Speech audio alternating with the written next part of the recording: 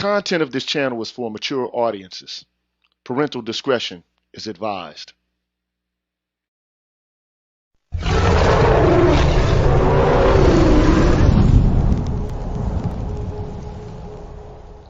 You're tuned in to the Green Gorilla channel.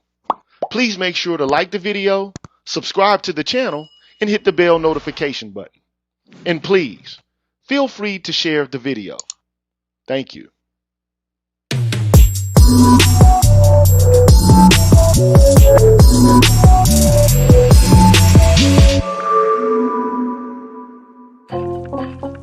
What's good, everybody? I'm the G with a PhD. You're tuned in to the Green Gorilla channel. It's the place where black men can express themselves freely, straight up with no chasers. Shout out to y'all out there, man. I want to give a shout out to all the people in the chat right now. Computer Geek, shout out to you, Man Friday, Ian Graves, American Negro, K-Ron S, Gemini Peace, along with many others, Ron Matthews. But I also want to give a shout out to all those watching, man, who are the haters, man. Shout out to y'all, man. What's good with y'all people, man? I hope y'all passing a pleasant afternoon or evening, depending upon where you are. Peace out to the haters.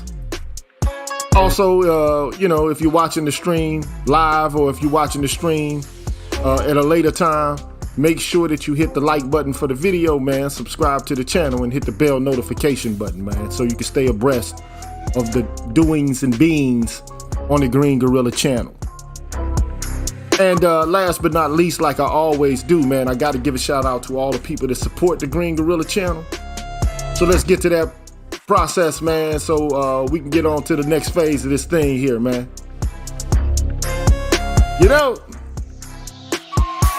Shout out to Professor Carlton Jones, Darnell Smith, Afro Troop TV, Adam, Tahuti, BGS Ibmore, Ignatz Mouse, Show Me, Rogus Son, and Kyle J. Sewer. Big up to y'all.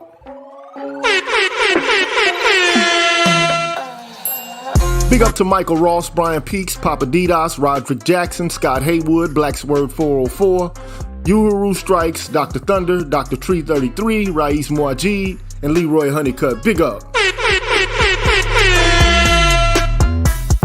Big up to The Thinker, Broken Blade, Javon Thompson, Life of Commerce, Super Tech, Kisses From Afar, 77 Base X, Brian McMurray, Apex Prowler, Karan S. and Anthony Davis. Big up. Big up to Artisan MC, Damon Brown, Donnell 360, Herbert Lewis, Seven Coast Dojo, Pulpit 28, Charles Rogers, B. Hillfire, Rick Ross, Sandra Jean 955, and Brotherly Love 215. Big up. Big up to Charles Gilmore 3, Patricia Colley, 7Q Pitt, Kwaku Asasi, Greg, Barry Little, Alan Wiley, Mr. Valentino, Jason Hills, Black Men Being Brutally Honest, and Omni Americana. Big up. Big up to Cameron87, Deshaun Nolly, Nelso, Kareem Not Karen, Doc LaRock, J. Charles, Mark Holt, Lee Ways, The Face, Mark Swift, and Odd Collett. Big up. Big up to Donald Watts, hiphop.catv, Coach DC, Kashif Caldwell, Nichita, Mr. Blue Collar, Barnolas, I'm Just Jules, TD Hip Hop Media, Drew Main, and Mr. Heat. Big up. Big up to Sir Anthony, MLR, Universal 178, Rashid Barnes, Aaron Smith, DH, C-Truth the Revelator, Gold Professor, Aaron Infinite, and Dr. Tiasan Johnson. Big up. Big up to Kalan Chakala, Ricky Dawson, Cedric Bowman, True 7360, BK Bourne, Shaheed, James Washington, Hostile ADEP, W Pure 1, Marvin Battle Jr., and I can't forget my brother in heaven, Force Windu. Big up to all y'all. On the Patreon side, I want to give a big up to Lamont Latimer, Kevin Marchbanks Owens, William Joyner, Javon Thompson, Tyrone Hampton, Jules Winfield, Darnell Smith, Excalibur, Jason Warren, Anu 219, Pursuer Prisoner, Taz, Dragon 59, Supreme Ibmore, Adrian Hicks, Jay Bailey, Mr. Michi Momal, and the same. Well, big up to all y'all.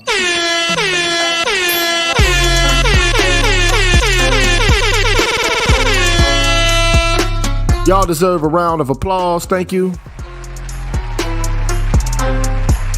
Thank you so much for supporting the Green Gorilla channel. And if you have the predilection to support the Green Gorilla channel on an ongoing basis because you enjoy the content, here's how you do it, man. What's good, everybody? I'm the G with a PhD, and you're tuned in to the Green Gorilla channel, the place where black men can express themselves freely, straight up, no chaser. Today, I want to introduce you to my new membership program that consists of 5 levels where you can invest in the Green Gorilla channel on a monthly basis and receive level-specific perks. Memberships are special because they improve the quality of the content of the channel and will help me to be able to keep the channel going. Now, to participate in the Green Gorilla channel membership program, all you have to do is hit the join button, which is located right next to the subscribe button on my channel page. Now, for all of my subscribers who decide not to participate in my membership program, nothing will change. The content will keep coming the way it always has. Thanks for watching, and be careful out here, people. Bless.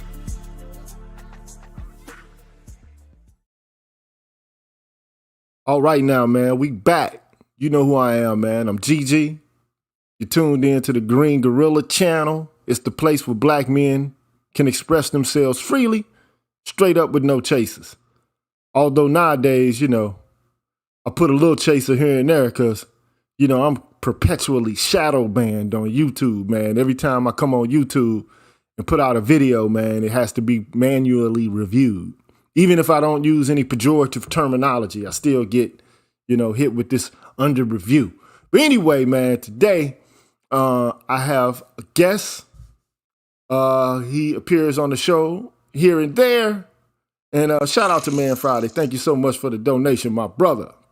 Appreciate that £5 from the man across the pond. But anyway, man, I got a brother here, man. His name is Keepin' 100. He has a YouTube channel. You know, hopefully he can leave a link to his YouTube channel page in the chat so you all have the opportunity to go over there and peruse his material. But I want to welcome him to the show, man. What's going on, Keep It 100? What's happening, bro? Yo, what's popping? What's popping? Shout out to, man. It's a lot of names in the chat that I see that I do recognize. Shout out to y'all, Gemini Peace, Chaos Rain, you know, amongst others. Ian, you already know.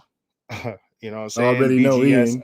And I see BGS lurking down there in the shadows, you know. Shout out to the Black Gnostic, man. Reign supreme, man. Yeah, shout out to the Black Gnostic, man. So look, today, man, you know, before I tell the people about why we're here, I want to show y'all something, okay? And this something that I want to show you, going to share the screen. Shout out to Rashid Barnes, man. Thank you for the donation, brother. Appreciate that. I want to share the screen, man, and show you something, man. This something, man, is written by Brittany Cooper, man, the crunk professor, you know, the radical black film. Brittany Cooper, the radical black professor, man,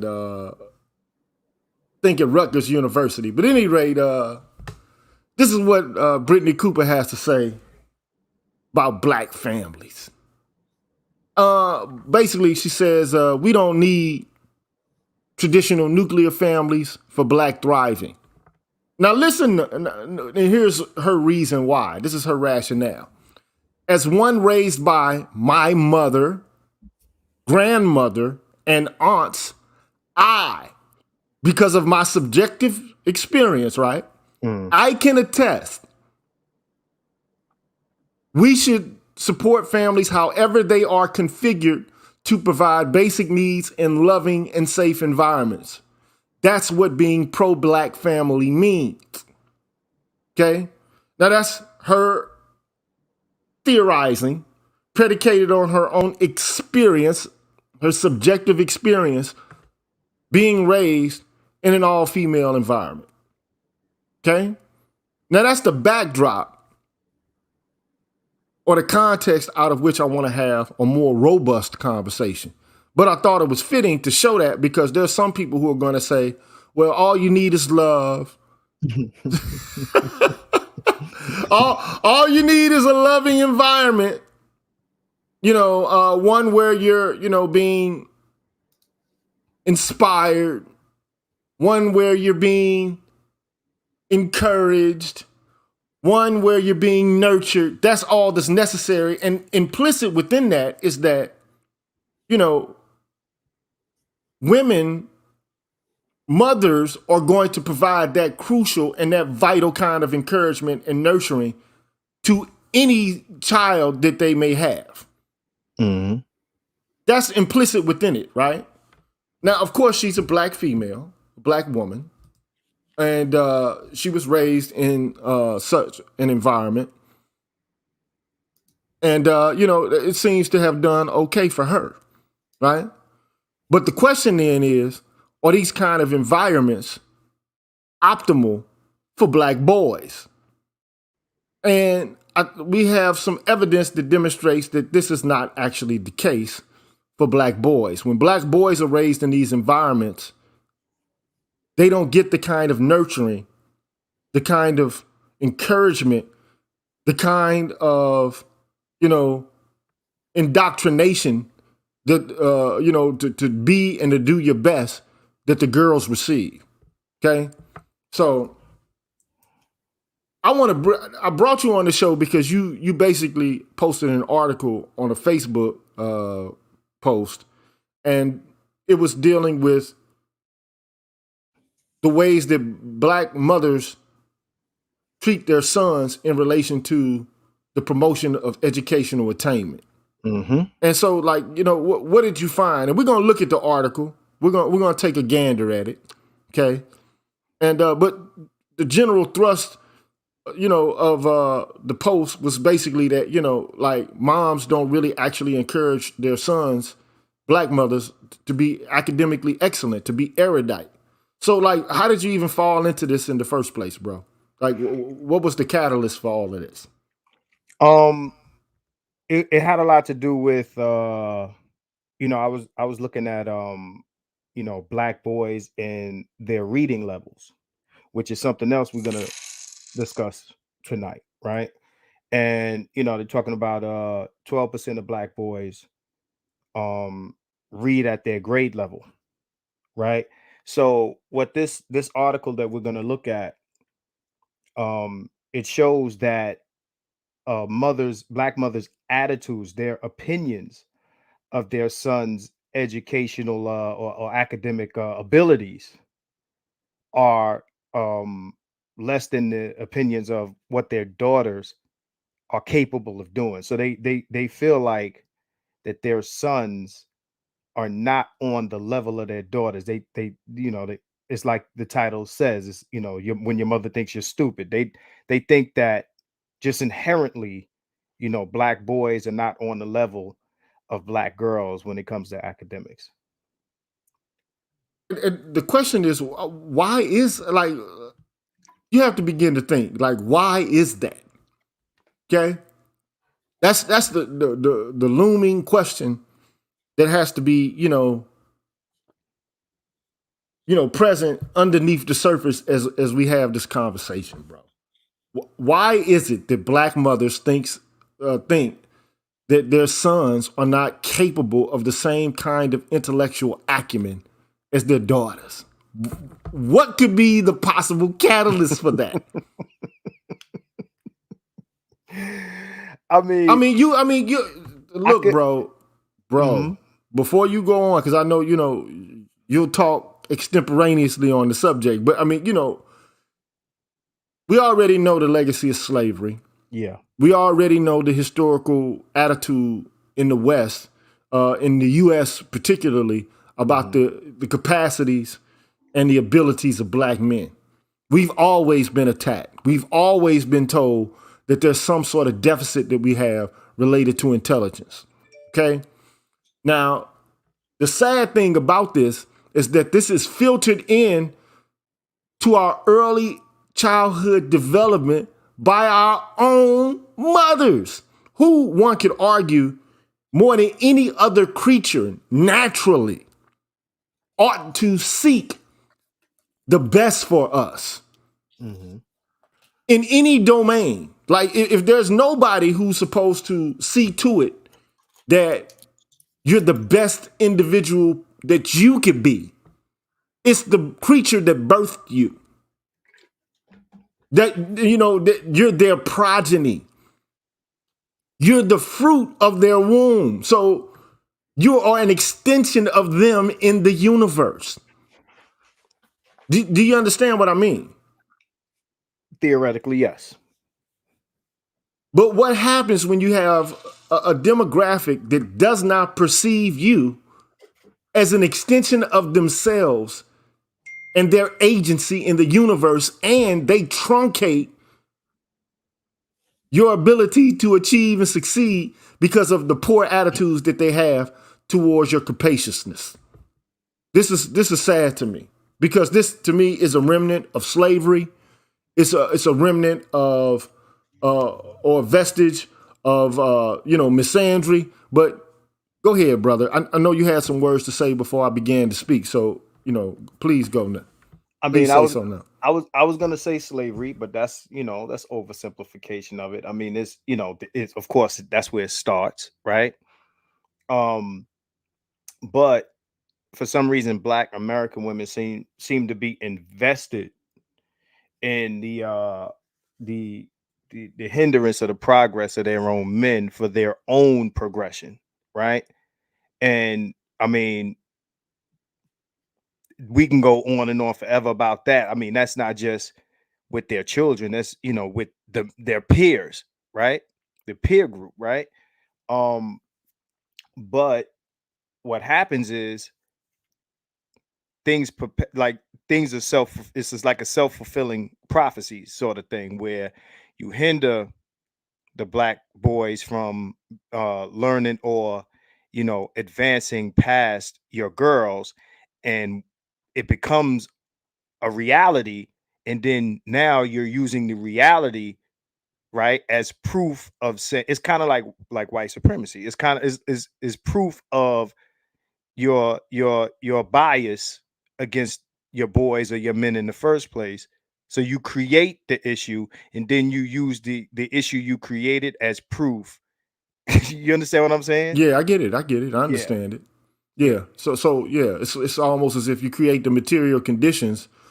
I mean, even feminists make this kind of argument. They say that, well, women don't achieve precisely because there's not an environment conducive to their achievement. And then you point at the actual achievement currently of a particular demographic or population, and then you say, well, these are the objective conditions. These are just the facts, and so therefore we don't have to look into anything other than the facts to demonstrate there's a superior group and then there's an inferior group, right? Without looking at the causes or the foundational elements which contribute towards the causes or the objective conditions themselves. So that's kind of the argument you're making, right? But let's take a look at the article itself, man, because we're into actually demonstrating some things as opposed to just pontificating and expressing our opinions, out of nothing. Okay, so let me share screen. Share this here screen. Chrome tab. Share. Okay, so I assume you can see this, right? Yeah. All right. Now, this article is written by primarily women, okay? Which, so you can't just start saying, okay, well, there's these men who are making these arguments about how Black mothers are, holding their sons back. That's not true. It has to be some sort of, malicious and misogynist men who've developed, this kind of ideal. No, it's women who wrote the article primarily, okay? Dana Wood, Beth Kurtz, Costes, Ndidi, Okike, Oreyanju, and Stephanie J. Rowley. So they're the ones who wrote the article. It was published in the Journal of Educational Psychology in May of 2009. All right? And let me enlarge this thing a little bit so that it's more legible to the people out there in YouTube land. And it basically says mothers' academic gender stereotypes and education-related beliefs about sons and daughters in African-American families. Okay, so that's the title of the article. Again, it's published in the Journal of Educational Psychology in May 2009. So let's look at the abstract. Okay, we're not going to read the entirety of this article because it would take too long. But there are some key parts of any article that you can look at to get the gist of what the article is all about. Okay? The primary thing that you need to look at is the abstract, because the abstract is a condensed form of the entire argument that's being offered, okay, in any academic article, okay? So the abstract reads, the role of African-American mothers, academic gender stereotype endorsement in shaping achievement-related expectations for and perception of their own children was examined. I mean, to put it in rich dummy terms, buddy love terms, they looked at black moms and what they thought about, the stereotypes related to intelligence on gender. A boy's smart or dumb and a girl's smart or dumb. Who's the smartest or the dumbest, okay? And how are those stereotypes going to have an impact on the expectations for their own children in academic settings or in school? So that's what that's about, right? So mothers of 7th and 8th graders completed measures of expectations for their children's future educational attainment, perceptions of their children's academic competence, and academic gender stereotypes. So they basically recorded the expectations of their own children and how far they would go, whether or not they thought their children were competent, and they, basically had them, evaluated, in terms of what are your academic gender stereotypes? What do you think about men versus women and education in general? Okay. So it goes on to say, consistent with hypotheses, mothers held less favorable expectations for sons and perceived sons to be less academically competent than daughters. Man, that's just crazy to me, bro. Mm-hmm. I'm sorry, bro. Like, that's crazy to me. Yeah, me and I think Ian and Shane, I forgot who was on the live with me. Ian and Shane are usually on the live with me, man. And we did this one. And this great. I know you did it, but this is the reason why I'm bringing it to my platform, and the reason I have you here definitely is because I'm not into biting. No, Xeroxing and aping. You know what I'm saying? Because you're the one. I'm crediting you now with having found the article. And I felt like it would be useful to have a conversation centered around it based upon the findings that you gathered from your own, your own individual research. So let me say why I said that is because, like, I'm sitting here and I'm not saying much, right? Because not only, am I not, because it's not my first time looking at this, but I lived this. You understand what I'm saying? Like this has, for everybody that was listening, I'll say it again tonight. I lived this. Like I know that, this Brittany Cooper or whatever her name is, she's talking about her experience with this, or her experience with, being raised by nothing but women and coming out great.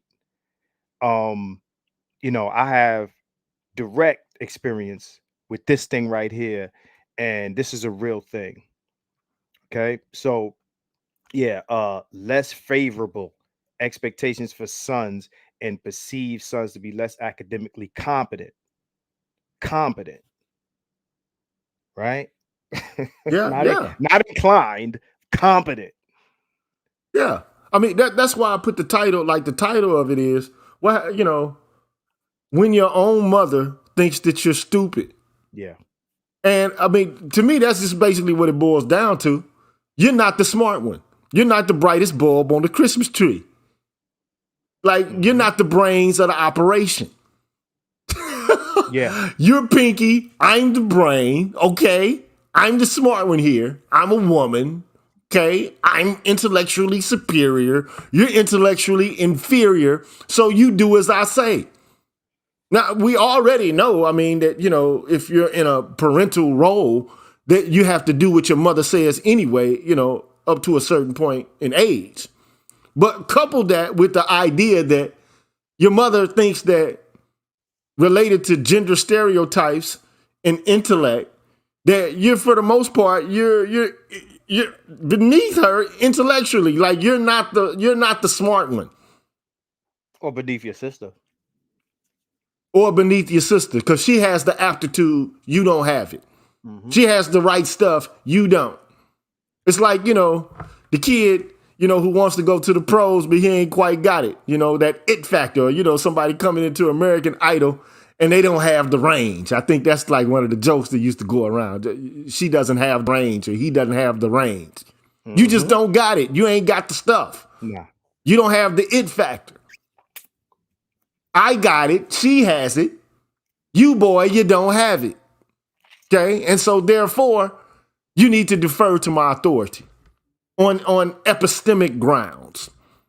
I mean, that's the way I perceive this, right? So the idea is that native intelligence is more imbued within the black female population. And so, therefore, we need to, the argument, of course, is implicit to me. It's like, we're smarter than you are, so you need to listen. Defer to the intellect.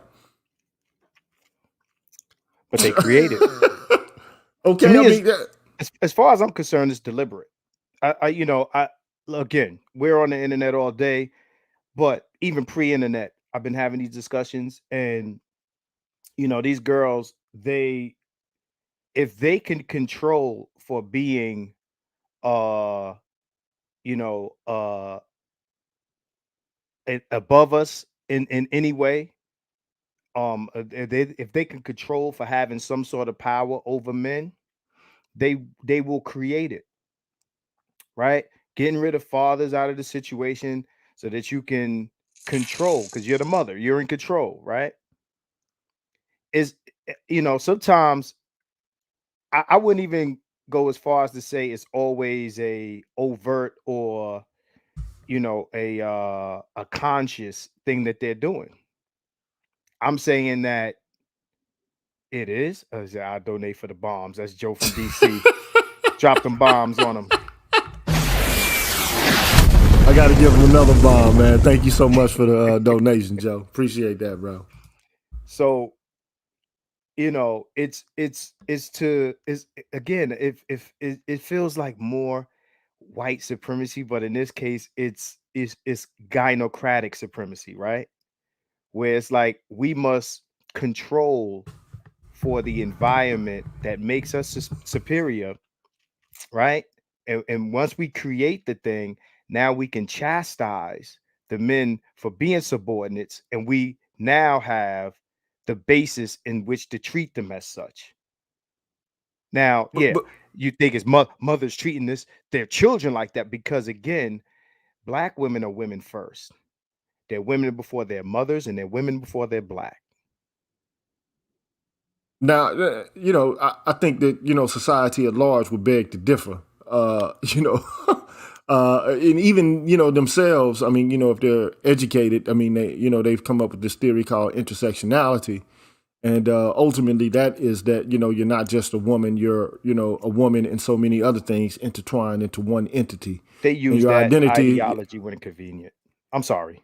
Okay, I'm just, but I'm saying, though, in order to, be consistent, they would have to also, understand, or at least if they want to, not be contradictory, basically assert that there are a lot of different things at one time, and that they have to be able to wear different hats, and to be able to walk and chew bubble gum, and to see other things implicit within their own epistemic worldview. I mean, but that's just, my viewpoint. Shout out to Expansion Wiring Technologies. I appreciate your your Cash App donation. Appreciate that. But here's the thing that befuddles me, man. Like, this is one thing that, I think above and beyond anything else. Like, I think that we've become preoccupied with identity politics to our detriment.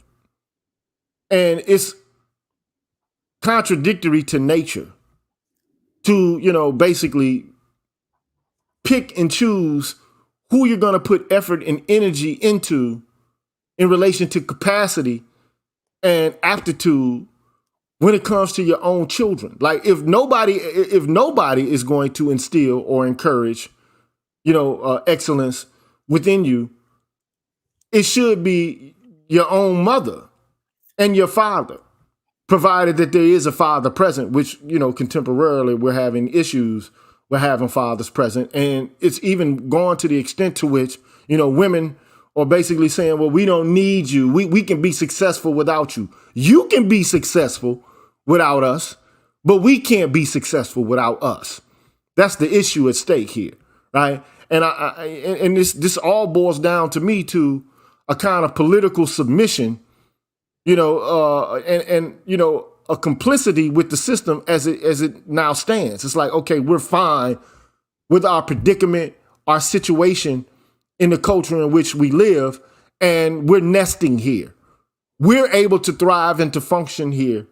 Well, if you're not so bad for you, tough titty, like you just, it's something you got to deal with. But we all know, who does the society at large perceive as the greatest threat to their persistence other than young men? Smart, adroit, erudite, and young men with a warrior spirit, with a spirit of rebelliousness, with a spirit of confidence, with a spirit of, self-assertiveness.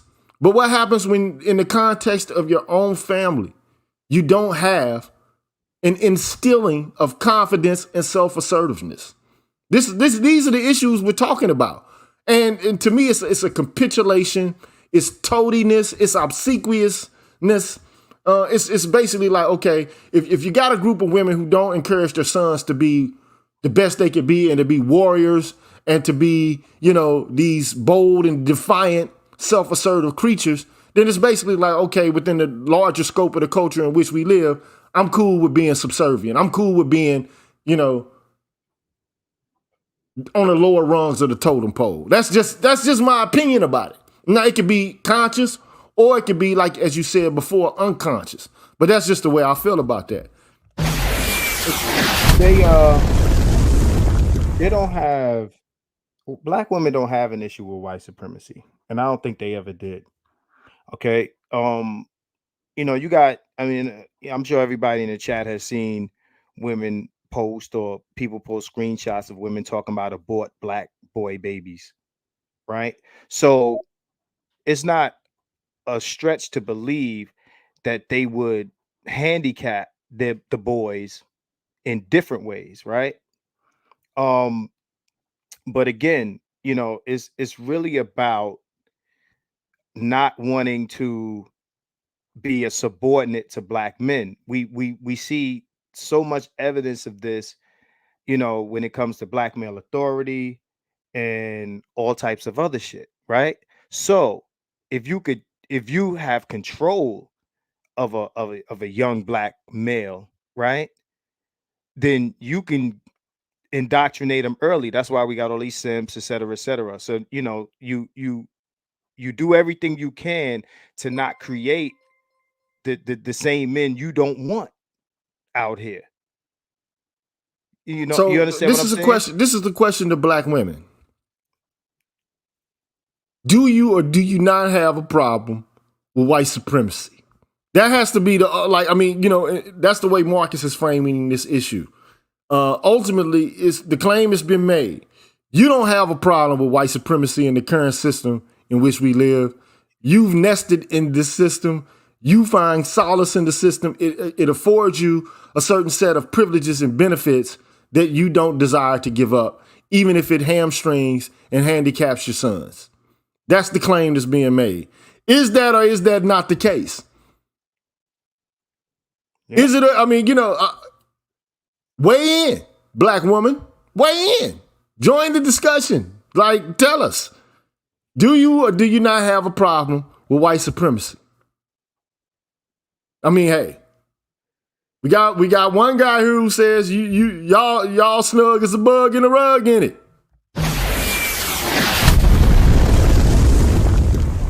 I mean, why not?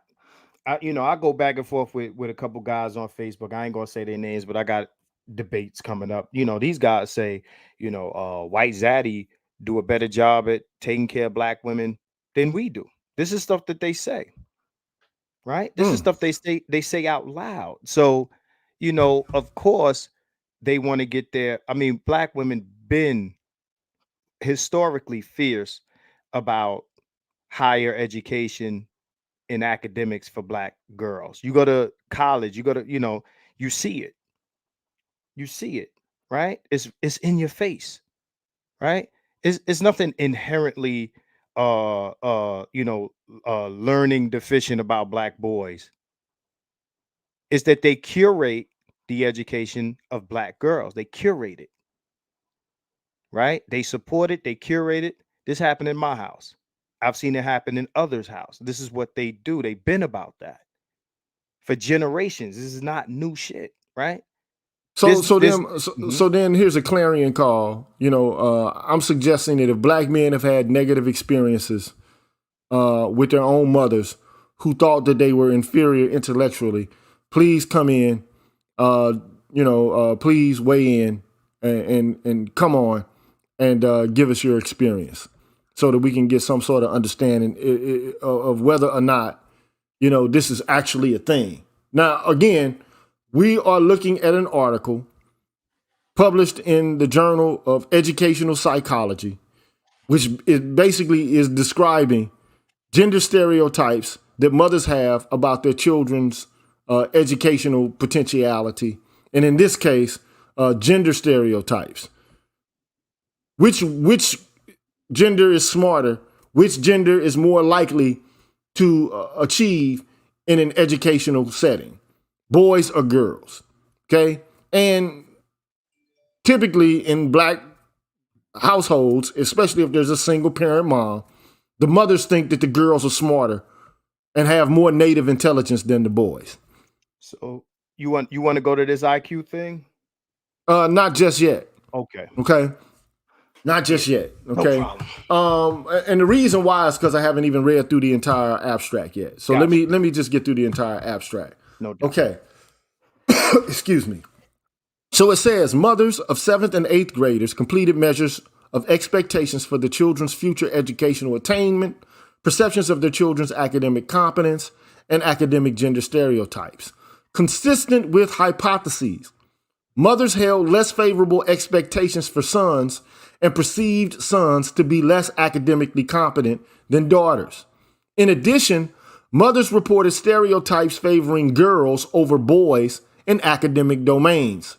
Stereotype endorsement, in turn, was related to mothers' educational expectations for and beliefs about the academic competence of their own children, even with youth's actual academic achievement controlled.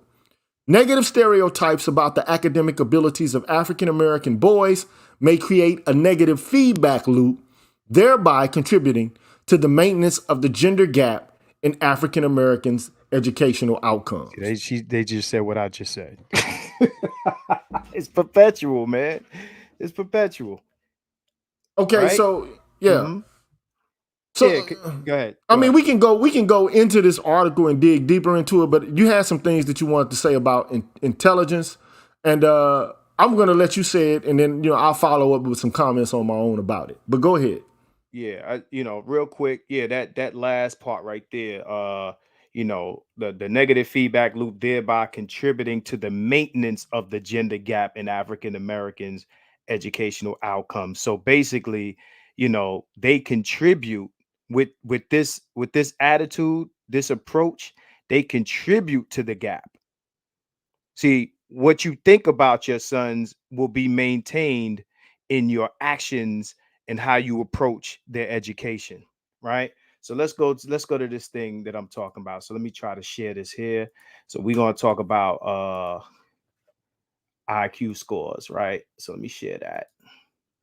Right. So let me see. I'm gonna add it to the stream right now. All right.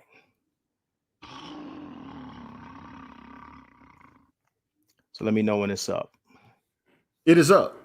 Okay, so this I pulled up. This is nature.com. Let me see. Is there a sex difference in IQ scores, right? So Steve Blinkhorn, right? Let me increase that. Criticizes our study of samples of university students in which we found that the average IQ of men is 4.6 higher than that of women as measured by the Progressive or Ravens mattresses. He maintains that there is a negligible sex difference in adult intelligence. We believe that the principal error of Blinkhorn's criticism is that he does not consider our result in the context of several other studies showing that adult males have an IQ advantage of around 4 to 6 IQ points, right? The strongest evidence for opposition consists of a meta-analysis derived from 57 general population samples, many of which are normative or carefully constructed representative samples with a total of 80,928 participants. That's a nice size. This reveals no sex difference in general cognitive ability up to the age of 14 and a significant sex difference at 15, which then increases to its adult value of 5 IQ points in favor of males. There is further evidence for a mean male advantage of 4 to 6 IQ points in 4 independent adult samples, right? So let me stop right there, right? No matter which one of these guys are right, whether it's the guys who wrote this article or the person that differs with them, right? One is saying that males have a 4 to 6 IQ advantage, and the other guy is saying there's a negligible difference. But when it comes to black boys and girls, you're talking about a large difference in favor of the girls when it comes to reading scores. Okay. So, reading is something that black boys, it said 12% are reading at their level, right? 12%. So let me share something else. Let me pull something else up, right? Okay. Let me stop that. Let me show you something else real quick, And right? I apologize for the sounds in the background. That was the gorilla sounding off his new members, matriculated into my So membership program, or people who renewed their membership. So sorry for the noise if it so was a let me know. distraction. Let me know when that's up, right? It's up. Okay, so only 12% of black males are proficient in reading by the 8th grade. 12%. 12%. So if this was the case for white males, the media will categorize this as an epidemic and a national security risk. If a black male is not proficient in reading by the 4th grade, they only have a 20% chance of graduating from high school on grade level. America is not doing very well teaching black boys how to read in the primary grades. They are atrocious in the upper grades. I never imagined when I wrote countering the conspiracy to destroy black boys that governors were going to use my 4th grade research to build more prisons. Check this out, right? 12%, right? So, 12% of black males. So these black boys raised by mostly black women, right? The same as black girls, 12% by the 8th grade. Man, So this is a national tragedy, but it's not a national tragedy. It's not a national security risk. This is counterinsurgency measures in place in the context of the home, because there's nothing more dangerous than a group of intellectually adroit young men in any culture outgroup men. So what you're going to do is you're going to try to retard their progress as much as you possibly can. But it's unfortunate when you got a group of women. I mean, I hate to say this, but it has to be said. You're doing the master's work for them. 88% of black boys can't read 8th grade level in the 8th grade. When I was in the 4th grade, I could read 8th grade level. And my mother and my teacher had a fight about it. Ain't that something? And you know what? Let me say this. I was fortunate. I had a black mother who basically any book I wanted, she bought it. Yeah. I mean, and here's another thing though that needs to be taken into consideration. Like the children, male or female, typically are going to have an orientation towards education based upon their parents' educational attainment and their mother's attitude towards education. So a lot of, like, I've had friends that I grew up with whose mothers couldn't read. And so, here I am reading letters for these people. And I'm like, I ain't even like 14, 15 years old, man. Yeah. And I'm reading bills and official letters to families. Like this is unconscionable that this is happening. Like, I mean, I was born in 71. Okay. That wasn't during Jim Crow. I mean, it wasn't too far away from it, but I mean, for crying out loud. And this brother, man, a friend of mine, he could not read a popular magazine article. Couldn't read Ebony or Jet, without like great difficulty. And the issue is, like, I mean, to me, the issue is, are we as a group of people, a demographic, a population, tying our own hands behind our backs related to this gender bullcrap? Because at the end of the day, like, if you wipe us out, who's the last, what's the line of defense for you? You think these people love you because you're a woman? They just perceive you as non-threatening. But what happens when there are no threats at all? There's not even a possibility of a threat. You think all of a sudden you're going to just be warmly embraced? They don't think. I mean, this is a question. I'm asking, like, black women don't come on my show because they perceive it as misogynist or they perceive it as hostile because we want to make them accountable the same way that they hold us accountable in formal academic literature and from political orientations of feminism or what have you. But that's the question I'm posing to you. Are you involved in the miseducation of your own progeny in order to carry out some delusional measure provided by white women? Given you're utilizing the playbook of white women in order to facilitate what?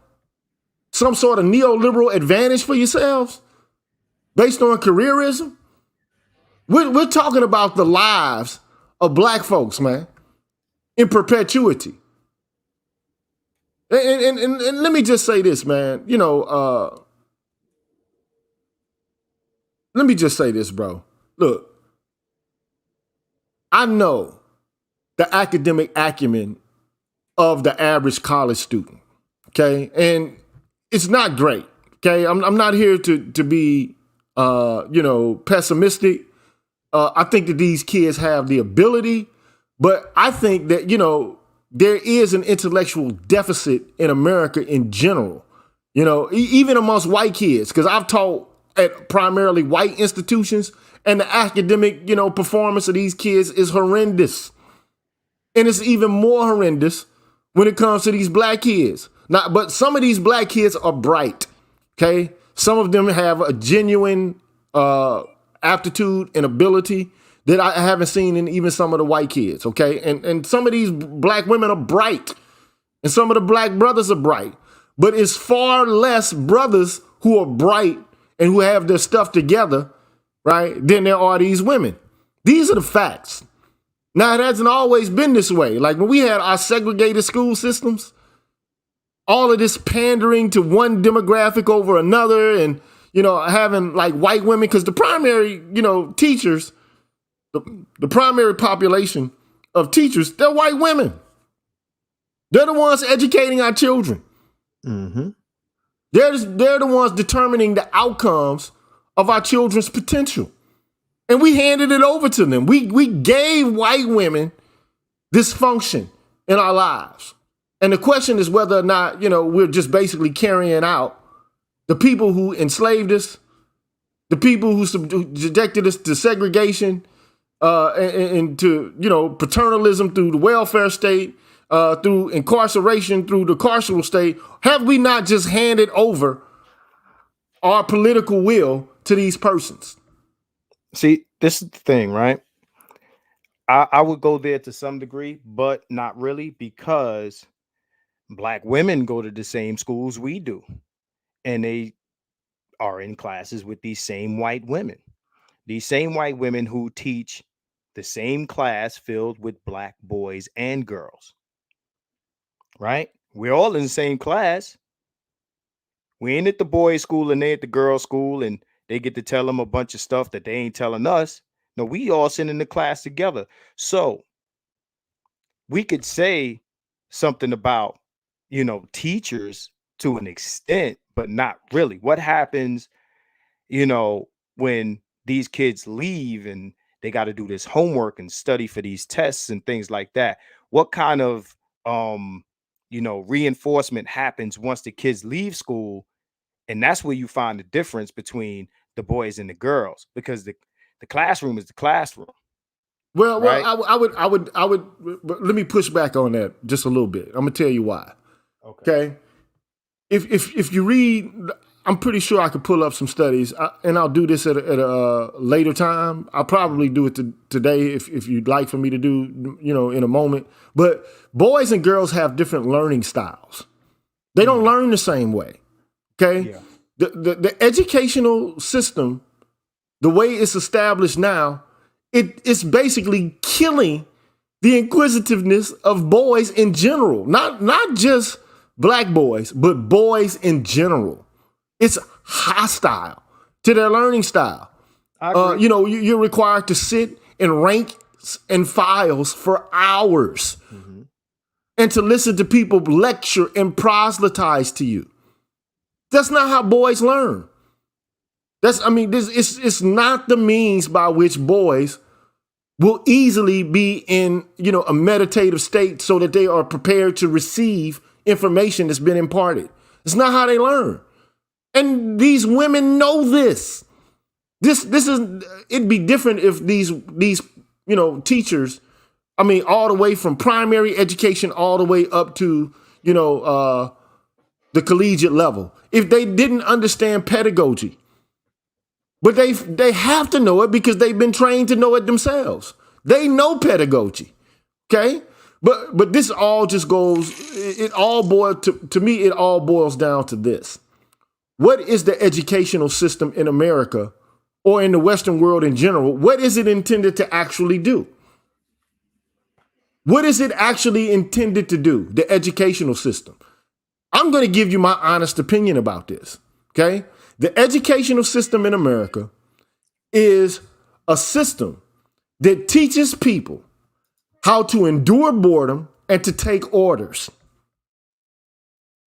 And to be a professional means that you use most of the productive output of your adult life in service of making other people wealthy, and to work towards the goals that they have established or circumscribed for you. Now, this is just my opinion. Now, I can give you more, I can show you documentaries about this, and I can, begin to, compare and contrast, for example, Finland's educational system with that of America's. But in general, the educational system is supposed to be one where kids are naturally inquisitive at a young age. They want to understand why and how things work. Okay? It's the educational system that is grinding them down into nitwits, because it's the means by which the education is being imparted. It's the pedagogy that's the problem. But that's just my opinion. Okay? And of course, look, if I've said this again and again. I'll say it now. If any system politically is ever to be to any degree challenged, it's going to have to be challenged by men. Women don't challenge political systems. They don't fight wars. They don't cause rebellions. Now, the question, I mean, I'm not saying that we need to have a rebellion or anything. I mean, I think that there's a lot to rebel about, to be quite honest. I mean, given, you know, the horrendous treatment we've received in the context of America, okay? But I mean, for crying out loud, the contestation is not going to come from a group of women, not physically, okay? And unfortunately, we're not even creating the conditions in which the spirit of rebelliousness is being imparted within the, you know, the soul fabric of their own progeny. And this is problematic to me. This is a deep-seated issue to me. But that would imply that they have a problem with this outcome. See, but who would, I'm saying this, by nature, who would want to see an attenuated outcome for their own progeny, regardless as to their gender? And if there is an incentive for someone to say, okay, I think that my daughter has a better chance than my son, what is the reason for that, politically and socially? But we know the reason for that, and that's why we're here. Understand, right? I understand your view on it about, you know, oh, these are my children, but I mean, your viewpoint is a very male viewpoint. You understand what I'm saying? Understand that in the environment that we're in, again, gynocentric. It's about placing the women at the center. It doesn't matter that these are their children. We watched a woman on, what is it, the Steve Wilkos show, tell her son to take care of his girlfriend's or ex-girlfriend's kid with another guy. You saw that, right? I didn't see that, you know, because, man, bro, I don't see all this stuff, man. I got to send that to you. But let me tell you something. Women throw their sons away for the gynocracy all the time. This is not new.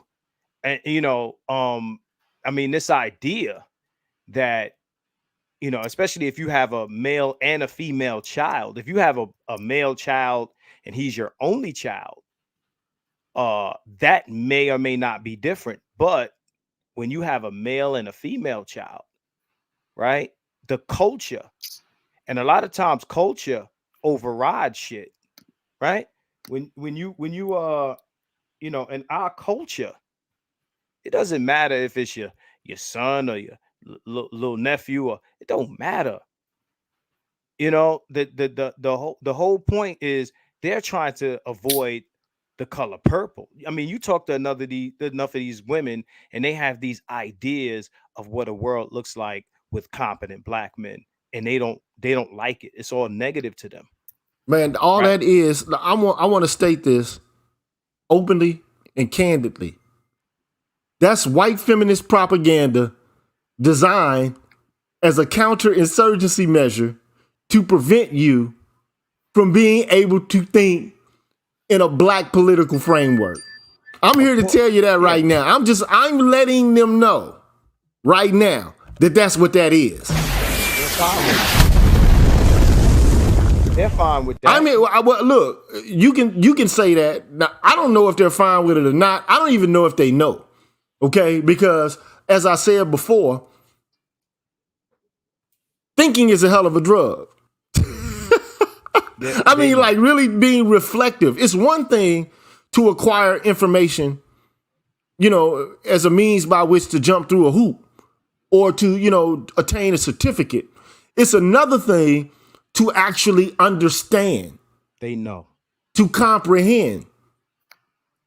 To think, you know, like in a long-term fashion, and to think not just about your own, like this gender thinking. Let me explain something to you really clearly.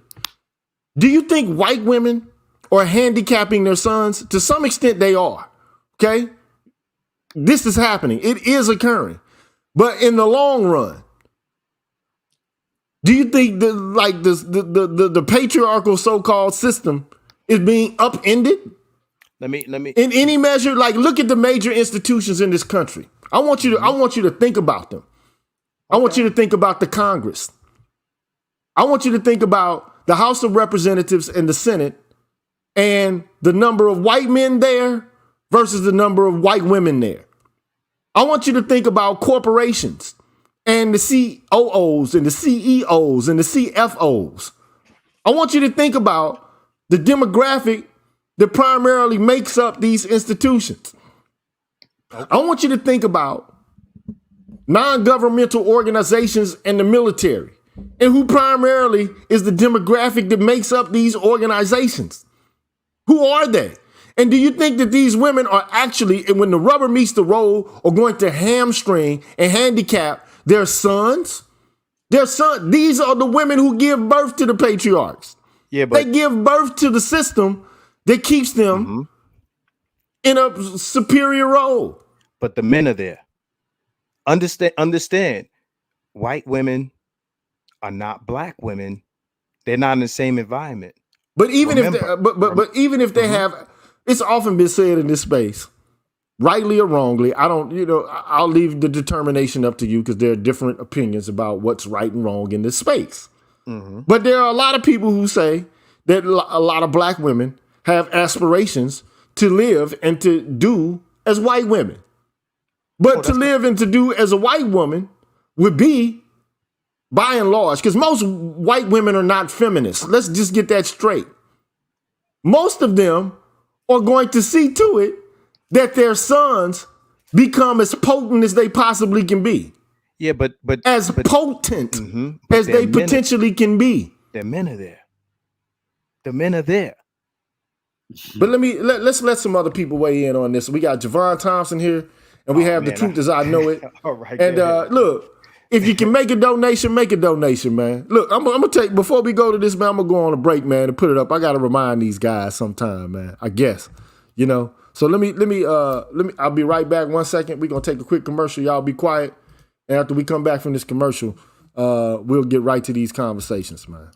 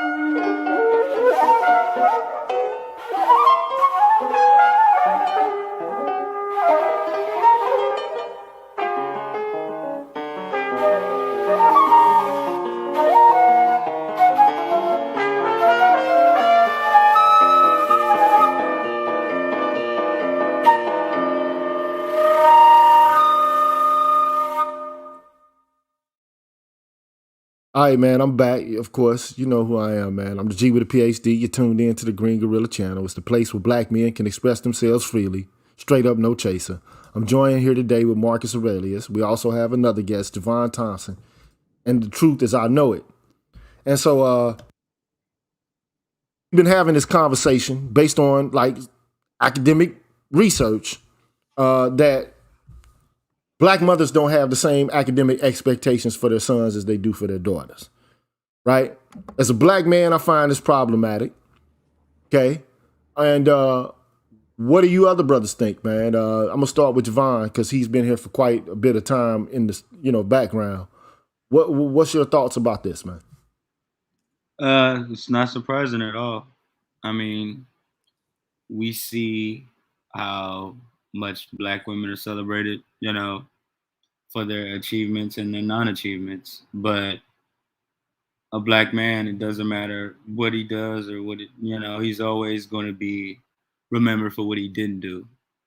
So it's not surprising at all that a lot of mothers don't treasure their sons and realize that your son is going to be the future, like for you and your whole family. Like it starts with the man. Like whenever, like back in the times before civilization, like when you went to different places, the only reason people knew who you were was because of your father's name.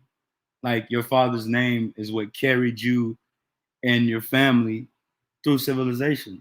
So it's not surprising that, you know, we're at the bottom because our women don't treasure us as men. They don't treasure our knowledge. They don't treasure our ability to lead. They just don't see any worth in us. So it's really sad. And at this point, it's just like every black man has to be out for himself and for each other, because we know we're not going to get too much support from black women. So that's all I could pretty much say.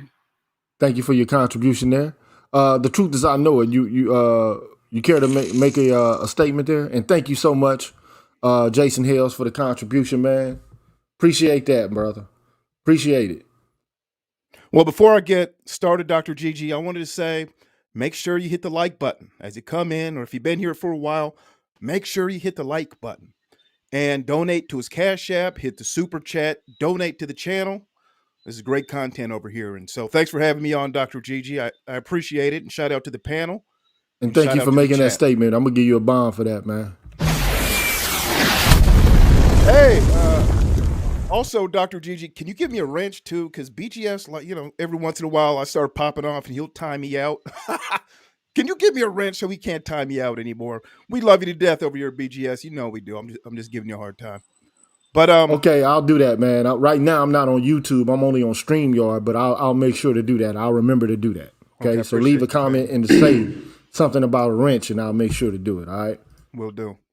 Well, I just started listening less than 10 minutes ago, but this is one hell of a title and thumbnail, Dr. Gigi. I'm looking at that and it's just so true. You know, there's something to this where, you know, there's this split between black women and black men, and it appears to me that black men revere and just love the ish out of black women, but that same love, that same reverence is just not, it's not reciprocated. And, you know, however we got here is how we got here, but this is where we're at. And, you know, you hear a lot of times, you hear black women that go, well, you know, when we were kids, black boys, they had more freedom than us. They got to go outside and do what they want. And, you know, as kids, they could do whatever they want. But as girls, we were told we couldn't do this, we couldn't do that, we couldn't stay outside. And to me, when I look at that, I go, I understand that perspective because you're a kid. But I think from my experience, what it was is that the black girls are nurtured, they're protected. You can't go outside with the boys because, you know, who knows what they're going to get into. The world is a cold place.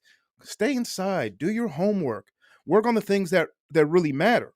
And what happens with black boys, they're told, man, get out the house and don't come back until it's dark. Matter of fact, don't come back till it's 10 o'clock at night. I don't even want you in here. And a lot of that is just that there's just low expectations that we don't really care about your education. We really don't care that much about your physical safety. And so when we tell you can go anywhere, it's really because they don't really want to be around you like that, is what my experience was. And so, you know, any inner city you go to, you're going to see packs of young black boys in these inner cities walking around on the bus together, you know, in middle school, elementary school, in these unsafe cities.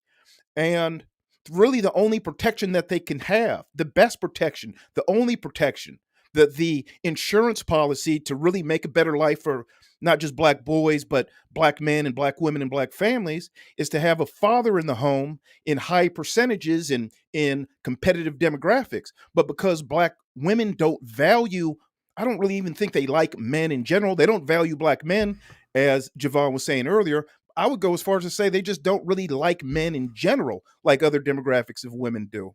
So I think, you know, a black boy being pushed by black women in education, it's really nothing. It's not something that happens a lot because, like, you know, like Javon and what you guys have been saying, They just don't like men like that. As in the words of Brittany Cooper, we don't need traditional nuclear families for black thriving. As one raised by my mother, grandmother, and aunts, I can attest, we should support families however they are configured to provide basic needs in loving and safe environments. That's what being pro-black family means. But then the question, is proffered, well, what if those environments that are loving and conducive to, nurturing and the providing for basic needs are good for you because of the way that they're configured, but they don't work out for us? What if they don't work out for us, Miss Cooper? Professor Cooper? And, the Crunk professor, Crunk is dead anyway, man. But, we ain't going to even go there. But I just thought I just wanted to, to share that with y'all. We got a lot of people here, man. So, true indeed, man. I think you're right on a lot of, you hit a lot of marks on that, man. So see what the woman said should be simple and plain. Understand, nobody that she mentioned is a man in that Twitter post. She didn't talk about brothers or cousins of the boys. Or she didn't. She just mentioned women. And then at the end of it, she said pro-black. Right? I see the forest for the trees, man. At the end of the day, she's basically saying, we don't need traditional nuclear families because we gonna be all right, right?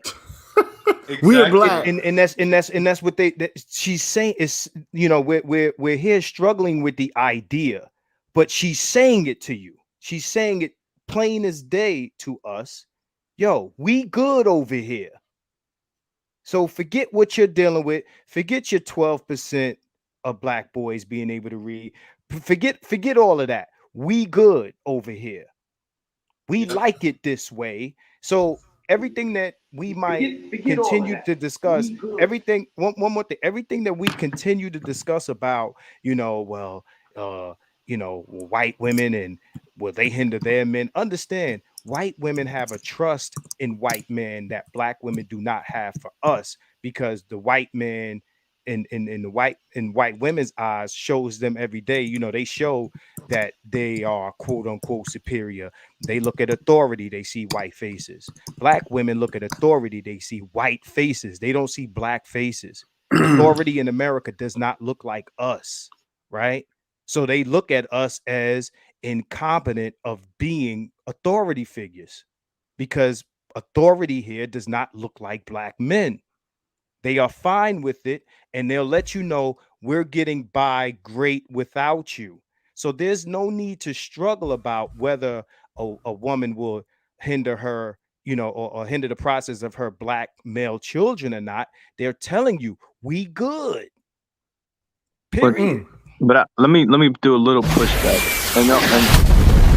Hey, they live. Before you go, I want to ask one. Hold on, wait a minute. I want to let they live talk, because y'all had some time to speak. I just want to give them just a tad bit of pushback on it, and here's the problem, and this is why this space is so relevant. This is why BGS and Angerman and O'Shea, Kevin, and guys like that, Green Gorilla finally coming in and putting some more legitimacy in the space for the PhDs. This is why it's so important, because at the end of the day, that's just her opinion, and they can't look at the data.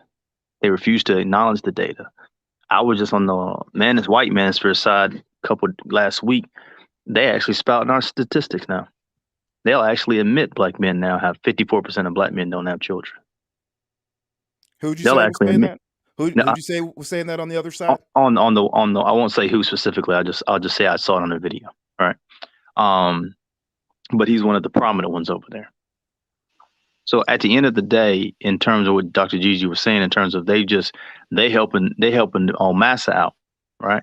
But at the end of the day, what is infuriating them, it's almost as if all this pressure that's been put on black men for so long, we're finally crystallizing into a diamond of value, a jewel of value. So let me put it that way, because diamonds ain't worth shit. A jewel of value. You follow me? BGS put out a study It's about 3 years ago. I can't find it. I can't find it since. Basically said if you get a black child, if a black man has a child with any other demographic of women, or a white woman specifically, that black child will grow up and be as productive as any white male child in this country. A lot of guys in here think I'm upset and mad. It took me a minute when BGS finally said, I forgot he had a video a while back talking about they are incapable of being something different. They are incapable of being a wife. They don't have it in them. Wife also means teacher of children, right? Motherdom, right? That's what a partner, you don't think about motherdom, right? You don't think of someone who's going to sit down with these children. I had a good mother. My mother was a good, decent wife to my father, right? I had a stuttering problem. We went through that stuttering in third. We went through that stuttering problem in third grade. You get what I'm saying? Her and I had a love-hate relationship. But until I got it right, she sit me down. Until I got it right. Black women ain't doing that no more. Right? At the end of the day, this is why I tell most men, I'm not about the SYSBM movement in terms of date out just to date out. I don't give a shit where you put your meat, right? I don't police none of that. But I'm talking about in terms of boys and your children. What are you going to do then? Are you going to keep perpetuating this cycle of having your child reading at a 12th grade? I'm proud to say my son is part of that 12%, but it breaks my heart when I go to the barbershop. It breaks my heart when it breaks my heart when I go to the gym and see these other kids. Knowing damn well that joker can't read. I was at the barbershop with a little boy. Start talking to him. I said, "Hey man, what grade you in?" His daddy was there. So he said, "Hey man, he's talking to you." So he turned around and talked to me. I'm in first grade. I said, "You know how to read?" He said, "Oh yeah, I know how to read." He looked at me like I was dumb for asking him the question, right? Looking at me like I was dumb for asking the question. I said, can you read to your grade level? I said, yeah. He goes, you actually can read a little bit better. I said, then you're better off than most black boys. Yes, indeed. You ought to be thankful. I said, you better be thankful you have a father. What I'm actually starting to realize is black men care more about education. Yeah. Than black women do. The most degreed, but don't care about your offspring being educated, being able to read and write and articulate themselves proficiently. That's true for their male children, though. Yeah. No, I'm just saying. What I'm saying, even if you're even starting to see, in my personal opinion, black women to an extent, because they're not graduating. They're the most enrolled, but they're not graduating. Their reading scores are not black boys' reading scores. But let's keep it moving though, because we got a lot of people here. I want to get BGS, and then I'm gonna go to your play cousin from Philly, and then Man Friday. BGS, man, weigh some words of wisdom for us here. Okay, real quick. First off, just order of business. Okay, I don't unless you're really like a troll, I do not time you out, right? Gigi has a Stream Elements, has a Streamlabs bot that if you do certain things, it will time you out for 30 seconds. So in fact, I haven't timed out anybody in like a month. So I just want to make that a point of reference. If you get timed out, it ain't me. Okay, that's number one. Okay, Gigi's got a bot that's installed with Stream Elements that it will time you out if you do certain things like capitalization, or if your paragraph is too long, it'll time you out. So that's one you got to be careful of, because I've actually reposted a couple of people's statements because they got timed out. Okay, got it. My bad, BGS. I didn't mean to throw you under the bus. Okay, it's okay. I'm clarifying because it's not just you. Okay, so I don't want anybody to get triggered here. But thank you, BGS, for your disclaimer here. Okay. And then the second, now to the topic. Okay. Well, hold on, BGS. Can I ask you a question? Yes, before we get started. Go ahead.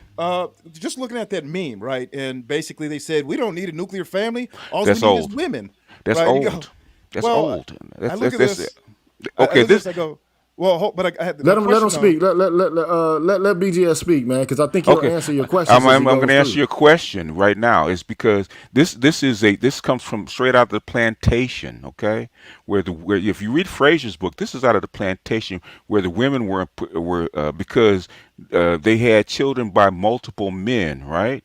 Okay, they had children by could have children by 4, 5, 6 men. Okay, but the thing is, you knew who the mother was. So the mother, black woman, was put in charge over the children. Okay, so they purposely made this a matriarchy. Okay, and this tradition has carried forward ever since then, right? Okay, even to educating black men or black males, right? It was never illegal to teach a black woman or a black female slave to read and write. They did it all the time. Who was it illegal to educate? It's illegal to educate black men. Okay? If you go back to the Mohawk Conference, even 1890, this is like 30, 40 years after emancipation. They didn't believe black men needed to learn how to read past fifth grade because most of what they did was manual labor. And all they needed was a trade. You still hear that preached today. I mean, I've heard many educated women said that black boys shouldn't pursue higher education. They need to go into the trades. They've been saying that for 200 years. So this is not new. This is black women carrying out their programming unconsciously. Okay, Doctor, I'm gonna use $100 word that Dr. Johnson came up with. It's called a gynopotestal family formation. In other words, it's gynopotestal means in favor of women. You see it all the time.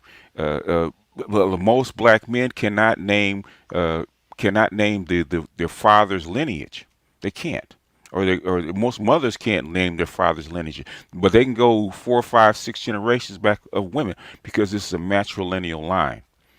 So this is nothing but old program that keep coming back up. Diane Stewart calls this they calls this the Africana kinship network, where a woman can actually go from man to man to man and carry her children along with her, and have the women in these families come together and actually raise the children. She said the exact same thing that Professor Crunk was saying. They've never changed. It's been the same for a very, very long time. There's a very good movie. I'm sure Dr. Gigi has seen this one, Lackawanna Blues, right? I Who have was not it? seen that. If you really want to see a gynecologist network of what you're talking about, go watch the movie Lackawanna Blues, because there's a little boy taken from his mother and actually raised by a group of women. Okay, raised by his nana or his granny, and the group of women that were around her. That's who he was raised by. This is exactly what they're talking about, which is a large kinship network, not a nuclear family. Black people, especially black women, have never believed in a nuclear family. They've always been opposed to a nuclear family. They've always believed in an extended family, especially of females. Okay, I'm looking at it. Some people call it a coven. Some people call it female-dominated environment, but that's just black people. This is the network that black women want. And the thing is, now that you have educated black women, they're actually writing books and pushing it forward, because now the wave is to actually erase the nuclear family. That's how come they hated the Monahan report. Monahan wanted to turn what he called a matriarchy, or a gynopotestal network, where black women were always more educated than black men, and actually flipped that on his head. And guess who killed it? Black women did. And guess who killed my brother's keeper? Black women did. Guess who's the biggest opponent of all male black boys schools? It's not white people. Thank you. It's black women. Thank you. But that's all I got. I was hoping you didn't skip over that. BGS, I did not think you were going to answer my question, but they do call you the master teacher for a reason, and a good teacher will let it all out, and within that soliloquy, he's going to answer that question. And you did, because I was wondering what the name was of a family, and you said it's a gynopodestal network. The thing is, it's a matriarchal network. In other words, who has control, right? And this is Dr. Johnson. And I told him I was going to use this $100 word, which is a gynopotestal.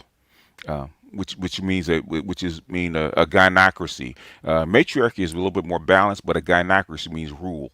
And basically, our women do not. There's no balance because even believe it or not, but the Jewish religion is a matriarchy, right? It's a matriarchy. They admit it's a matriarchy because the lineage is passed down through the mother. It's a matriarchy. But guess what? A Jewish woman will not do. She will not let her male be undereducated or Mm-hmm. let her male be diminished, right? Okay, because he's got to work, he's got to earn, he's got to be the best person he can be. Okay, uh, basically in the black community treats black males just like the white community treated their females. Hey, Undereducate BGS. them, keep them in subordination, and all that kind of stuff. Basically, they just reverse the patriarchy. Yes, sir. One thing about Jews, and Ashkenazi Jews are known for having Right. high IQs, and one of the reasons why, probably maybe the real reason why, is because a lot of them don't work. They just read and study, and that's what they do. They read and they study, Hmm. and that's kind of their role in society is to become scholars and warehouses of information. Right. Well, we got the gynocracy, but our males aren't nurtured in education, and we can see those disastrous results. They're males are basically concubine or concuserves, as Dr. Johnson says. They're there for what? They're there for the eggplant in the bag, as I say. Hmm. Those are two things they're there for. So let's And the, let's talk go to ahead. my cousin from Philly, and then Man Friday, and then that dude smoking them cigars with his his bigger figures. So Philly, man, what's good with you, bro? Peace, peace. What's going on, man? It's your brother Malika, man. How you What's doing? good? What's good, Malika? Talk to me. You hit me in the heart with this one, man, because growing up, my mother did not cultivate my intelligence or my schooling. When I left her and I got with my grandparents, that's when it was cultivated. And when you said black women thinking their kids stupid, my mom actually would say that, "What are you, stupid? What are you, dumb?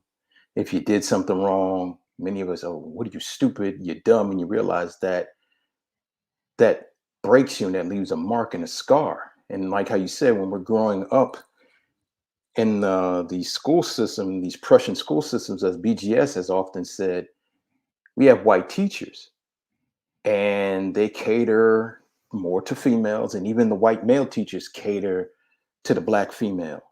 And we're often left out in the wind. But I remember when I got with my grandparents, my grandmother really sat me down. She said, "You're going to learn.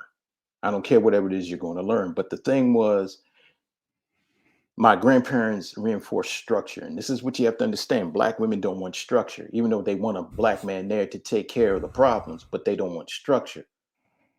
And when you have 80% of black single mothers for the past 40, 60 years, and you're going to try to tell them you have to put structure if you want your boys to learn, they're not hearing that. It's going in one ear out the other. But one thing I realized, when you want to make men that produce, you have to have a level of structure. But when I started to do well in school and started to learn, and I remember when I wanted to start making moves, my mom would still even shoot it down. Now, when I went back to school in my 40s, I could still see the remnants of some hateration from my mom. And then when I graduated in 2020, my mom didn't even say she was proud of me or even congratulate me. She was like, "Oh, wow." While everybody else, and I said, "Wow," and that still left a scar. But thankfully for this platform and for Angry Man and BGS, just opening up my mind, this is a sickness. This is a pathological sickness that our women have upon us. And realizing that we're not supposed to succeed, even though they want you to succeed, because they don't even give you the tools to succeed. And this is where I realized, like, wow, this is a very serious pathological thing. And I also realized it in relationships where your woman could have all the accolades, she can have all the education, and she wanted to be in control. But if you had education, it's always she's moving the goalposts. But if you were better, or if you did this, she's always comparing, well, I went to the Ivy League school. Well, I had this, I had that. Well, I was a member of sorority. But even if she got a bachelor's degree, but if you got an associate's degree, but if you got a bachelor's degree, she's always trying to compete with you. Man, look, the competition is incessant with these women, bro. Yeah. There's nothing that they're bound to. I hate to say this, but it's just my experience. Not all of them, but enough of them. Yes. We'll argue that, you know, oh, you think you're smarter than me? Even if I have like higher educational credentials than she does, I'm more well-read about a wide variety of subjects than she is. She'll be upset and frustrated by the fact that I had a more profound, a substantive understanding of politics, race, class-based issues than she did. I mean, she would get incensed. I don't want to talk anymore. I don't want to, you know. But the whole point is, look, how you gonna outdo me at what I do? I mean, that's like me saying to someone who's a car mechanic, I can fix cars better than you can. Not to say that, you know, you can't have an opinion, but look, some opinions are better than others and more well-rounded than others based upon how much they've actually studied the subject matter. But, you know, Can I say something, Gigi, and mean to cut you off? And I know you got to go on the other people.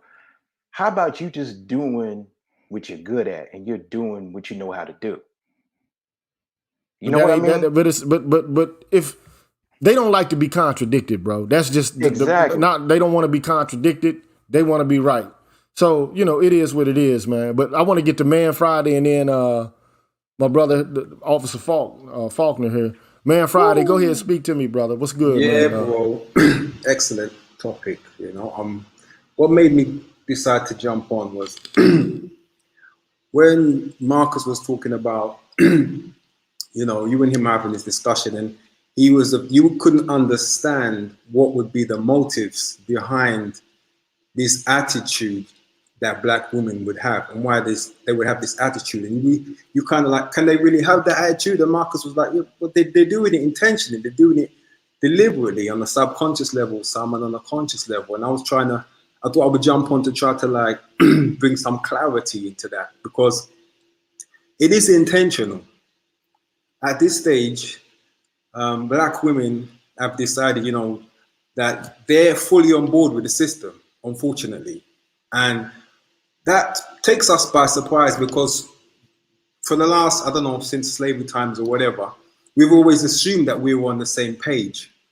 And it's only recently the things that's happening in this space at this time in history where we're starting to realize, you know, we don't actually see the world the same way. We assume that they have the same perspective as us, and it's becoming clear that they don't, and we don't understand their motives, why. But when we look at the ancient world and we look at today's world, we realize that they don't look the same. There's whole of North Africa is Arab. There's more Arabs probably there than there is in Arabia. There's places that used to be Black, like Assyria. They're full of different nations now. They've become whiteized, and we don't know how this happened. We see it in history books that they was Black. We see them today that was white. But what happens is, at a certain point, the dominant society absorbs the females and cuts off the males. We've never experienced it in our own lives before, so it's kind of like it's new to us. But that's how they got Australia and North Africa and all the places that used to be Black. They assimilate the females and they give them a kill switch. And now we're at that point in history now for us where the females are fully, their kill switch has become fully activated. That's why they don't see us as the same. They see us as totally separate groups. That's why they can be like abort Black boys. That's when they can have all these different organizations for females, and they don't care what the heck happens to the male counterparts because they don't identify with them. So it is intentional, and that's what they're going to do, and that's how it's for now. It's just we've never seen it before. And that's largely what I wanted to say. All right, my brother. Peace. Officer Faulkner, man, talk to us. Can you hear me? I can hear you. I like to say good evening, gentlemen, but you know how we do all together now. Woo! Woo! That's how we do it. But this is a two-part situation that is very near and dear to my heart. See, I know this is weird for a lot of parents nowadays, but when I grew up, when my even when my parents were still married, and even after their divorce, that house was a dictatorship. If you're going to be stupid or not educated, you're going to do that on your own. You're going to be force-fed education by both my mother and father. So much so that my brother and I can actually utilize penmanship to its fullest ability. I had to. It's a damn shame I had to teach 12th grade boys how to write a business letter. Yeah, all I can say is, these problems are going to become more pronounced in this digital age. I grew up in an era where the TV went off at night, and the only thing you were left with was your own imagination and Yes. a book to read in order to spark your imagination. I mean, I remember in the 5th and 6th grade, man, I was reading like Greek mythology, bro. Like from like Hesiod all on up to, I was just, I was reading Bullfinch's mythology, man, like as a I kid and remember shit. Like, I was doing the same with mythology, comic books, you name it. I probably read it. But And yeah, see, I, what don't forget Popular Mechanics with the popular mechanics, shoot, man, love them blanks. God knows I love some National Geographic. That's why I probably love history and geology so much. And so it's funny that in a white, I'll go back. In a white society, the men are taught to rule. They're encouraged to conquer. They're encouraged to even fight, take up arms if necessary. Look at how so many people had all this glorious, glorious revolution for Kyle Rittenhouse.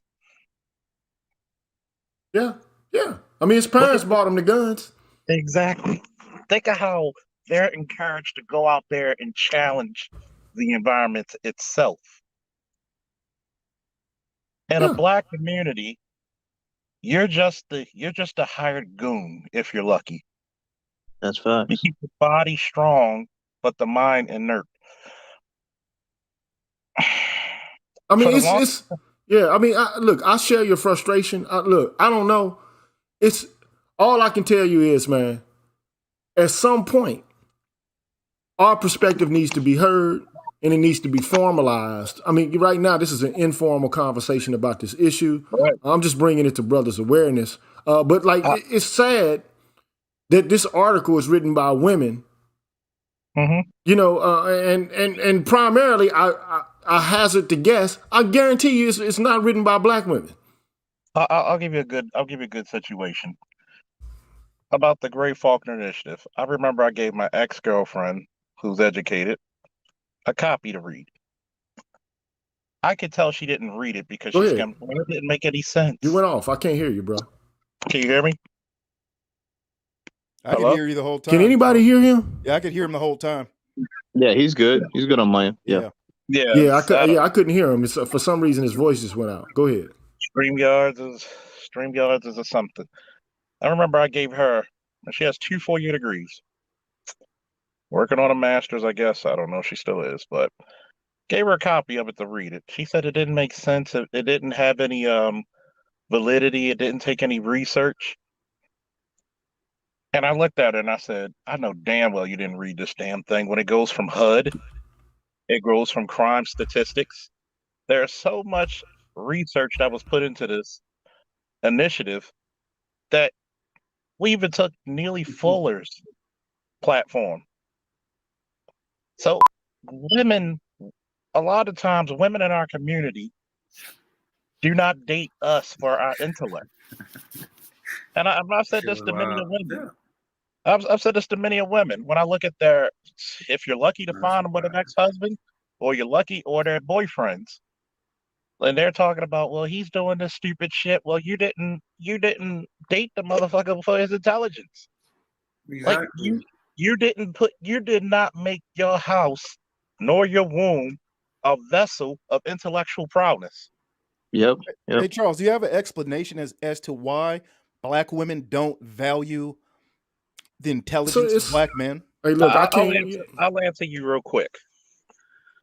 The reason why a lot of black women tend to not date the most intellectual men is because you're going to naturally have to submit to his proudness. Thank you. You're gonna naturally have to bow down to the king when you're trying to impress the king. When he knows playing what the chess, fuck he's doing. and then he's not even playing chess. The dude's so bad he's playing Risk. And that's the problem. When you have somebody that you can outwit, what threat of them do you have for them to take over your position? I had a general in Iraq told me this one time. He says, one thing about me, I came from nothing. I had to earn everything I had on the table. But I'll tell you this one thing I've learned very quickly. You're not going to get everything you work for, but you're going to work for everything you get. And once you go out there into the world and you see why there's an idiot in middle management, because the people above them have no threat of being overtaken.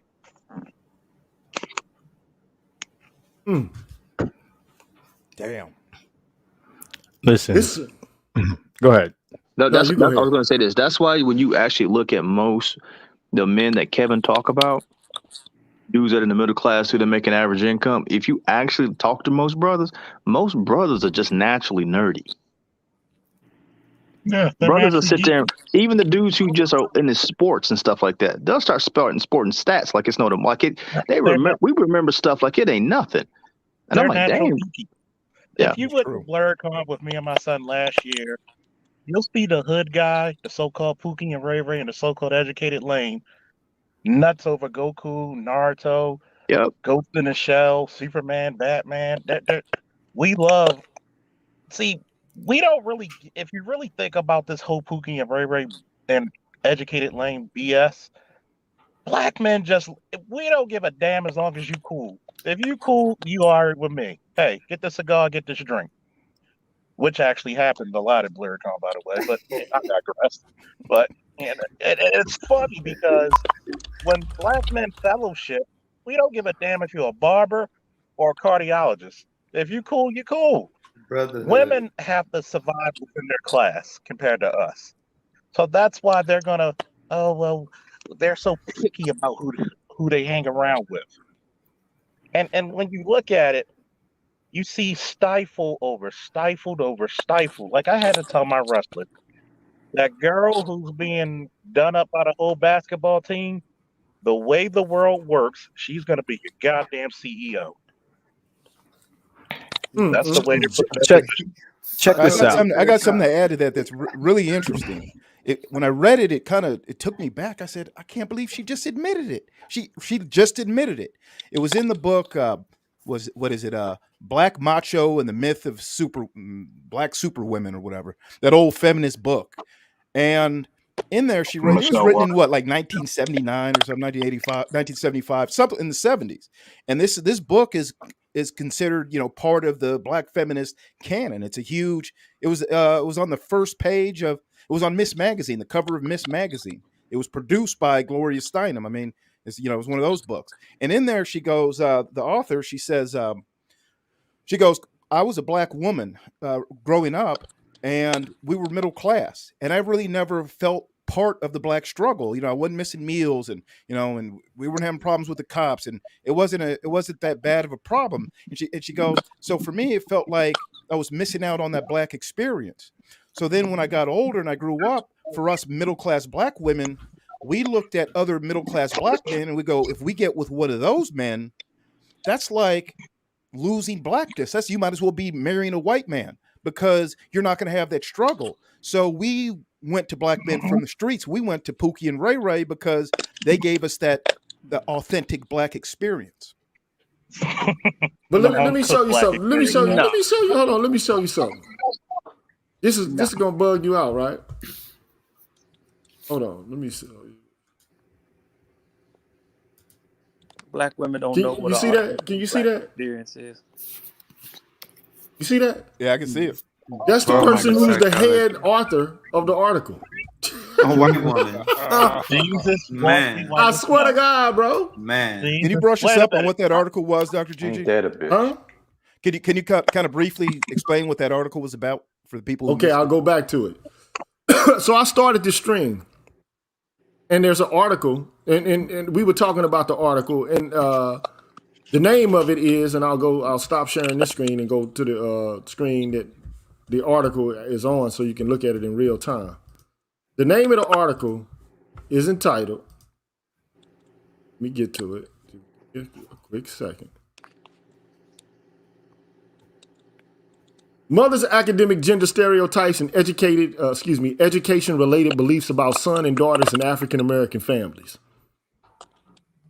Published by Dana Wood, who again is the white woman. You just saw her. She's now at the Department of Psychology at Florida University, I think. But it's a white woman writing an article about, okay, and this is what it is about. The role of African American mothers' academic gender stereotype endorsement in shaping achievement-related expectations for and perceptions of their own children was examined. What gender stereotypes do African American women who are mothers have related for expectations for their children? Okay? How does it influence their impact on how they think their children will fare in educational achievement? All right. So mothers of 7th and 8th graders completed measures, and then they go into depth in the article explaining what those measurements actually are, because there has to be some sort of internal review board approved and discipline specific approval of a measurement, which is an instrument to tally the preferences of various persons in the field of psychology. Okay. So they basically completed measures of expectations for their children's future educational attainment, perceptions of their children's academic competence, and academic gender stereotypes. And consistent with hypotheses, mothers held less favorable expectations for sons and perceived sons to be less academically competent than daughters. In addition, mothers reported stereotypes favoring girls over boys in academic domains. Now, look, it should go without saying, and I'm just interrupting here. Like, in this country, we believe in education is a passport to prosperity. Do we not? Yeah. Or to being self-sufficient, autonomous, and to being a functional adult, correct? Correct. Yes. Okay, so therefore, African-American mothers held less favorable expectations for their sons to become autonomous, functional, and, decent citizens with a viable future. I mean, this is like, it's basically that mother said that their sons are less academically competent than their daughters. In addition, hold on, wait a minute. Let me just finish the abstract so I can be done with it, so we can have a total understanding of what this article is about. In addition, mothers reported stereotypes favoring girls over boys in academic domains. Stereotype endorsement, in turn, was related to mothers' educational expectations for and beliefs about the academic competence of their own children, even with youth's actual achievement control. So even if their children were doing better than their daughters, like the boys were doing better than their daughters, they still felt that their sons were less, academically endowed than were their daughters. Even if the boys are doing better, even if they're smarter, even if they have a natural aptitude that supersedes that of their daughters, it was just that their daughters were doing something, like they weren't living up to their potential, and the boys were meeting, or they were going beyond expectations or something like that. Okay. So, negative stereotypes about the academic abilities of African American boys may create a negative feedback loop, thereby contributing to the maintenance of the gender gap in African Americans' educational outcomes. Yes, sir. Now, that's what the article is about. And so that's why I named the stream, When Your Own Mother Thinks You're Stupid. Break down that last part, please. Negative stereotypes about the academic abilities of African American boys may create a negative feedback loop. So, in other words, it's a self-fulfilling prophecy. If you think the boys can't achieve academically and you don't encourage them to achieve academically, right, you're going to create a disparity in the educational outcomes of your daughters and your sons. It's like what do you put effort and emphasis on? Because It's what you because here's the issue. Most black women will not do what my mother did to me, which is sit me down with a stuttering problem and go through it with me and waste her whole afternoon to evening time till I got it right. We did that Monday through Friday. Man, I failed the third grade in math. Had to get my parents had to hire a tutor just so I can pass the third grade to go into the fourth grade. See, That's because they give a damn about you and loves you. Exactly. I want And I was going to say this real quick. Mm-hmm. Do you think they think of their boys as being less intellectually capable due to the fact that they realize that those boys become educated, they're going to be all alone with no men? Yes. Most definitely. Yes. I don't know if it's that. I think it's what you said earlier. I think it's, like I said, I've been saying, black male authority is not a positive thing, to be honest, for anybody here. It's just that, the beliefs of the dominant society has trickled down to us, right? And black women have ingested the ideas of the greater society in America, of white supremacy. I would say not but only I have take they that. ingested Hold on, it, but Hold on a they've second. Hold on a second. The reason why we push back on that is from what Sojourner Truth said. She knew all the way back then if you educate black men, what would happen. Mm-hmm. What'd she say? We can't run the risk of having them taking patriarchy over the home. They knew then. You cannot view them as if they are children.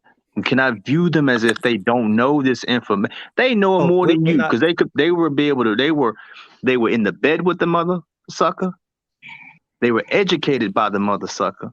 That's why BGS came on here and told you they were given the ability to read, write, and be educated. It was only illegal for black men to not be.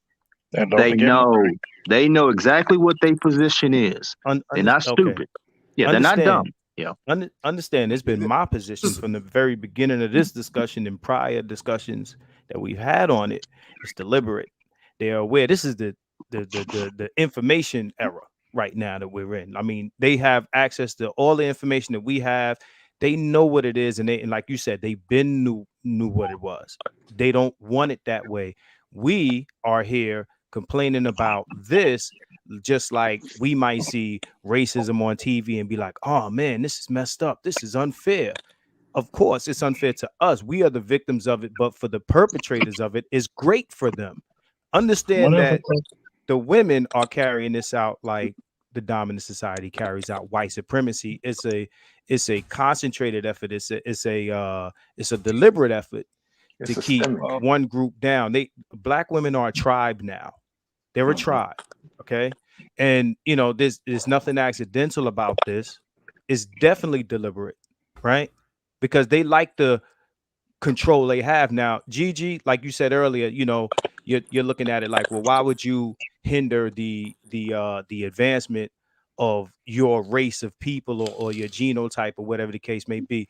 Their plan is not perfect, but they like how it's going so far, right? Yes, they do. And all the losses that the greater community takes are casualties for what they get out of the current situation. Now, I just wanted to emphasize that last that last part of the abstract is, the outcomes, right, from their attitudes, they use that as confirmation bias for their beliefs in the first place. So they create the thing that gives them a basis. You understand what I'm saying? So if you already believe that your sons are incompetent and you create or you handicap him for him to actually be incompetent or for him to, be failing in school, then you use that as a confirmation of your already held beliefs that your son is incompetent, and that gets passed down. That You was know in what the I call last that, sentence though, of the brother? I article. think and I just came up real quick, man, because I had a question and a statement because I'm like, God damn, man. When did Gigi, when did that study come out, man? 09. Oh nine? Yes, sir. And shout out to Okay. Dr. Johnson. But yeah, your further question, yo. And Doc Johnson, come weigh some words of wisdom here, man, if you Hey, can. hey, GG, let me speak right No, fast. let PK. Well, PK, I know you've been here before PK, but he interjected and he said he had a question, so I What's want to going get on, it before he. PK? What's going on, y'all, man? I'm sorry, man. I'm a bit late to the party. I didn't hear the entire stream, but I appreciate you letting me come up here to join the discussion. Uh, it's been very enlightening and elucidating thus far because obviously some of the talking points that we have here in this sphere it has been taken up in some of the academic fields, you know, psychology being one of them. And ironically, it's largely been taken up by the dominant society, which is shocking and interesting at the same time and concerning as well, you know, because even though we had this conversation in this space and it's uh thoroughly within the black framework or the black male framework, we get other groups often that interject and co-opt our views, which is interesting. You know, I mean that was a lily white girl or woman who essentially is laying out the points and claims that we've made in this space for quite some time. You know, and that argument it has been around for even longer than any of us have probably. Some of us have probably been alive. Me definitely. So I don't know, man. There's a lot to say here, and some of you guys have already said a lot, so I didn't want to take up too much of your time. I was just curious to see when that came out because I thought maybe it came out a little bit more recently. Hey, Dr. Nope. Gigi, can you post that in the link or in the description? That Yes, study? sir. I'll do that right now. Okay, cool. Appreciate it. And thank you for having me up here. Thanks, guys. Hey, Appreciate PK, it. you what's funny is it's like I think that I think that the gynocracy it acts kind of like white liberals. Like if you look at maybe stereotypical conservative racism, you would go they try to they want to gerrymander you. They want to take away your voting rights. They want to put mass incarceration on your ass. Liberals do that too, but it's more aggressive. Uh, but the gynocracy is not really all that verbally aggressive, um, like they could be. But they more operate like white liberals and white liberal racism, where they've got a social, like an unspoken social contract.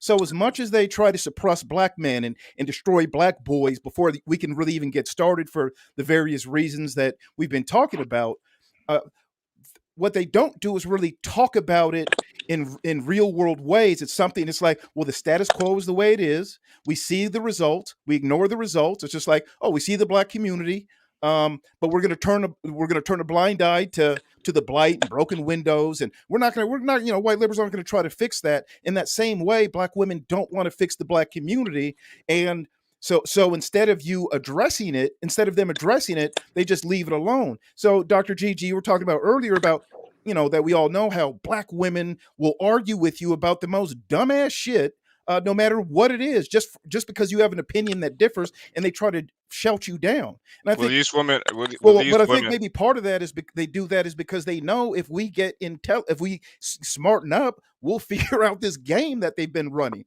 Because I think white folks have known for a long time that black DNA is strong. Black people can learn. If we ever got our shit together, we can move mountains in this country. But Let I me think, let me and say that's this. what that report is saying. But what black women do is they go, "Nah, we don't care about any of that. We want the status quo." Let me say this. Let me say this right fast.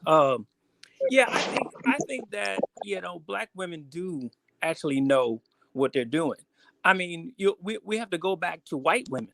White women know, that at some point, I'm not sure which piece of literature it was, but white women wrote that they would sacrifice themselves, for the sake of the overall race, the meaning that they would uplift their men. And so that meant taking a back seat. But in that writing, these white women were basically saying that they were the brainchild of the race, and they said they would willingly take a back seat. So the idea that black women don't know is untrue because they were taught by white women, so they know. But the thing is, I think someone said before they are intricately tied to class more than men, because men, we can get it by the sweat of our brow. Women are more intricately tied to class. So for them, education is the great equalizer to move from one class level to the next. You know, so Exactly. they're going to put a premium on education above us, especially since they're dealing in a hypergamous nature. So they can justify what they're doing, because with hypergamy they can say, you know what, I can, when I move up in class, I'm going to take my children with me. So they can morally justify what they're doing in that way. But at the same time, we are the collateral damage, but society is going to applaud them for moving up in a hypergamous manner. But So see, they're They going don't to take their continue to do children with that. them but though. see, this is the So part. so I This is wanna the part. before This is the part. y'all move forward, I wanna bring up a point that Stewart made, which is uppity black men got lynched. What behavior do you think many black women would cultivate knowing this? So I mean, this is a counter argument to the one that many of you all are making, namely that black women are intentionally doing this in order to thwart and stymie the development of their sons. But one could argue, in the converse, that a lot of black women are doing this in order to protect black boys from getting killed or being assaulted. So, what's your thoughts about that? I That's a think bunch I'll of say crap, this. I think. I think I'll that. Go ahead, Charles. I know you're I'll say trying to get in. this. It's half right and it's half weird.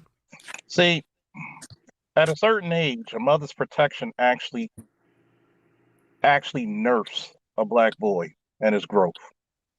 That's why you notice in most cultures historically, the boys went to more male endeavors. They were separated from the females for a time. See, that's a lame excuse not to push for education for your boys. Exactly.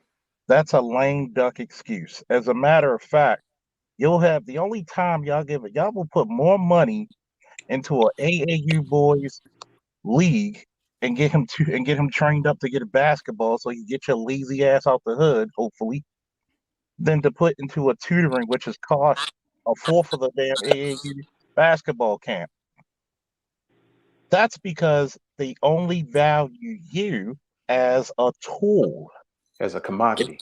If you're not putting a ball through a hoop or taking another ball and running it 100 yards, they can't give a damn. Your education is literally like, god damn. Your education and your economic status is literally the sort of power. And them chicks are like fucking Skeletor, always skivvying up. No, no, no, you don't need that sword. Don't call down the power. Give me that. So they're always gonna put something in your way. Think about this. How the fuck do you have more eligible educational scholarships and opportunities of being a single mother with 3 kids with 4 different daddies than a single black man who's actually getting good grades? Exactly. Hey, Make Dr. that make Gigi, I put a link in the back chat for you. There's a woman. She published another article similar to this woman out of Florida. She's a black woman. Sounds like maybe she's a Marxist, but she says she's got a whole like dissertation and a whole theory she's trying to put together, saying how black men aren't needed in the home, and that black fathers and 2-parent homes don't do much good for black families, which isn't true, by the way, because the studies that I've read, they got a lot of studies. One of them is called the Fragile Family Study, but essentially what they say is that there's so few 2-parent home black communities that even if you're a black boy and you live in a 2-parent home, if you live in a 1-parent home black community, that just doesn't do any good. It just ruins it. that's called It's a better. lie. They said, as a matter of fact, it's better to be in a single parent home as a black boy within a 2-parent See how they home justify. community. See how they justify. We got a term in law enforcement called reasonable subterfuge, meaning I can lie to you as long as it's reasonable. Yep. They're trying to They're trying to make rationalize bullshit. they're trying to rationalize a lie. Yes. You can look at crime statistics from your city, from your state, from the federal. Why is it that we can make a correlation between single mother homes and incarceration? Can I jump in real quick? Single mother Not homes just and here either. poverty. That's in other countries. Just yeah, because Hook, that's exactly where I'm going with this idea that keeping your boys away from being educated is somehow protecting him from violence by the police. That increases.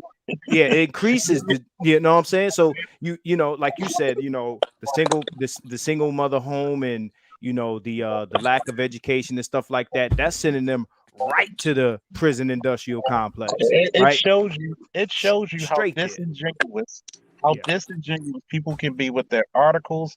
Just because people can write doesn't mean they're saying some smart shit. Exactly. So But you know what, brothers? Can I say something? Can I interject here? You know what this is? You know what this is? What sisters are doing? It's that old saying, they're cutting off their nose to spite their face. But I'll put it to you this way. They're cutting off their boys' progress in spite of the growth of their community.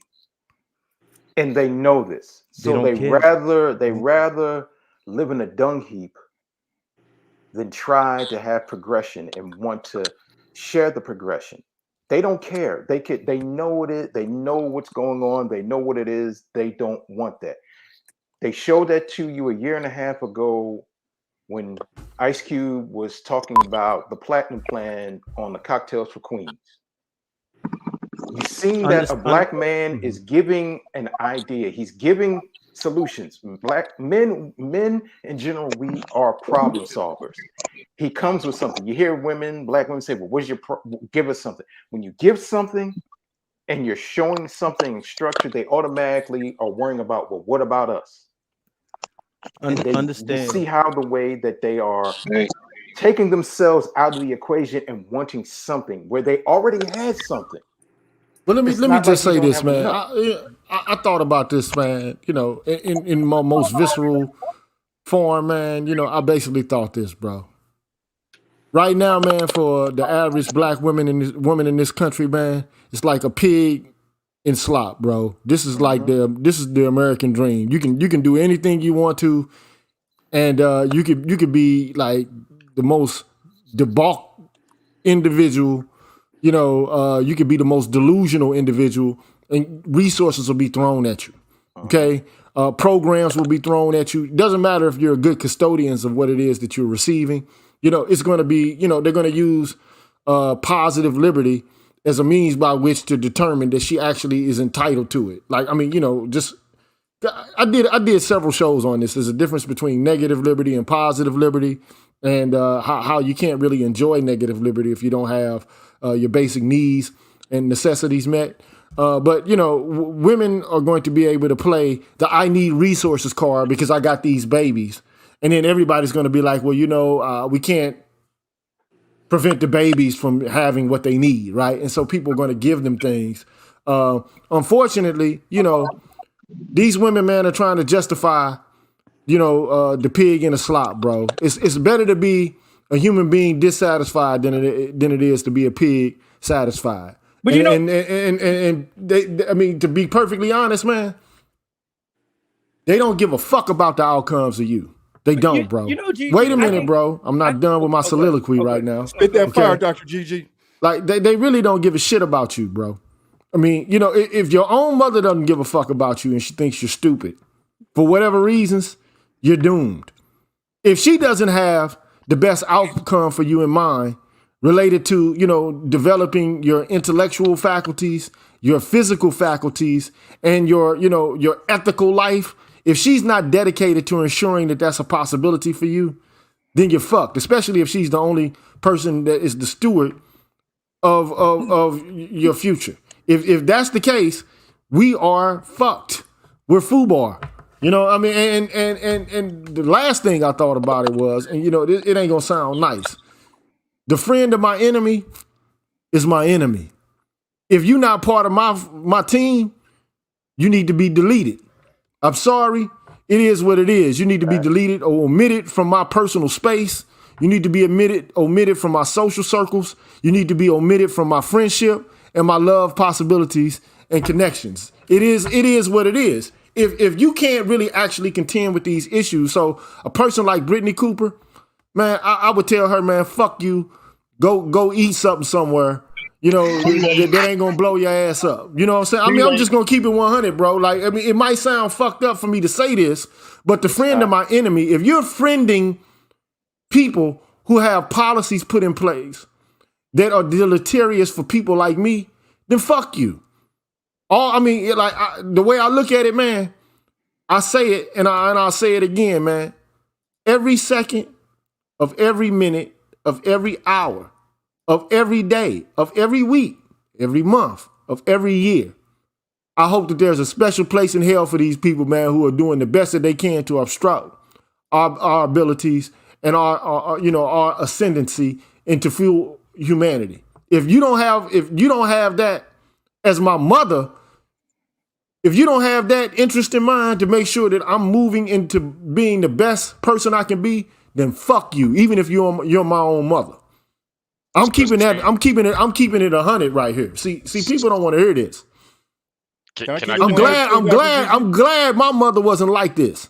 But if you don't have my best interest in mind and you're trying to fuck me over and you're trying to hinder my progress, you just like the enemy. You are the enemy. You my personal enemy. And I want to see to it that you're destroyed just as much as my enemy.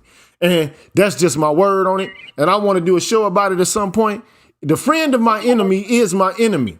A lot of people like to talk about like we all need to just think, you know, like we need to get together and so on and so forth. Man, it's past that point right now.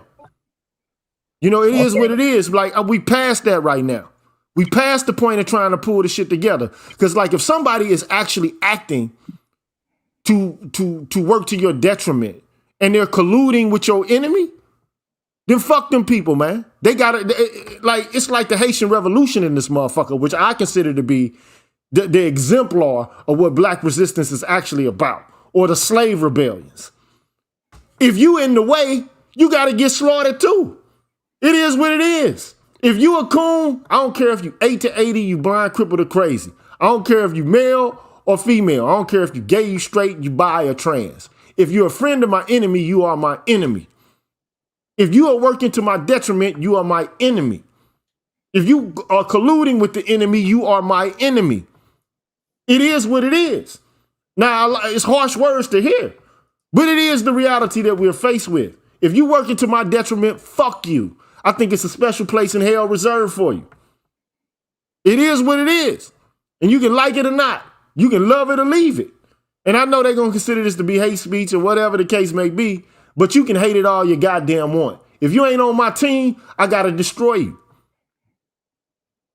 If you ain't on my squad, I got to obliterate you. It just is what it is. Now, you can call it whatever you want, man. I don't give a fuck if you're a feminist. I don't give a fuck if you're a black liberal. I don't care if you're a black conservative. If you're working to my detriment and you don't mean the best for me, fuck you. From the bottom of my motherfucking feet to the top of my crown. It is what it is. Now, the thing, like, look, I did a show on black skin, white mass a long time ago, okay? And it was talking about the Negro man and the white woman and the white woman and the Negro man. I mean, you know, the Negro woman and the white man, okay? I was on that show with you, Dr. Gigi. For sure. But you know, at the end of the day, here's one thing that you got to know about love. Even, I mean, I don't care if it's erotic love, if it's filial love, whatever kind of love you want to talk about, right? If it's not authentic, it ain't worth it. If you don't expect to see the best for me, like as what is for you, then you don't have no love for me. If you don't want for me what you want for yourself, fuck you. You don't love me. You don't love me. So you Gigi, don't. If you don't want for me what you want for yourself, fuck you. Gigi, I don't care if you male or female. I don't care if you straight or gay. I don't care if you bi or trans. I don't care if you white. Whatever the case may be. If you don't expect for me to live the good life as do you, fuck you.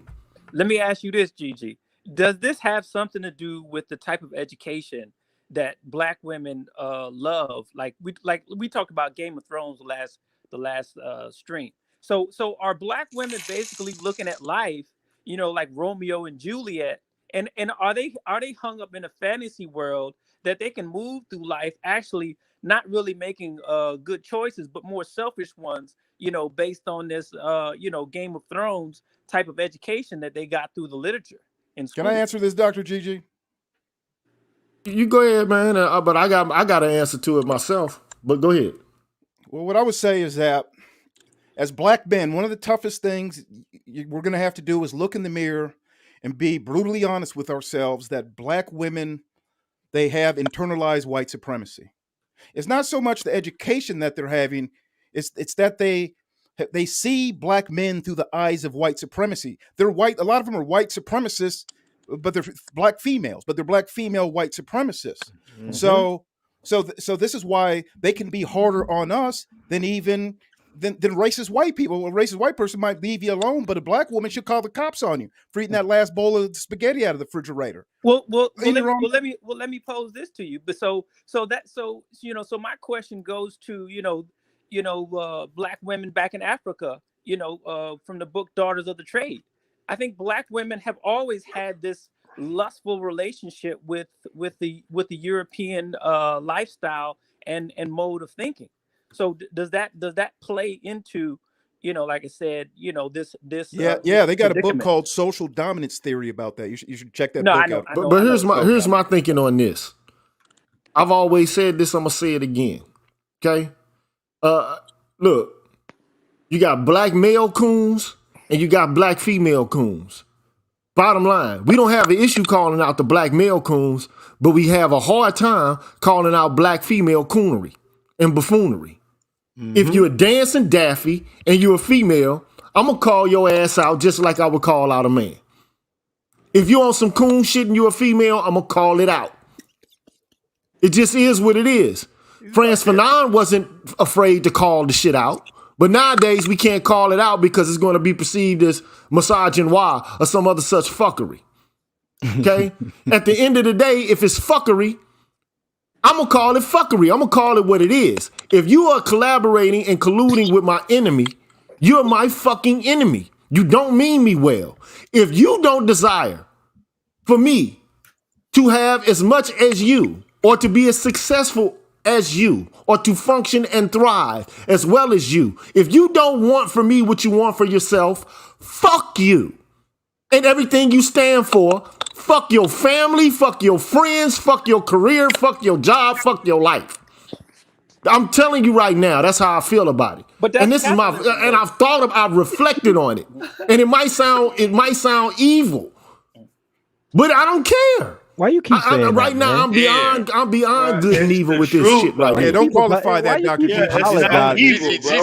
Gigi been listening to me, bro. He gets it. But if you don't desire for me what you want for yourself, and this whole game of I'm gonna leap from one nigga to the next and one nigga to the next and extract resources and move and finesse niggas, that's always been leechish, immoral behavior in any culture. But that's what they learned from the European literature. That's what they learned. But look, I say this.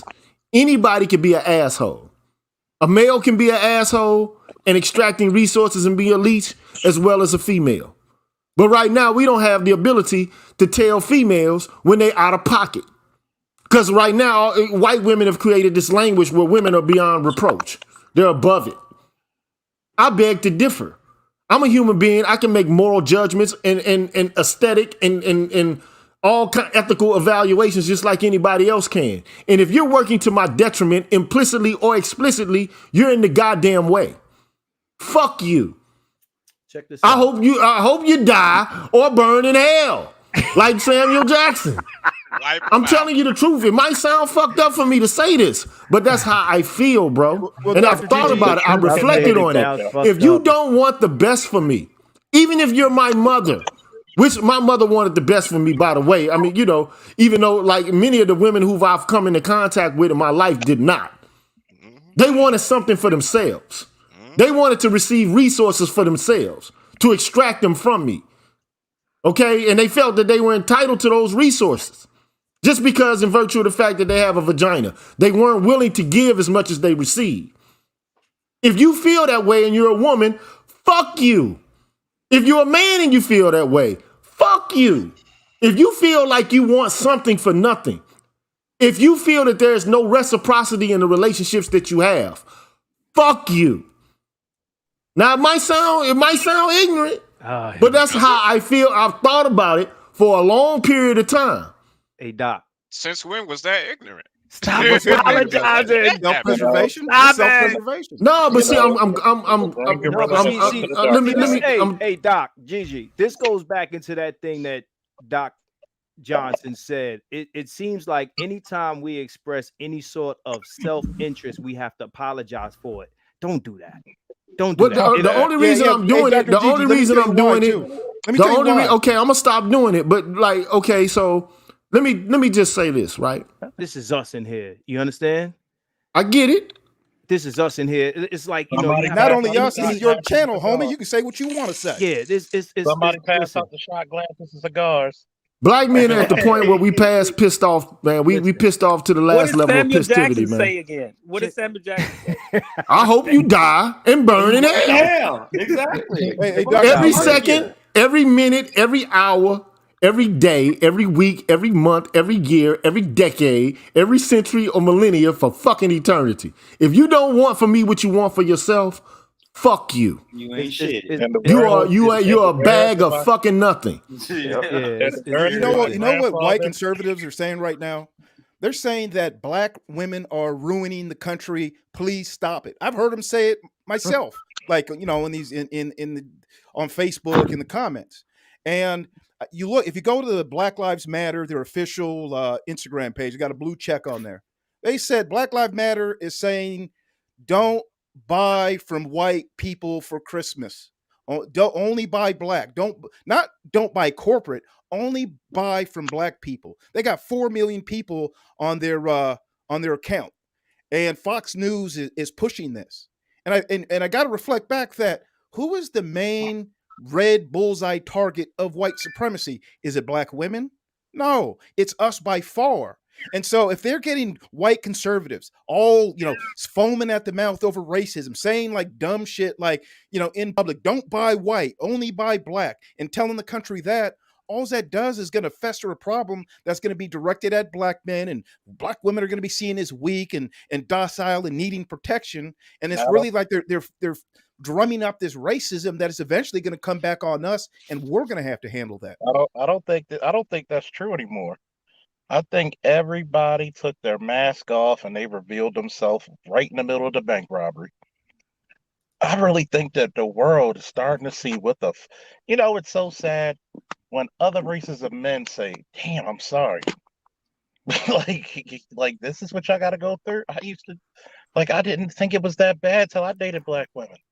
So did y'all see that? Did y'all see Sergeant Willie Pete's his video that he did where the black woman is trying to put the young man in jail and over talking the white judge? Yes, absolutely. Oh my God, we saw that shit, and it's funny if you notice that whole court proceeding. The judge never used race. He just said a young man without a father will get in a lot of shit, which is true. But this chick was hell bent on fucking over a 19-year-old boy. I swear to God, man, y'all gonna. Now, I swear to God, I've seen this shit for so many years. This is the reason why I can't stand that bitch of a state attorney we got now in my city. Yeah. Whatever you got young black men who you were hell bent on throwing in jail. Mm-hmm. You never fucking prosecuted the motherfuckers who were like, you know, the Black Gorilla family who were fucking running to jail and getting CEOs pregnant. You didn't prosecute them. I mean, I have so many words for that shit. I'll let you go. I got a question for Gigi. Go ahead. Well, how long did it take you to get to the point that you're at now? Did it take you a while? Yeah, it took me a while because at first I was trying to repair the situation, but the more I listened, the more I listened to these people, man, the more I hear them shake their head and not give a fuck about what we're going through. They don't care about what we're going through. Listen, man. They don't look. I'm gonna let you answer, Marcus, but I gotta give him what I think. Okay. No doubt. Somebody who cares what you think will actually listen to you. Somebody who cares what you think won't run to a white institution and try to utilize whatever kind of springboards that they have in order to try to negate or to make whatever it is that you're trying to say, right, turn into nothing but semantic noise. They wouldn't do that. If they actually gave a fuck about you, they wouldn't do that. They'd come to you with the grievance. They come to you with the issue. They come to you with the problem. But they're not coming to us with these problems. They're having this conversation in front of white people. And they're doing it for a reason. They're doing it for neoliberal gain. So if you want something beyond what you want for us, for yourself, fuck you. Period. I mean, I'm not like right now, it took me about 5 years to get to this point. Okay? Because I actually believe that we can remedy the situation through like tough conversation. But you know, you got to actually want to have a conversation. You actually have to want and be desirous of making the situation one that can be rectified.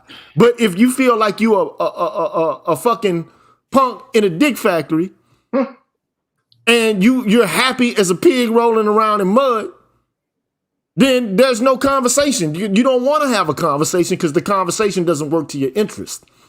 It doesn't serve your neoliberal purposes. This is about jobs and recognition. They don't give a fuck about what we're going through for real. Like, that's why, even though Dr. Tiasan Johnson posted an apology from a black woman. See, look, let me say this shit. Apologies not accepted, man. Fuck all that. The damage has been done. You done too much. Too late. It's too goddamn late. Too little, too late. Don't forgive you. Fuck all them apologies, man. Apology, Dr. GG. See, you know what an apology really would be? A change in behavior. Exactly. That's what I would respect. Fuck all the talking, because I done been apologized to from all kind of people, and they reverted right back to the same bullshit that they was on before. Action speaks. See, I need a change in behavior. See, and this is why, like, look, I understand that brothers need to vent and frustrate, vent their frustrations in a space like this. I get it. But you know what? Fuck all this. Like, I'm getting tired of seeing pickup artists and coaching motherfuckers, dating coaches and shit in this space talk about like I can help you, be able to score with women. Fuck that shit, man. You niggas need to go kill yourself, man. All you dating coaches and you pick up artists, motherfuckers need to go shoot yourself in the face tonight. Damn, I love it. You doing it. You doing it. I'm keeping it 100, man. Go kill yourself right now. Go get a knife and slice your throat. Because you ain't doing black men no good with that fuckery. You capitalizing off incel bullshit. And the insecurities of men. So you selling them, look, wait a minute. You selling these motherfuckers the opportunity to get finessed. Yeah. That's it. Hey, Dr. G. So fuck you. Go shoot yourself, bitch made nigga. About that woman who gave the apology, before you were in the manosphere, you probably don't know this.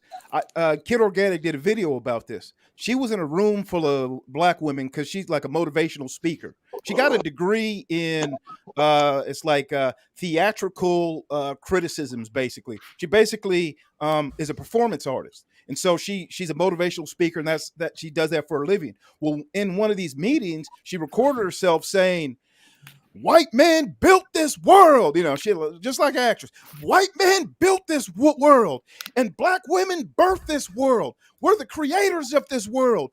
Black men or white men and black women are raw power. We're raw power, and we should come together. White men and black women. If we could come together, we will conquer this world."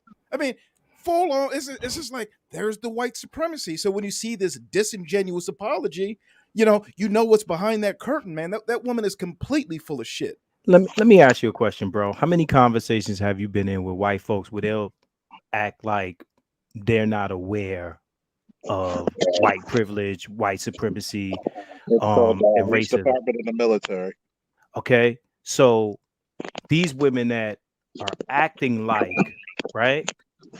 they don't, you know, like earlier it was if someone said, oh, they may or may not know. No, they know, just like white folks know their advantages, privileges, and things like that in America, but they have to pretend to you that they don't, right? But every once in a while, somebody loses their mind for a second and they say it. And they say it, you know, bullet bags and all this other stuff, right? Understand, and if I don't say nothing else, I want guys to hear this, right? Black men and black women do not have the same objective. They don't. Okay. So when we talk about, you know, the detriment of the community and blah, blah, blah, those are black male talking points. Those are black male aspirations. That's what we want. Okay. And what we are struggling to accept, right, is that they are not interested in that at all. We could talk about the benefits and this and that. It doesn't matter. Should we cut the love that we have for them out of our hearts? Or Man, what? you should have been and done that. If you ask me, it's too late. Now, You shouldn't be asking now, check this out. You want me to honestly, check this out. You want me to honestly answer that? I've How been, many times does a snake have to bite you in the ass? Man. This is a guy who dates nothing but black women. How many times does a snake have to bite you in the ass?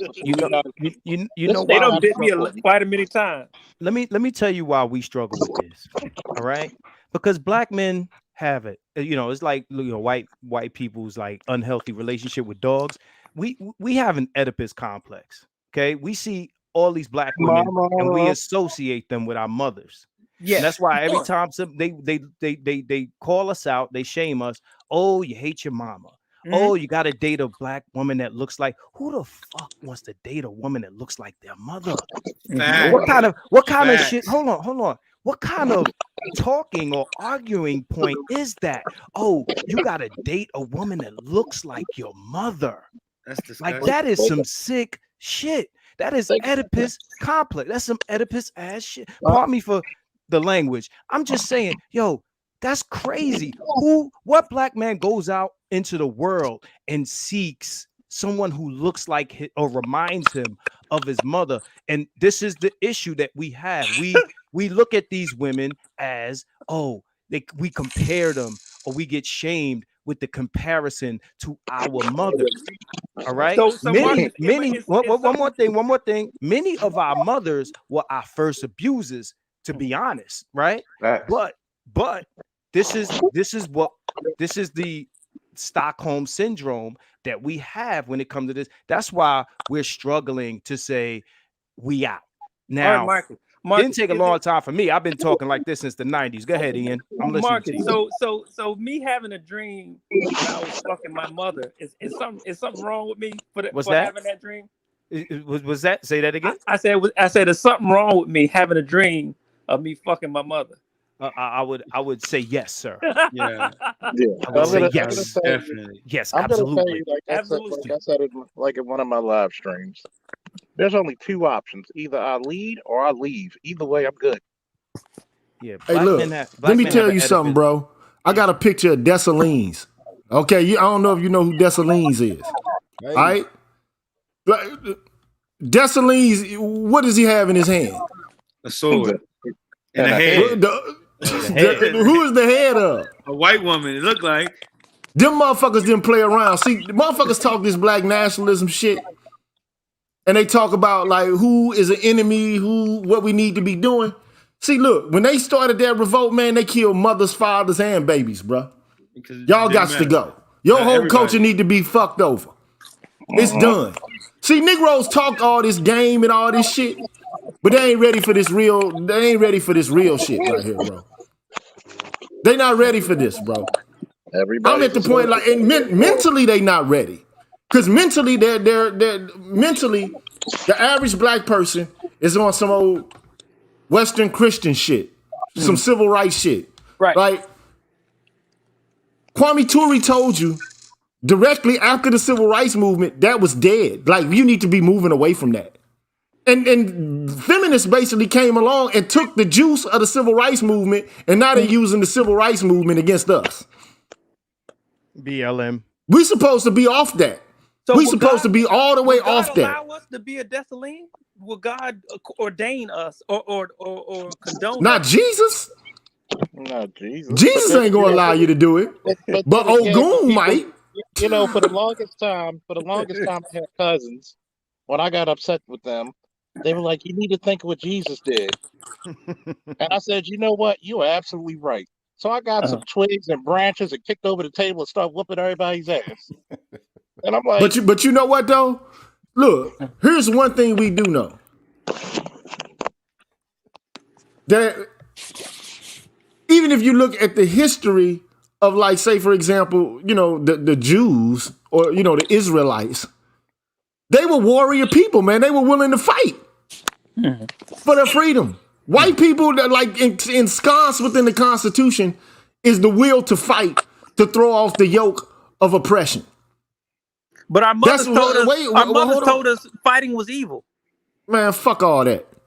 Shit, my mother told me. Fuck all that, man. Like, I'm just tired of hearing. I'm tired of listening. I'm tired of listening to bullshit philosophy, and I'm tired of listening to bullshit politics. I'm tired of hearing it, man.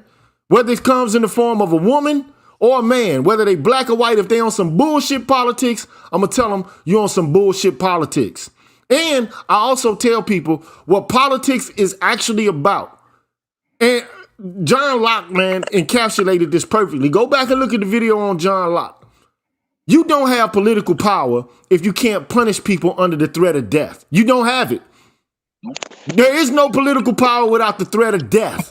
You don't have a nation without the threat of death. Because if you can't punish somebody, you can't circumscribe their actions with objective conditions. All you can do is appeal to their moral sensibilities. And you know how fucking strong a person's moral sensibilities and commitment is to anything in this country. That it's non-existent. Like a spit in the grass. So one thing we do know is that we got right now black women arguing over willing to overtalk white judges in order to put niggas in prison. For minor offenses, talking about aborting black obviously, babies, black because boys. If it was, when you got black women ready to cape for a white racist cause harder than a white man is, then you know you got a fucking problem. So you know you got an issue. The Steve Wilkos. Now what would Moses do? What would Moses See, wait a minute. See, what Moses did when he saw the Egyptian officials beating on his people, what did he do to the Egyptians? He killed his ass. He killed their asses. But on the other, in the convert, but we can't talk about coonism amongst our own people if they got a vagina though. That's the problem, man. No, but they want equality though. They want to be treated just like everybody else though, right? Then I say give them what they want. Man, look, all I'm saying is if you a coon, you a coon. It don't matter if you straight. It don't matter if you gay. It don't matter if you bi, you trans. It don't matter if you a male or a female. If you a coon, you a coon. And right now we got too many coons passing off as being some sort of fucking emancipatory, activist. Cool. And it's some straight bullshit. It's some straight bullshit. And right now you got it to the point where women feel like they're able to slap and punch and use the authority system in this country, which the authority is illegitimate to me, but they feel like they justified in doing this, and you're supposed to sit back and take it with no response whatsoever and be contrite.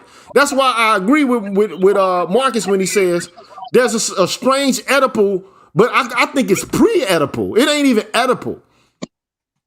What's pre-Oedipal? It's pre-Oedipal. Because the Oedipus complex, at least you are at the stage of development where you're beginning to struggle with your father and then to be able to throw off the yoke of the influence of your mother. These niggas right here, man, they are strictly influenced by women all day, every fucking day.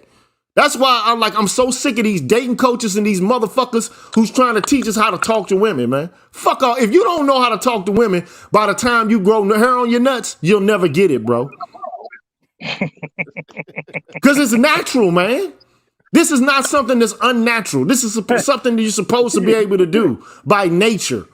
Okay? You see something that looks attractive to you, you move to it, you have the conversation, you end up fucking. That's the easiest thing to do. So you got men mad at women who can't even get to first base. Or men trying to teach other men how to get to first base. Or second base, or the score. Like, scoring is not getting pussy, bro. So these coaches, man, fuck them dudes, man. I mean, especially I'm straight up saying, fuck you dudes. Directly. All you dating coach motherfuckers, fuck y'all. Because basically, I'm not worried about you being able to get some pussy. I'm worried about what happens when you already got the pussy and you got a kid, and now she's fucking testing you and basically trying to exert her authority over you by means of the system. Yep. That's what I'm worried about, man. I'm worried about what Mr. Palmer's worried about. About child support. I'm worried about divorce court. I'm worried about how these academicians are characterizing us in the public eye.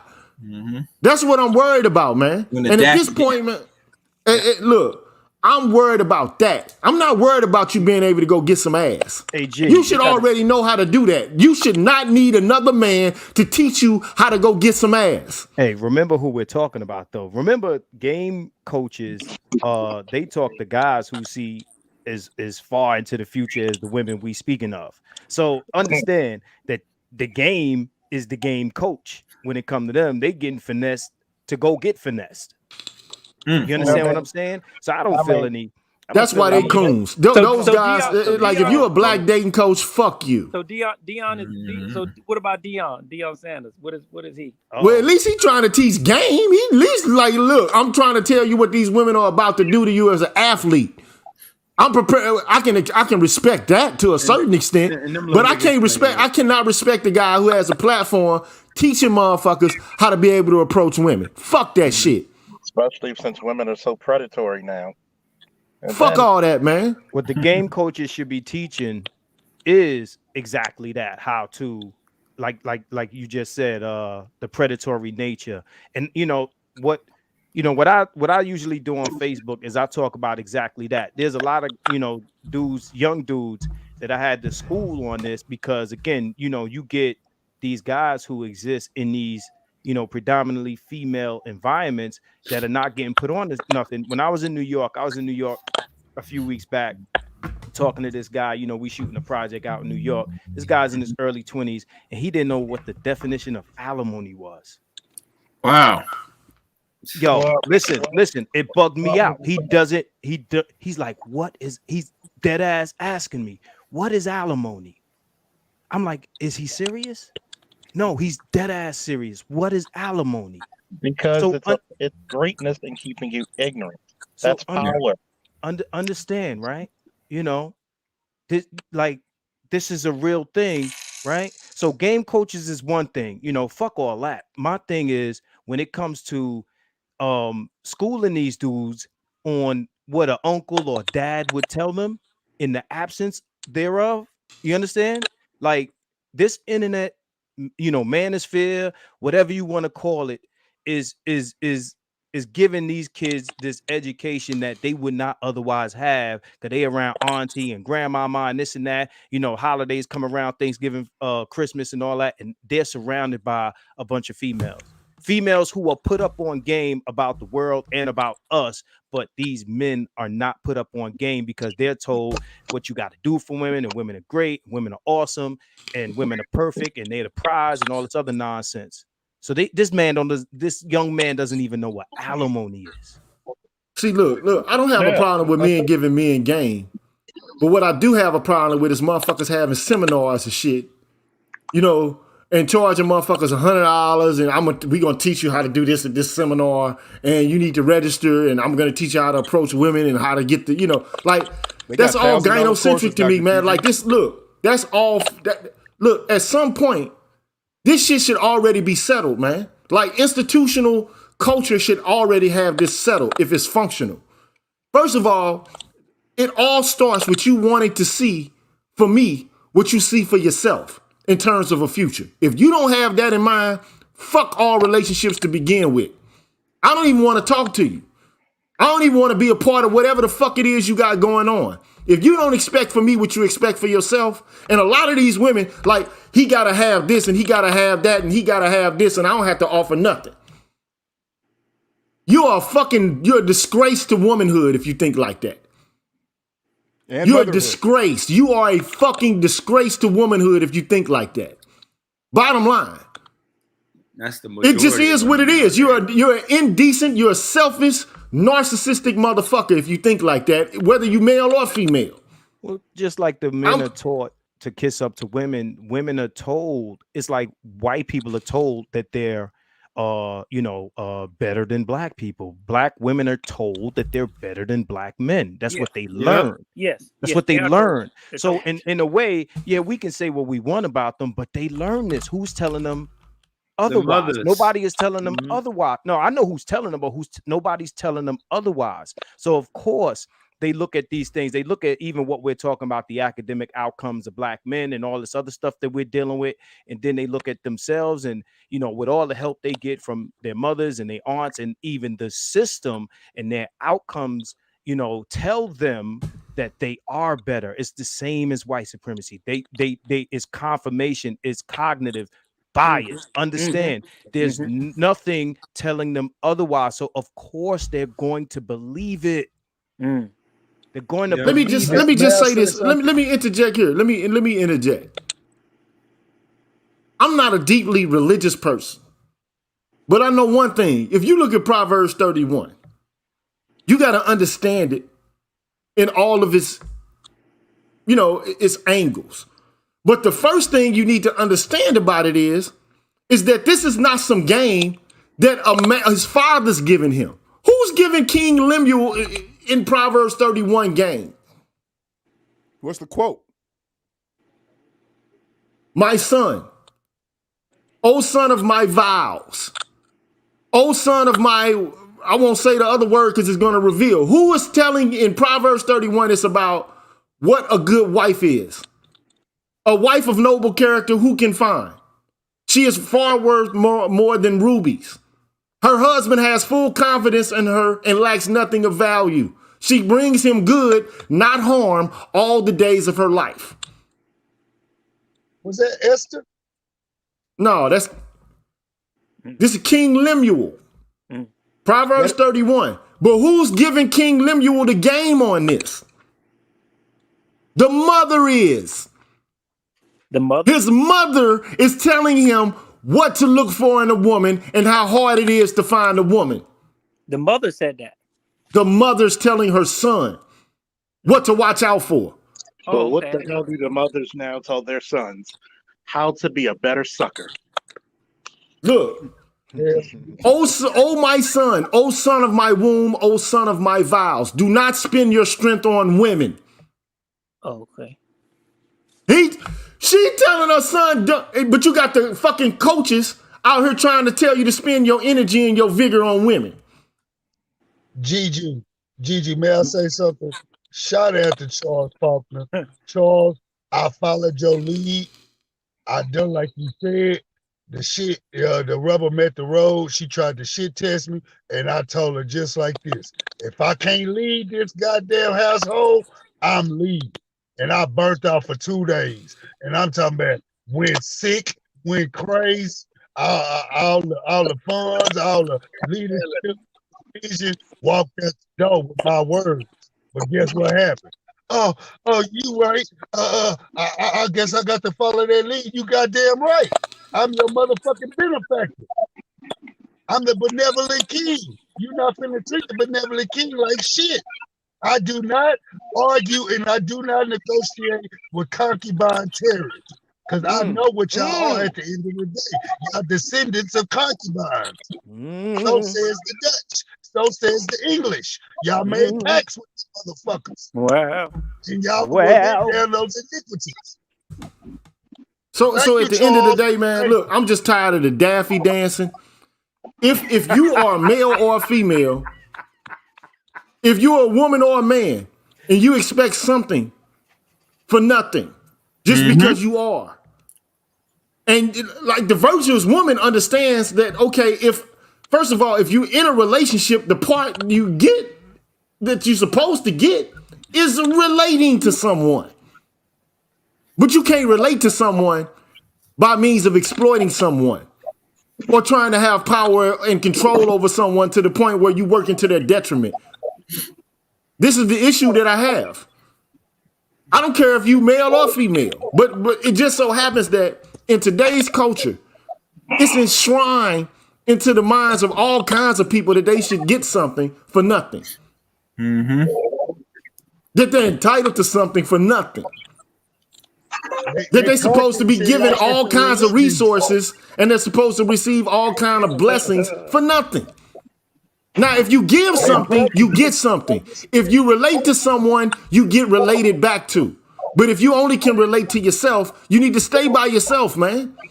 That goes for a male or a female. I'm just tired of all the daffy dancing and all the bullshit. I'm tired of it, man. We have to have real conversations, but ain't no reality in none of this shit. All it is a bunch of, I deserve this, I deserve that, I deserve this. You deserve to relate to the person that you say you related to. It ain't a one-way ticket. It's a two-way street. You got to go up the street and down the street. You got to receive and you got to give. But the expectation that all I'm supposed to do is to receive shit and I'm not supposed to give anything, that's the ultimate sense of narcissism and self-indulgence. Who wants to be connected to that? So nobody wants to be connected to that, man. Nobody desires to be connected to someone who just has their hand out and is not willing to give anything, whether they're male or female, whether he's my brother or whether she's my mother. If my mother just got a handout, God bless her soul, she dead. But if all she had was a handout and she wasn't ready to give anything to me, I'm gonna have to cut that relationship off. Bye. I don't care if you birth me or not. Same with a father. If you are not going to give me any words of wisdom or support me or anything, and all you're going to do is take from me, I got to dead you, bruh. If you're a child and you're doing the same shit, you got to be deaded. It is what it is. It's called the golden rule. It's called do unto others as you would have them do unto you. It's just as simple. This is not difficult to understand or comprehend, man. I don't understand what this is. Put it this way. If you want the best for yourself, then you also have to be prepared to make sure that you do the best for others if you want them to do for you. This is not difficult to get.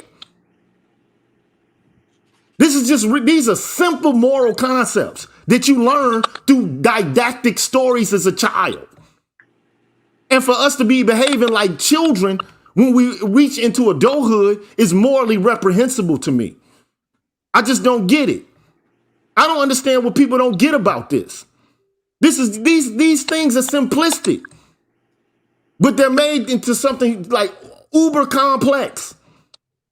And I just don't understand it. I can't understand why we continue to have these same kind of conversations ad nauseum.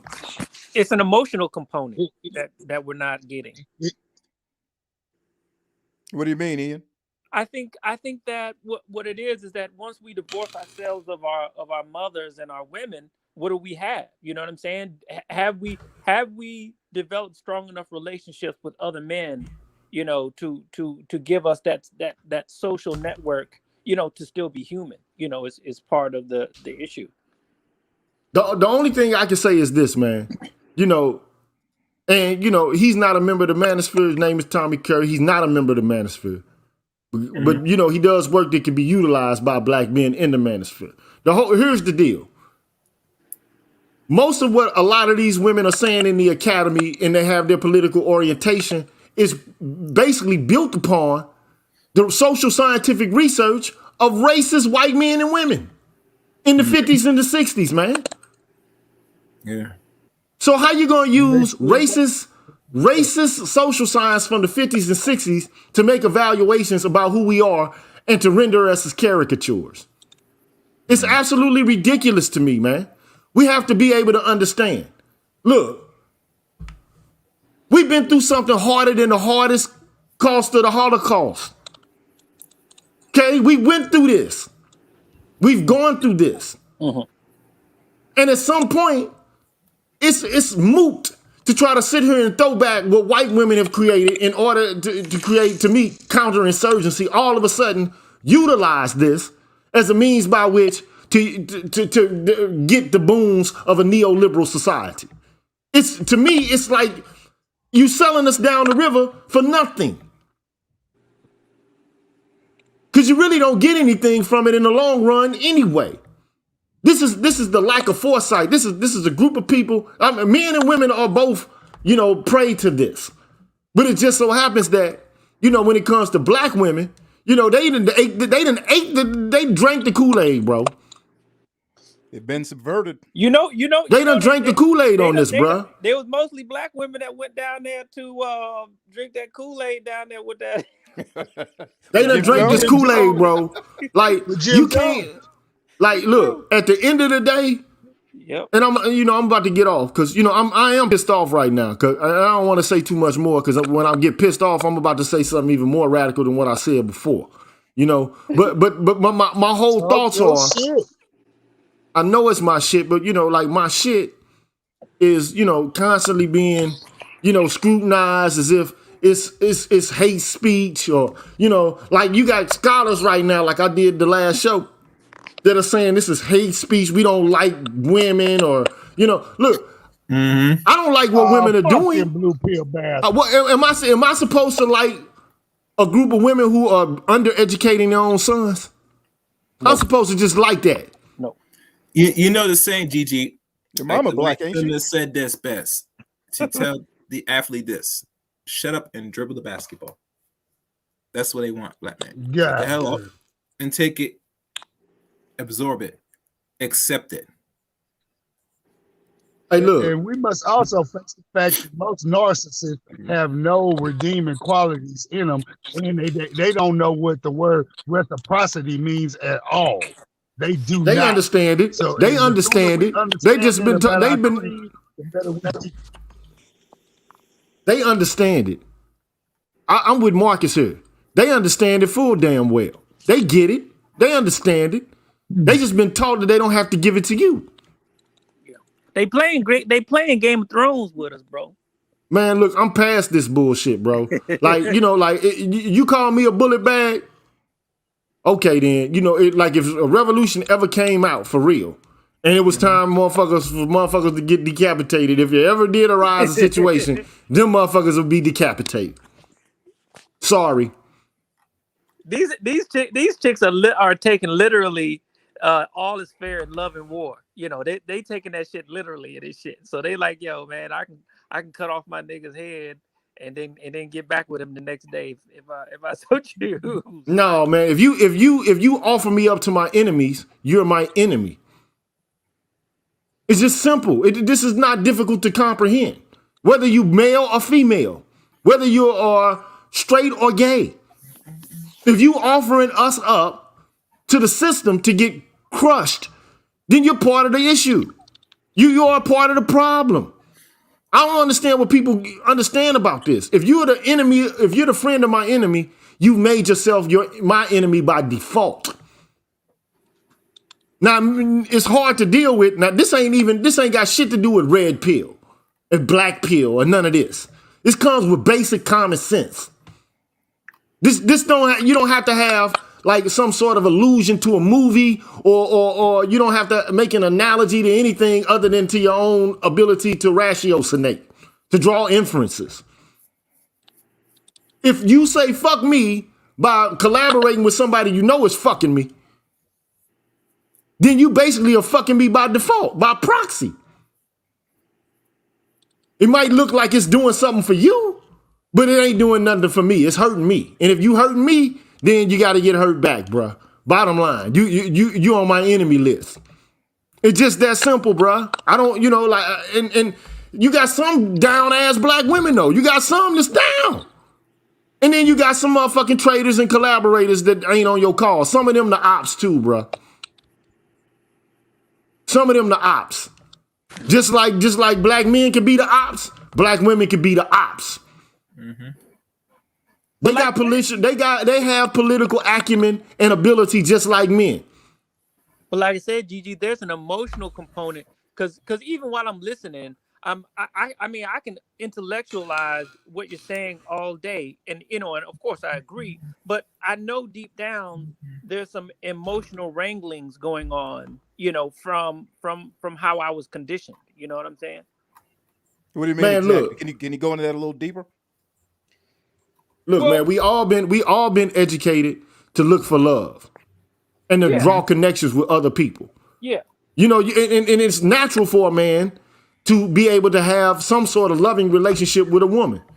But when you got all of this cultural bullshit in the way to where you can't work as a team, and then it's one thing to say, hey, look, me and you not getting along. I think we should split. I want you to still be involved in your child's life. I will never obstruct you from that. But we on two different paths. We don't see eye to eye. Now that's respectful. It's understandable. But then to take the route of, well, you ain't got to see your kid, and who is this bitch you with now? And she can't tell my kid nothing. And why you? Fuck you. At that point, you're my enemy. If you put me on a court docket and your name is versus me, you're my enemy. It's just that you took it there. I didn't take it there. You took it there. You put yourself in an adversarial position against me. And you did so willingly. That's enemy shit to me. It's an enemy for you to not allow me to have authority over my child. That's enemy shit. That's not no friendly nothing. That's not friendly nothing, bro. That's enemy status. If you take me and you try to extract my resources and then tell me I don't have impact or influence over my kid, you are the enemy. Sorry, you the enemy. And brothers don't get this shit because the pre-Oedipal thinking, oh, every woman is good and pure and all this shit. No woman thinks every man is pure and good. well, yeah, we've been trained like that. That's what I'm saying. So at the end of the day, all I'm saying is, man, it's some good. There are women out here that you can form substantive and good relationships with, but even they can turn tail on your ass because the system will incentivize that they do it. You can be cool with a woman for 20 years, and then in the 21st year, she can be like, fuck you. That's what I'm interested in. I'm not interested in all this dating shit, this dating coach shit. I'm interested in what happens after the dates. I'm interested in what happens when you have some sort of institutional arrangements with this woman. That's what I'm worried about. All this, can you approach a woman? Can you get some ass or something like that? That's bullshit. And the men that proliferate that bullshit during these serious times, they are some fuck niggas. Yeah. I'm just keeping it 100, man. You can say what you want to say about it. Don't talk to me about all this where we need to get along. And if the systems are in place where you can get fucked, that to me, and then you tell me to walk into that with blind faith, then you telling me to be a goddamn fool. So fuck you. Yeah. Now don't tell me to be exploitative either, because to me that's bullshit as well. I'm not seeking to get into relationships with people when I'm trying to exploit them. That's not the nature of the beast for me. That's not how I move through life. I'm not trying to exploit anybody. You're not a white supremacist. But look, it is what it is. But my whole thing is this. You got exploiters who are men, you got exploiters who are women.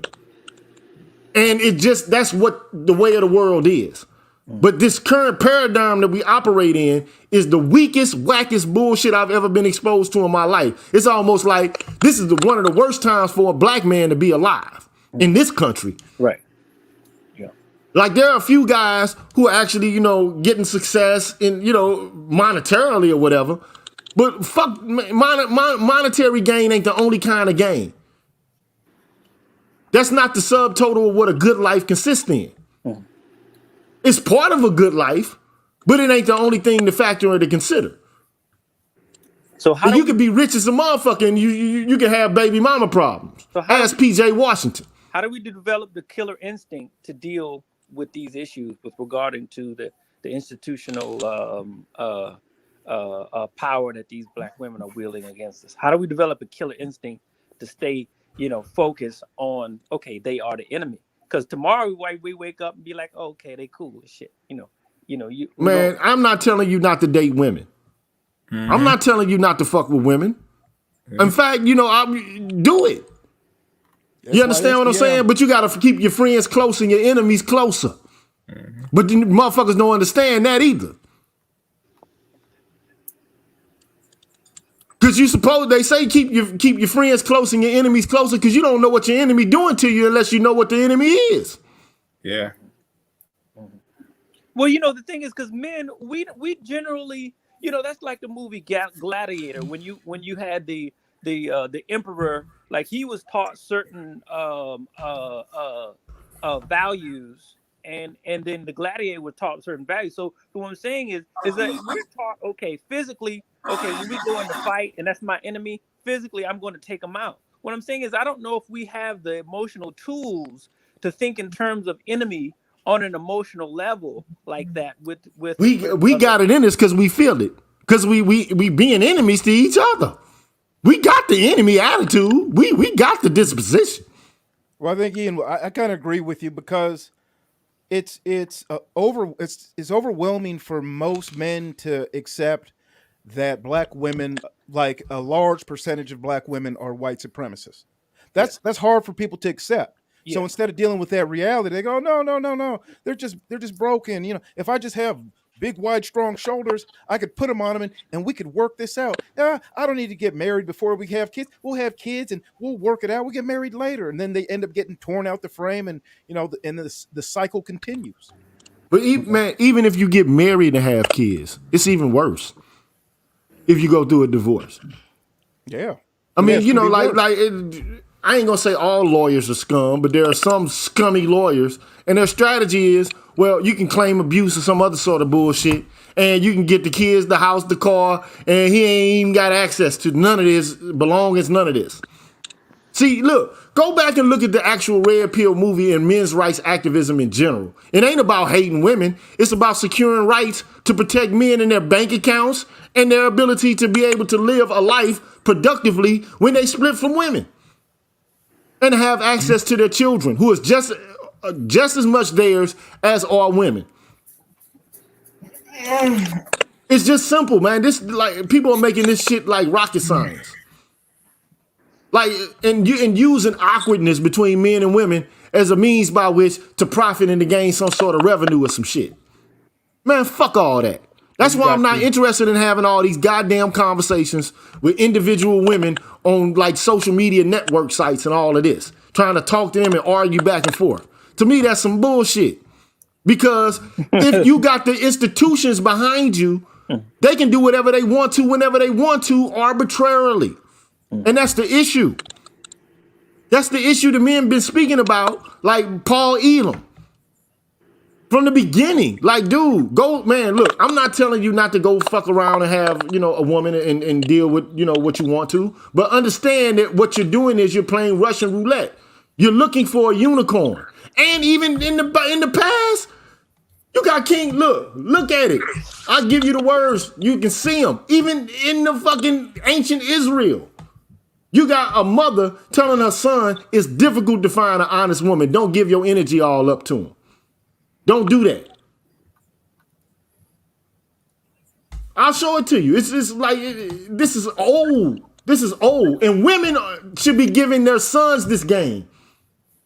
They should be giving their sons this game because they want to see them thrive and they want to see their lineage persist. The sayings of King Lemuel, an oracle his mother taught him. O my son, O son of my womb, O son of my vows, do not spend your strength on women, your vigor on those who ruin kings. It also says don't get strung out on drugs and alcohol. It's not for kings to drink wine, nor for rulers to crave beer, lest they drink and forget what the law decrees. So be productive. Don't allow yourself to get strung out and hooked on the substances. Give beer to those who are perishing, wine to those who are in anguish. Let them drink and forget their poverty and remember their misery no more.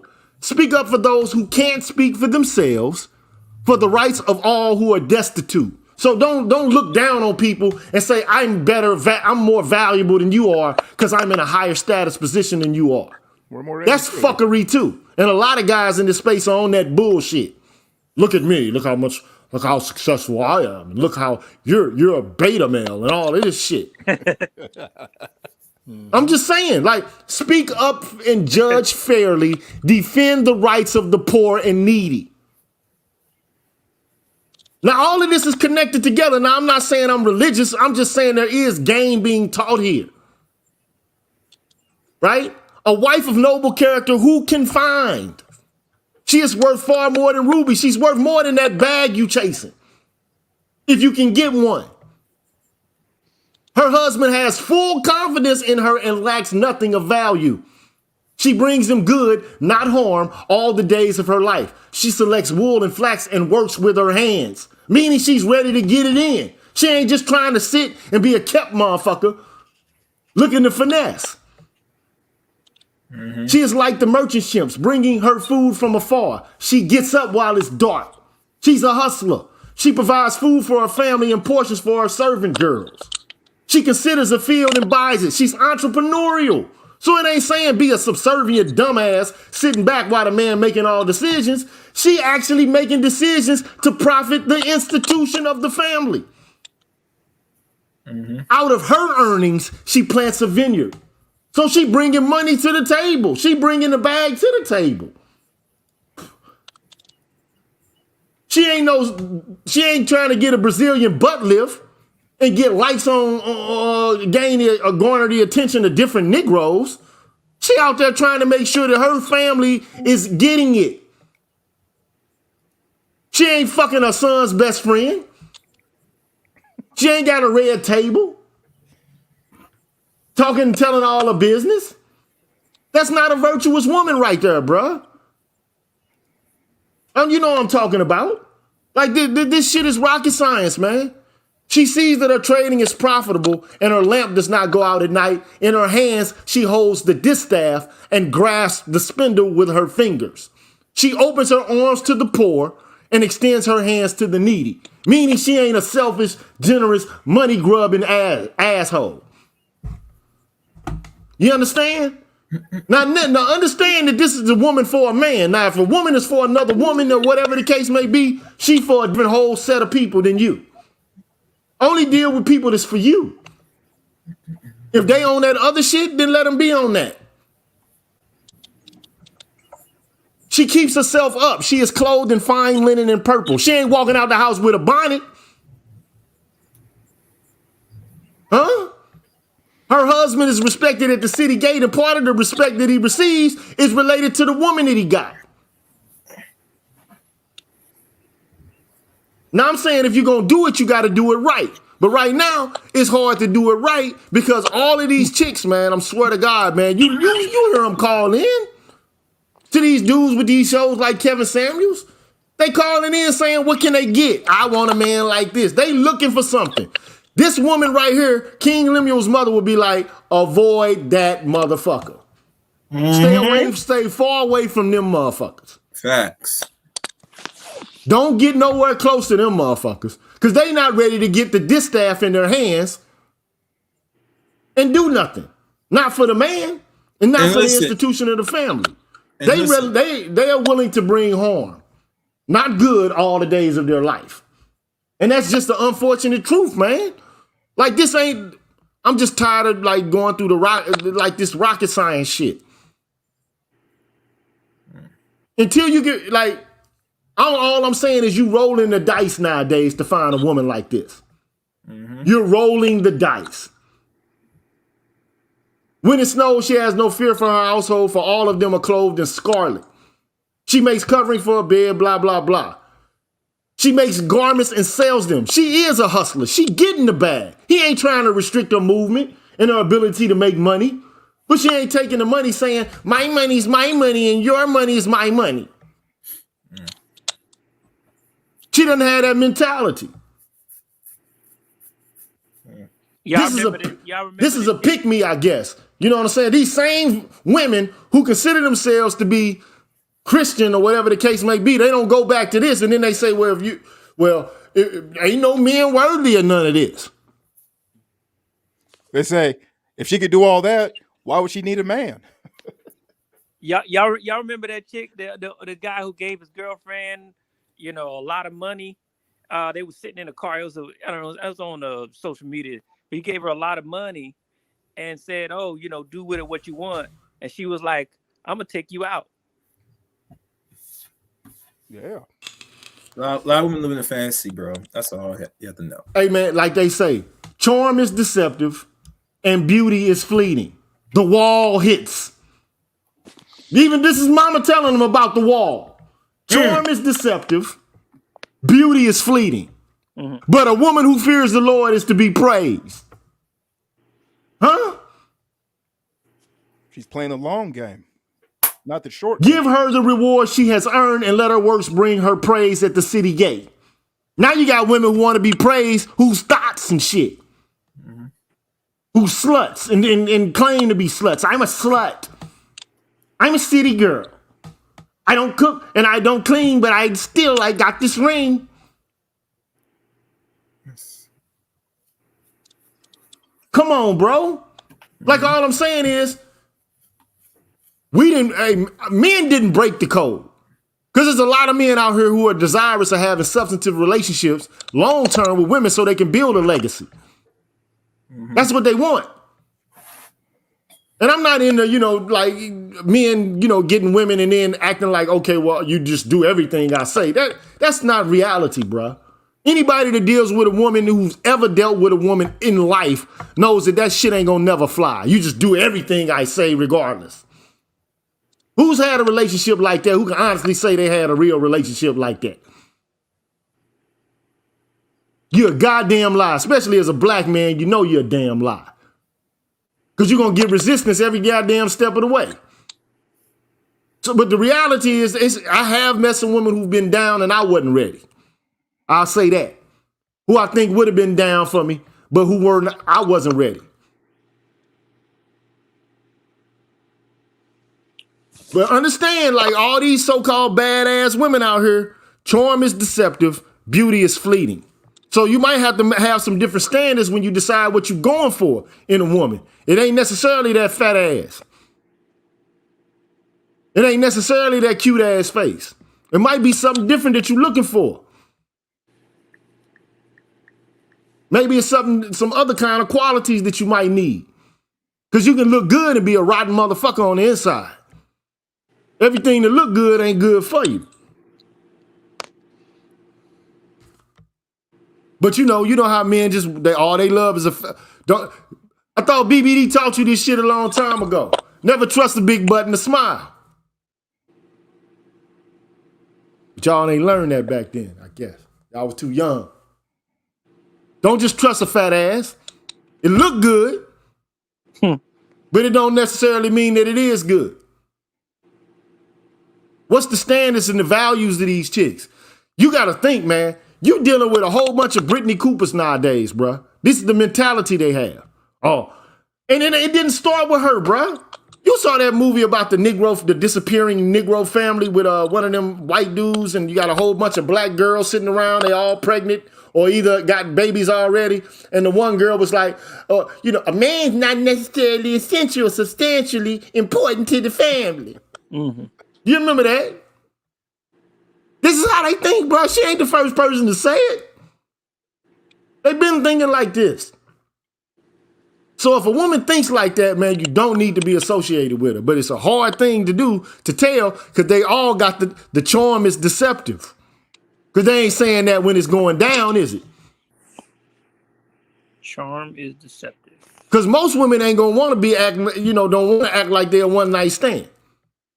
Most women aren't going to want to present themselves that way. They're going to be like, I want a substantial relationship. Mm-hmm. So as to not appear to be a whore. Mm-hmm. How many women going to just be like, yeah, I want you to just bang me out and then go about your business? Mm-hmm. How many of those have you encountered? I ain't going to say you ain't encountered none, because, come on, let's just be honest, man. I mean, I've encountered some. Mm-hmm. That's what I was telling a chick. I was telling a chick on Marcus's post earlier today, because I said that chick that gave an apology, she want a sympathy fuck, and she was like, sympathy fuck, when men will fuck anything, and I said yeah, you have to understand that women women when they get to a certain point, they don't but maybe they've been doing it all their life. Maybe they've been thoughting it up and doing whatever, but at a certain point they're gonna be like, I really just can't come at men like this. So I'm gonna start with the psychological games. So let me explain that, because I saw that. Okay. When she responded to you and she's like, sympathy fuck will, but men will fuck anything. What she's doing is she's projecting the fact that she can just holler at any dude and get dick on you, on men. And I had to tell her in that same post, I said, just because they will don't mean that they can, because men don't have the same options as women do. Women can touch the top all the way to the bottom of men, but the average man can't do that with women. Okay, so they're in their reality, they think that we go out and ignore them for the dime pieces, and we fucking with the dime pieces. Like all of us have this access to the dime pieces, and we leaving the average woman alone, and they're projecting that because that's their reality. Their reality is they chasing all the top dudes. Now they can get dick, but they can't get rings. You understand? But they think that as easy as it is for them to get a sexual encounter, it's just as easy for us. And I had to explain to girls, I said, imagine all this complaining that you're doing about walking down the street and you got all these dudes in your face. Imagine a reality where nobody's looking at you, and all the dudes you want, none of them want you. And none of the guys you don't want you either. They can't deal with that. I just don't know that experience. Like, I mean, I'm getting older, so I whatever. But look, here's the deal. My experience has been you talk to 10 women, you're gonna fuck one of them. Yeah. That's just my experience. And it all depends on how quickly you want to get the encounter done or how long you want to delay it. If you talk to 10 women in 10 months, it's gonna be a month before 10 months before you get some ass. Why you think is what it is? Why you think these game coaches making all this money, bro? Bro, look, you don't need a game coach to teach you the obvious. Nah, you walk up to women and approach them and tell them that you're attracted. I hear you, but a lot of these guys ain't got it. Understand, I'm not saying this the best way to go about it, but if you got a guy who's socially awkward, right? You got a guy who's socially awkward. See, we saying, oh, it's easy to do this because we've done it, bro. This is us talking. You already know. You understand what I'm saying? I'm not speaking for me. I'm speaking for that guy. You understand what I'm saying? Like, bro, I'm the dude in the crew that from young I was hollering at chicks, and my dudes were scared too. You understand? But these socially inept dudes who defer to these game coaches and are, victims of, their con games, are these socially inept guys who they don't got it, in the confidence department to approach these women and approach them correctly. So they already at a loss because they getting played by both sides. The dudes are supposed to be helping them, and the women they supposed to be helping them with. You understand? I hate to see men exploited over bullshit that can be avoided. Listen, look, April. My game to the incel is this. Bottom line, it's a numbers game. Nobody's got like. I think Big Meech or the BMF said it a long time ago. Some women like fat dudes, some like short dudes, some like skinny, muscular dudes, whatever. Some like more, preppy dudes or whatever. Some like the dudes that look thugged out or whatever the case may be. Whatever type of dude you got, we got them in the clique. It's somebody for everybody. I don't agree. Let me explain. Let me say this to you, right? Because I like for years and years and years, like I done built websites for girls, and I done ran social media accounts and this and that for women. Understand this. There are guys out there, like the term incel is involuntarily celibate. There are dudes out there that no chick is trying to fuck with them. And it might be, listen, it's not your experience, it's not my experience, but this is what it is out here for a lot of guys. You might not believe it, but it's real. And not only that, but there's guys who also, if, like you say, there's somebody for everybody, but that's somebody that might not like them or be a chick you wouldn't touch with a 10-foot pole, and they don't want to touch either. So what they're left with might be something that's like atrocious, right? So understand, it's like digging in the garbage because you're starving. right? Understand there are guys out there like this. It's real. I actually talked to a guy, couldn't believe it. He lived back east. He said that he was 29 years old. He lived with his grandmother. He was a virgin. I don't think he ever had a girlfriend. I don't think he ever had a girlfriend. And he had a part-time job at a coffee shop. He didn't even have a car. He had to borrow his grandma's car. He goes, I'm just late. He admitted, he goes, I'm just lazy. I like playing video games. And I said, do you not see what's going on here? Have you heard of the Oedipus complex? Do you see how all the women in your family are kind of facilitating this Oedipus complex where you're destroying your own life in the nest of these women? Do you not see that? He got mad at me. He said, you hate. He got mad at me and said, you hate women. It was too, I gave him that red pill, man. It fucked him up a little bit. But, you know, for us, you know, I'm Generation X. I know you are too, Dr. Gigi. We're the how to be a player generation. We're good with women. We came out, you know, in elementary school, middle school, by high school, we were hollering at women all the time. But for these millennials and these younger demographics, man, a lot of virgins. They don't approach. All they do is play video games, and they're really not into women like that. And then when they do go out and approach, you know how you get shot down. You get these nuclear rejections, and sisters are gonna come at you hard if you say something stupid, or even if you say something smart. They're still gonna be mean and nasty to you. Man, I done had women turn me down, and I turned right around and hollered at the girl right next to her. They looked way better than she did and got her. He said a whole you know what I'm saying? Yeah, these so, young dudes, they ain't built like Matrix, that though nowadays. Man, look, if you think, look, if you a man, you got to accept rejection. It's cool. I love rejection. Thank you, because now I don't have to deal with you. I can get to the next one. Because once you start it, you don't stop it. It's like drinking beers. Once you drink one, you got to have another. I agree with you. It's like Lay's potato chips. Once you start eating them, you can't just have just one. You got to have a whole bunch of them. So it is what it is. Like, I mean, once you start macking, the Mac is on. You're in the Mac mode. But these guys, like, you don't have to like take courses and shit to learn this.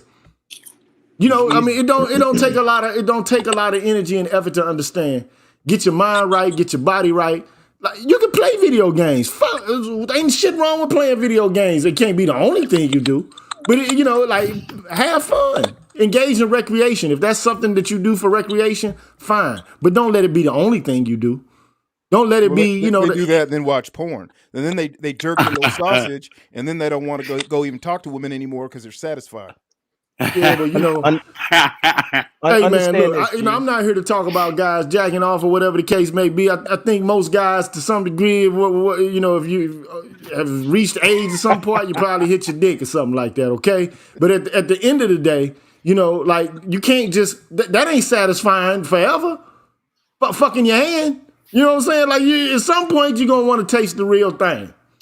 You're gonna want to actually have experience of having a real person right next to you. Bro, there's a lot of things. There's a lot of things that this new generation doesn't do that we did, and it's easy for us to say what they should do. They grew up in a different time. They grew up with the internet and social media and things, and social media has made people antisocial, right? A lot of people live through that tech.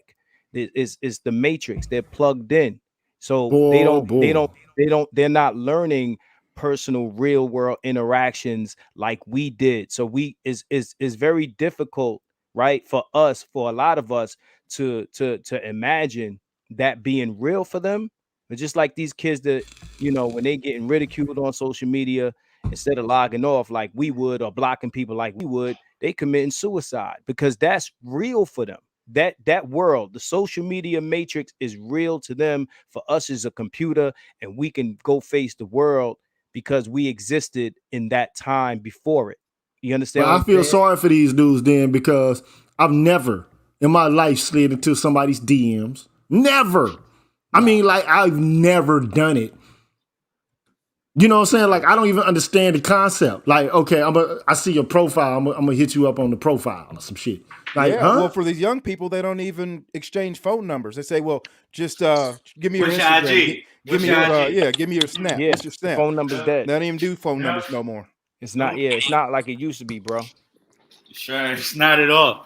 And I mean, I'm kind of like I see the aspect of what y'all are saying, and I kind of understand the aspect of like Generation Z because I'm 30. So I see a lot of guys that just don't really care about talking to women. They're not interested in it. They're, you know, like you said, they'll play video games, talk with their friends, you know, maybe go to the gym once a week or something like that. But talking to a girl is the least of their concerns. They're pretty much afraid of women for the most part because Yeah. it's like an unknown world. They've Yeah. never really experienced it. So they'd rather stay away from it because it's just too terrifying. They don't want to deal with it. Let me just say this then, bro. I'll just say this. Okay. And I talked about this, man. You know, like the technology, you know, is useful, but you got to be able to unplug from it. It's not the real world. It is the Matrix. Stop fucking around on social media thinking that you're actually doing something on it. You know, social media is a deceptive. It can be deceptive in relation to your ability to connect with people. All I can say is, bro, when I was younger, there were no cell phones and there was no call waiting, motherfucker. Like if you wanted to talk to your girl, you're like, I'm gonna call you back. And your mom on the phone for 2 hours and shit saying nothing to a goddamn best friend. That's the experiences that I had as a kid coming up. Absolutely. You know what I'm saying? I'm like, damn, I told my girlfriend I'd call her back, but I can't even call her back now because it'll be disrespectful to me call her back at 10:30, 11 o'clock on a weeknight. Mm-hmm. Then she mad at me and shit because I ain't call her back. I'm like, my OG was on the phone, man, talking to a friend. And what shit I could do, you know, before you even had bills or whatever the case may be. But I mean, you know, like, I just can't understand how you can go to school with the opposite sex and then not actually have any interaction with the opposite sex. I just don't get it. You know, Man, I just don't get. And then, like, even back in the day, girls were forward. You know what I mean? You know, you just be outside. And then, like, she like you. My cousin say she like you. Mm-hmm. Yeah. Well, okay, well, shit, tell your cousin I like her But too. think about this, G. You got these antisocial guys, right? And then here we are, grown men from the era that existed before that, talking about how these women don't respect black men. And these young dudes who are already socially disadvantaged, having to deal like us, we went out there, we hollered at chicks, we dealt with the rejection, like you said, play the numbers, right? 9 chicks dish you, fuck them. Number 10 will holler, right? But these dudes, right, they're dealing with not only being socially handicapped, but then they got to deal with that rude shit. So how do you that they're not ready for that? Now, how do you we could say, well, they should be men and yada, and it sounds good on paper, but in reality, they're not built for that because the environment has changed, bro. And when the environment changes, people change with it, right? So they're not used to those interactions and used to that harsh rejection. That hurts their feelings the same way you could get dissed on social media and it'll hurt their feelings. They're not like us. It's different. The environment has changed. It's like animals that evolve with the environment. You know what I mean? And you know, things like that, winter or summer, or when the weather changes or when food goes scarce, or all of that shit. The same thing with Well, let me this just young say this, generation. man. I'm not, look, to be I'm not perfectly making honest, excuses for them. Don't think I'm not I making am. excuses for them either. All I'm saying is you really can't actually have, like, you can't even grow into, you're not even at first base yet.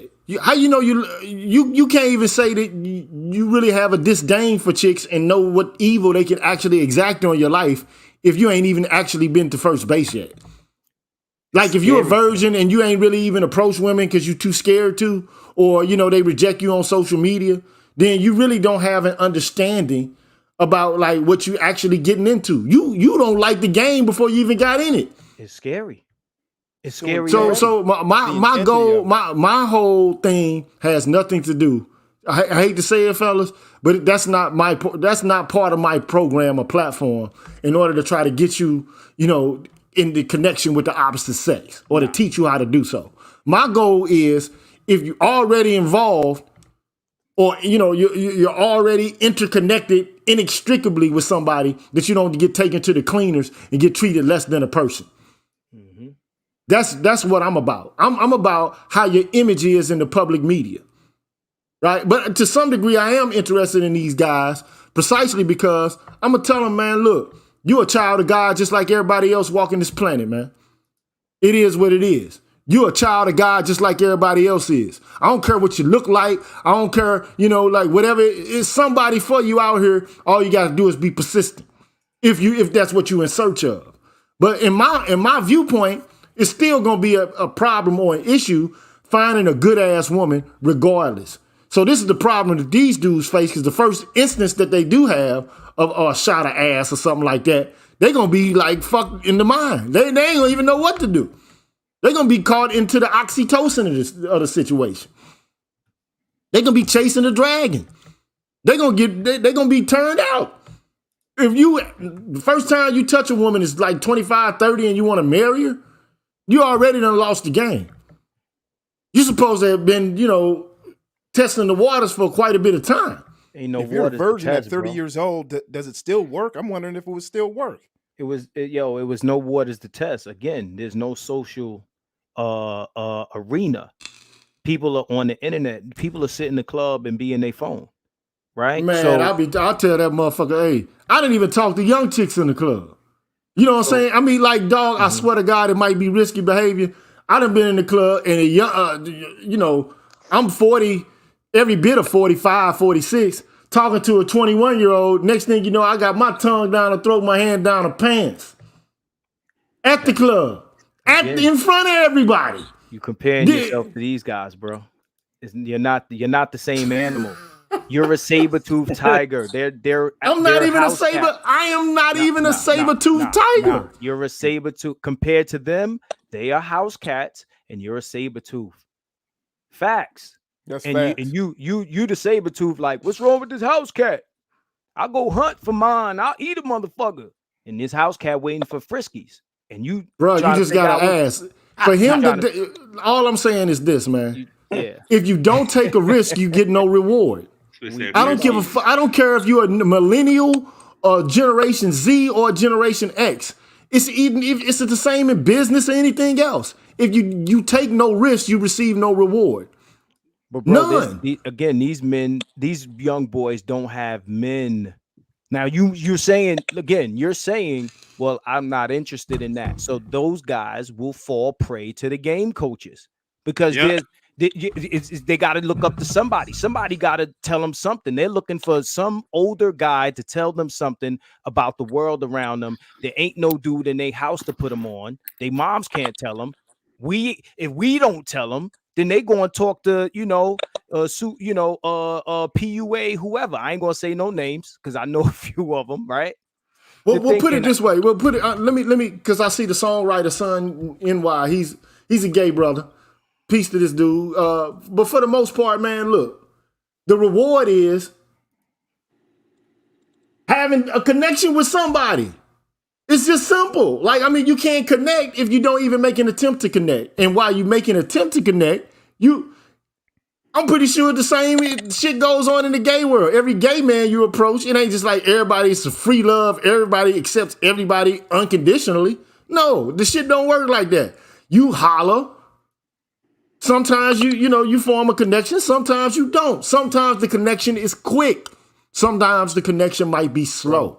Sometimes people are on the back burner simmering in the background. And then on a chance occasion, it might pop up that y'all have a connection. You put them to the front burner. We used to call it rotation. It's like it, but like what? Like I just look. All I'm saying is this is what I don't like. This is what he says he can't expect the same strategy across generational lines, but it doesn't work any other way. No, he's right though. But right. yeah, because I'm my fault. I don't mean to cut you off. But it's like some guys, they might see a girl that they think they're attracted, and they might want to talk to them. But then in the back of their mind, they're like, well, if I talk to her and she doesn't like me, she might say I'm harassing her, or like all this Me Too shit movement. It really has dudes scared to talk to women, especially if they know. But I'll say this: and they're growing up in the shit. But this is one thing. This is one thing I'll tell any young man right now. When a woman tells me no immediately, I don't talk to her again. Like if like, even at a young age, I understood that. Like, what's up, good? What's good, shorty? Oh, well, I got a man, or she trying to play you to the left. You walk. Yeah, Thank you. but that's what I mean, that's harassment. immediate. That right there was immediate for me. That's Like, what that's harassment why I used to could be at the mean, bro. club, holler at one chick. No, okay. No means no to me. Always has meant to me. You saying no? Okay, well, I'm not gonna try to convince you to fuck with this. This is greatness right here. You missed out on a great opportunity. But then you got the ones that say, "Oh, if you don't try hard enough, he must not really like you." So here you got those. Them the ones too. that I don't fuck with at all, because that's some stupid shit right now, there. There's that, right? Now, there's that also, what he just said, but then there's also this, right? Now, you got these guys, because remember, harassment don't mean what it used to mean. They changed the definitions of a lot of shit. Now harassment is saying, hey, how's your day? Right? Now, mind you, this chick done been approached by 10 other dudes before you. She turn around, curse you out, humiliate you, right? You talking again about these new generation guys, right? We here having a discussion about how fucked up these women are. So connect with who? Because these dudes are living in the same world we living in, and we're the previous generation. So it gets to the point where they go to the game coach not for a connection, they going for pussy. Because at the end of the day, that's what's left, right? Ain't no, Man, this is sad, bro. It's sad, but it's real, and that's where we are now. Connection, man. We just got through talking about how our women don't respect us. Who you think these guys are not seeing what we seeing? Right. And then these dudes go to the mall. They go to the mall. They'll meet some girl. Goes well. Then they hop in the car. They start looking at her IG, and she's doing the cucumber challenge. He don't want to fuck with that no more. Yeah. So even if their intentions are more than this or that, understand they're dealing with the same pool of women. And matter of fact, they're dealing with the new generation of Cardi B, Megan Thee Stallion bullshit. So connect with what you holler for, what to build what, right? Hot girl And summer. Bro. Yeah, you're right. I mean, look. I mean, we look. All I can say is this, man. I didn't come up with Me Too, like my brother Spirit of Justice says. I know I didn't come up with Me Too, but I know what the impact or the effect of the shit is. Okay, you can believe that. Okay, trust and believe. I understand what that shit mean, but I ain't never thrust myself on a chick. You know what I'm saying? Like, I mean, the way these chicks talking, man. Look, all I can say is, man, I came up during the 80s and I came up during the 90s, bro. And it was a different time. I really can't speak to what these guys are going through now. I really can't. But all I can tell you is that whatever it is you're going through, you got to do it with confidence and you got to persevere. And don't be afraid to be told no. If a woman tells you no, man, it's about 20, man, it's actually literally a billion other women in the world that you could talk to. Bro. Now, in this country, it's like only like 100 million other ones you could talk to. Bro, these women are not simply saying no, though. And not only that, but their Me Too ain't the Me Too you're talking about. Me Too to them is a simple hello, wave, smile, right? Right? And not only, I ain't never seen that, bro. There's a lot I've never seen that. No, it's real. There's a lot to be lost just hollering, right? Just a holler. There's a lot to be lost. These chicks can come up with some nonsense, that'll fuck you up. Not only that, but if it was about, no, I have a boyfriend. That's what we grew up in. No, I'm taking, or no, I'm not interested. Yo, these chicks are not responding like that. They responding with all this disrespect, over the top nonsense you see online. This is the world they grew up in, where it's cool to do that. Remind you, we're on here talking about Black women's general disrespect for Black men. You think that the younger generation isn't growing up with that, and these women are not exercising that, and we telling men, well, yo, you got to deal with it. You understand what I'm saying? So they dealing with enough of that, they go elsewhere. You know, Yeah, matter they're of fact, stuck between. Let me tell you this, G. These black boys, they're stuck between a rock and a hard place. They're dealing with the disrespect from the women in their generation and the shaming that comes from dating out. that's facts. So they're stuck. They did a study at the University of Oregon in 2014. So what's that? About 7 years ago. And they said that in the study, women said that basically they said that 19% of University of Oregon students were raped on campus as a student. That's 1 in 5. That's 1 in 5 that's saying that they were raped. Now we know that would mean that there's a rape epidemic going on at the university. We know, there's date rape and, maybe she feels a certain way, maybe they legitimately feel that way, but we know there's not men like jumping through windows and ripping girls' clothes off. It's not 1 in 5 girls are being raped like that, or nobody would send their kids to a university. But so these kids are growing up in this in this environment where the women, there's so much going against them. And I couldn't imagine going to school and you're a college student, you have sex, and then she turns around and says it's rape. And, for whatever reason it is, and if you didn't do it, and then they're saying a study saying it's 1 in 5. Now all of a sudden you get this confirmation bias. Oh, well, maybe what happened to me? Maybe I was raped too. And I don't want to be a rape denier and all that, but that's a real scary place for a young man. Well, look, all I can say is this, man.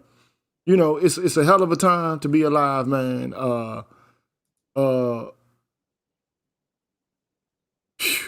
Man, all I can say is, man, look, I don't trust half of these chicks out here, no way. And I don't trust half the dudes either. But in relation to chicks nowadays, man, I've never asked a chick, why ain't you smiling? Because I don't require that you smile no way. I prefer you to be making a fuck face. But that's just me. You know what I'm saying? But dudes, they gotta learn to pick up on the language, body language of chicks, man. If a chick is, you can tell when a chick is begging for you to fuck with her, bruh.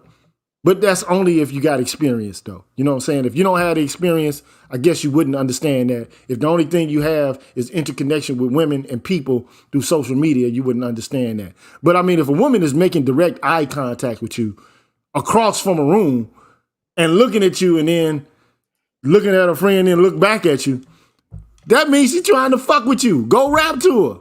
It just is what it is. A lot of these guys be frozen. They'll be frozen. No, it's too much. No. That's second guessing, man. Look, second guessing yourself is the same, man, a century ago as it is today. Don't second guess yourself, man. These guys are not experiencing that.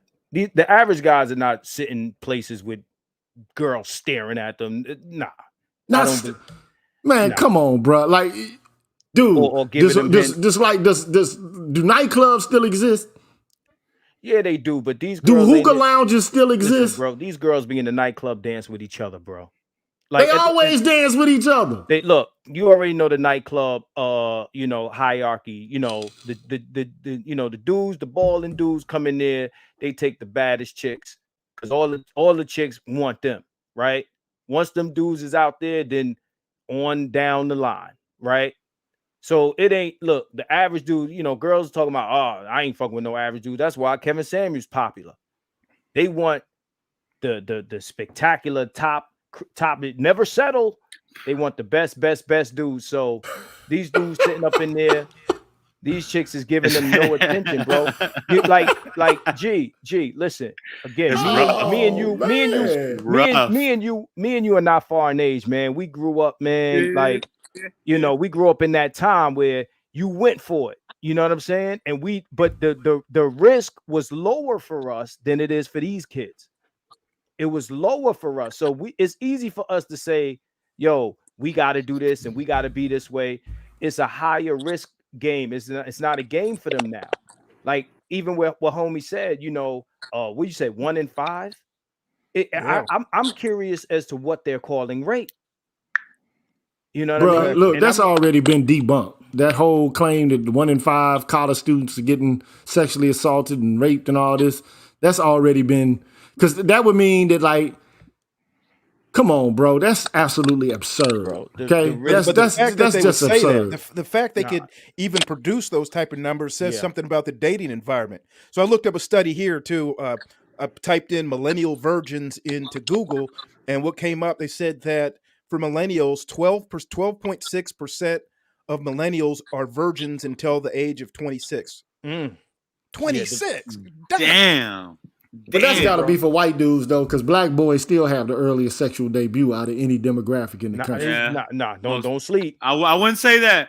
I Don't mean, sleep changing.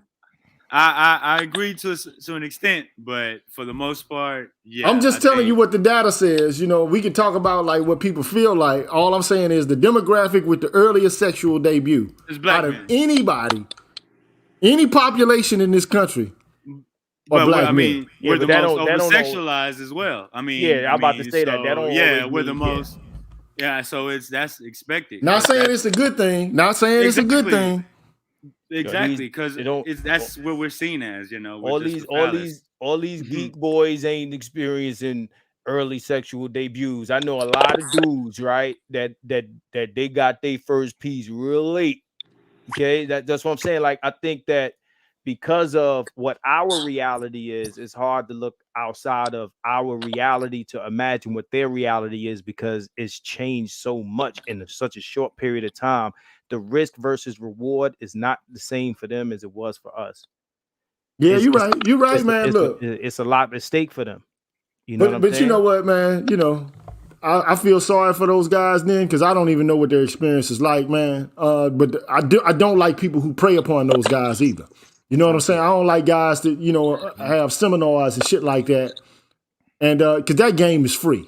It's supposed to be something that you get from your older brother, or you get from, you know, the cats that you hang around with, you know?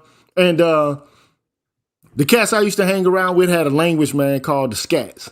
You know what I'm saying? We had like languages, like we'll talk about women right in front of them and they don't know what the fuck we talking about. You know what I'm saying? Like, damn, that's a battleship right there. Meaning that's a big old ass. Or if it's a fleet commander, that means like that's stupid ass. You know what I'm saying? Or it could be like, it might sound like culture that's fucked up, but you know, like family affair, meaning everybody can fuck her, or is that you? You know what I'm saying? Like it's just for you. You know what I'm saying? Like, I mean, what type of chick is this? You know what I'm saying? She's the type of chick that like you know, like to get fucked by everybody, or, you know, or is she one of the chicks that just like, you know, like to just be like your personal issue? You know what I'm saying? Or, you know, they'll tell you if she ugly or not. You know what I'm saying? Right in front of your face, but they won't know it. You know what I'm saying? So game is supposed to be something you pick up from the people that you hang around with. But you know, you know, not because everybody's supposed to have a player in their circle. You know what I'm saying? Like, I mean, come on, you know. But I don't know what life is like for these guys now, man. I don't get it. But you know, all I say is don't allow yourself to be exploited on the idea that you can have a connection with a woman. It's better things to pursue and to chase after anyway. But, you know, bringing this shit back to the circle, because we almost at 4 hours. I'm glad to have done this for 4 hours, by the way. I don't intend to, you know, go as long as I usually do. I mean, you know, to go this long, because I usually do, it's only about 1 hour and 30 minutes or 2 hours. But, you know, circling back home, man, closing comments on your mother thinking you're dumb. I know we went around the circle and we started talking about another issue tangentially. All right. But this is about what kind of expectations can you have out of a life when your own parent doesn't think that you have the ability or the capacity to perform in a superlative way such that you can actually become, you know, the kind of man that these women actually say that they want. So I'm going to start from the truth as you know it and work the way back to Marcus, because we're the ones who originally started the conversation to begin with, and then we're going to close out. Truth as I know it. Okay, well, I want to say, I'll start off by saying, make sure you hit the thumbs up, hit the like button, hit the Cash App, man, put some money on the homies' books, donate to the Super Chat if you can. Throw a few dollars on that Super Chat for Dr. Gigi. This has been a great live stream. Now, man, this hits home for me, man, when your own mother thinks you're stupid. My mom never checked my homework, starting in elementary school. Almost flunked out of the 2nd grade. Moved in with my dad for the summer. Did everything I was supposed to be. Then I was kind of back on track. I never graduated high school. Got my GED. Scratched my way into the University of Portland State. which isn't like some major school, but for me, it was hard. It was hard to get in. I talked to my mom. She graduated from Portland State, lived 3 blocks away. 3 blocks away. She knew what type of problems I had in school. And I go, can you give me a tour of Portland State? Because, I haven't been there before. Can you give me a tour? She said, no, you're on your own, which was always her attitude with me, with school and pretty much everything else. And I look at that, I say, that's an example. It's a microcosm of a much bigger culture where Black women do not value their boys' education. And luckily, I was able to, I was hitting those books hard. I was a STEM major. I had like a 3.8 GPA, went on to graduate, had got a pretty nice career. Everything's been great. So there is hope at the end of that tunnel. But you got to avoid that for yourself. Don't sleep with white supremacists. A lot of white supremacists aren't white. They look just like you. They got big asses, big titties, cute face. They like to neck roll, teeth suck. And you got to be careful because they'll suck you in and they might be nice at first. They'll love bomb you. But the whole time they're plotting. They're plotting to break up with you, have your baby and break up with you, get married to you, and then run your pockets in family court and divorce court and child support court. You got to be very careful with that.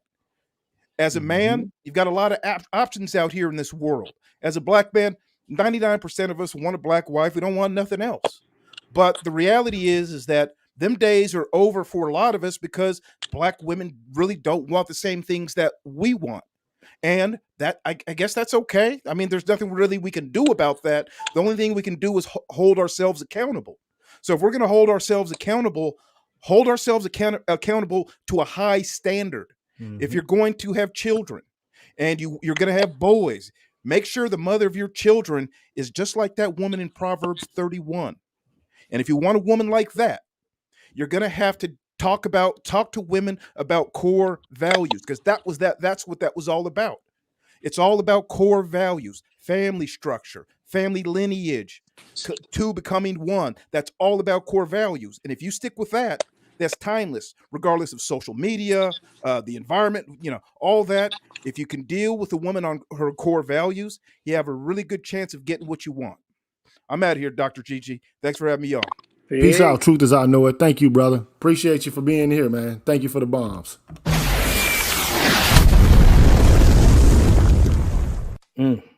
Ian, man, talk to me, dog. Oh shit. No, man, I really got a good therapy session today. You know what I'm saying? I needed it. I needed to hear all of this. You know what I'm saying? I need to figure out how to get one of these chicks. No, I just mess with you. But no, but for real though, the therapy was, in terms of my the psychological hold, fog or cloud that's over, like these Black women have some kind of like I'm not intimidated one-to-one by any female, but there's a cloud over my head in dealing with these chicks, like these millennials. There's a cloud of like, okay, they're better than me because white supremacy thinks that they're better.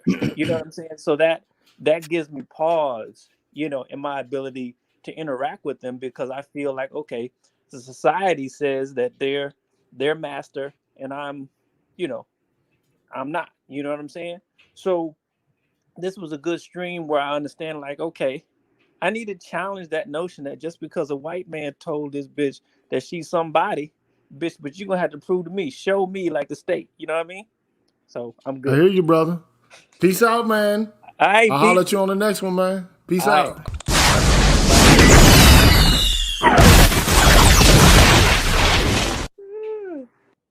Chaos, man. You care to say something? Oh, well, let me get Javon first. Javon, man, do you care to bring us home, bro?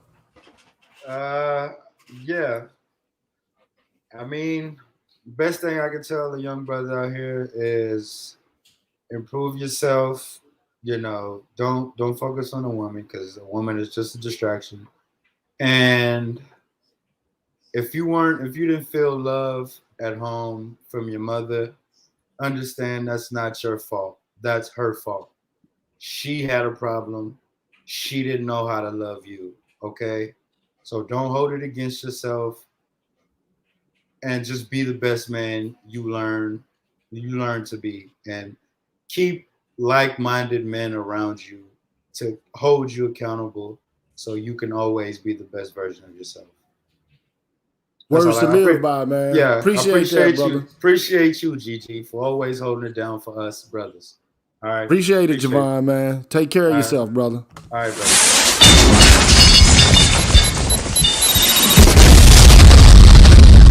You know, it's hard to see the effects. You know, I like to see like the rockets and the effects. Chaos, man. Talk to us, man. Bring us home. Well, I ain't really said much tonight. I would say in regards to this thing about the mothers and the sons, is it coming to us that you as a young black boy in your journey of manhood is never easy. This Western world will make it even harder than ever because we live in a competitive world. And you know, with other groups of men, they don't want to see black men in a certain position because then they lose their position of power, like always. So the best thing to keep the black man in a certain stagnation, they're gonna have to use this black beep in front of you. Call your mother. And here's the funny thing. We just had the same conversation of a woman that was on a panel with other sisters about the read level. And in her psychology, because she has boys, she feel putting them in the institution will be just enough for them to read up level. And what we have noticed and have learned from other scholars, from I think Kumsi, the guys to destroying black boys, from all these art writers, that's a lie. You got to put in some work, chick, if you want your sons to get up to level, especially reading other materials, so he could be able to have a chance in this world. I don't want to hear about you just put him in school, any school, and leave it to these other groups of people to teach your boy and prepare your sons. It's proven evident that is a lie. And if you think you're gonna be lazy and hope that I just have him, as long as I get some out this boy, it's better than nothing. And maybe I could use my son to maybe get out of the projects, the hood. If you thinking as a mother now with your sons, that's the way to go in this 21st century, I'm gonna say you do your children, especially your boys, a disservice. So do not be lazy. Follow the rubric, like B just said. Read 30 minutes or close to 6 minutes a day with your sons. Get them in the habit by reading and reading with him, showing him. Boys like to see things. They don't want to sit there think that you just tell them and they do it. No, you have to show them, especially you are the first teacher.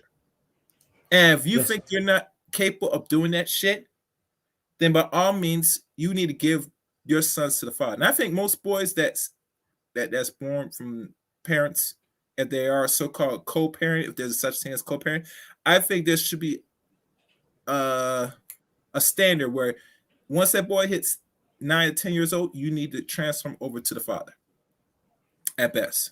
He should not be under care from 0 to 18 or 20 years of age, because right then the damage is done. And there's too many women that I've come across in my time, Gigi, before you start doing content on YouTube, that I listen to these same conversations. I got pushed back when I told most women, just give your son to the father. The first thing they sit there ask me is, do you have children?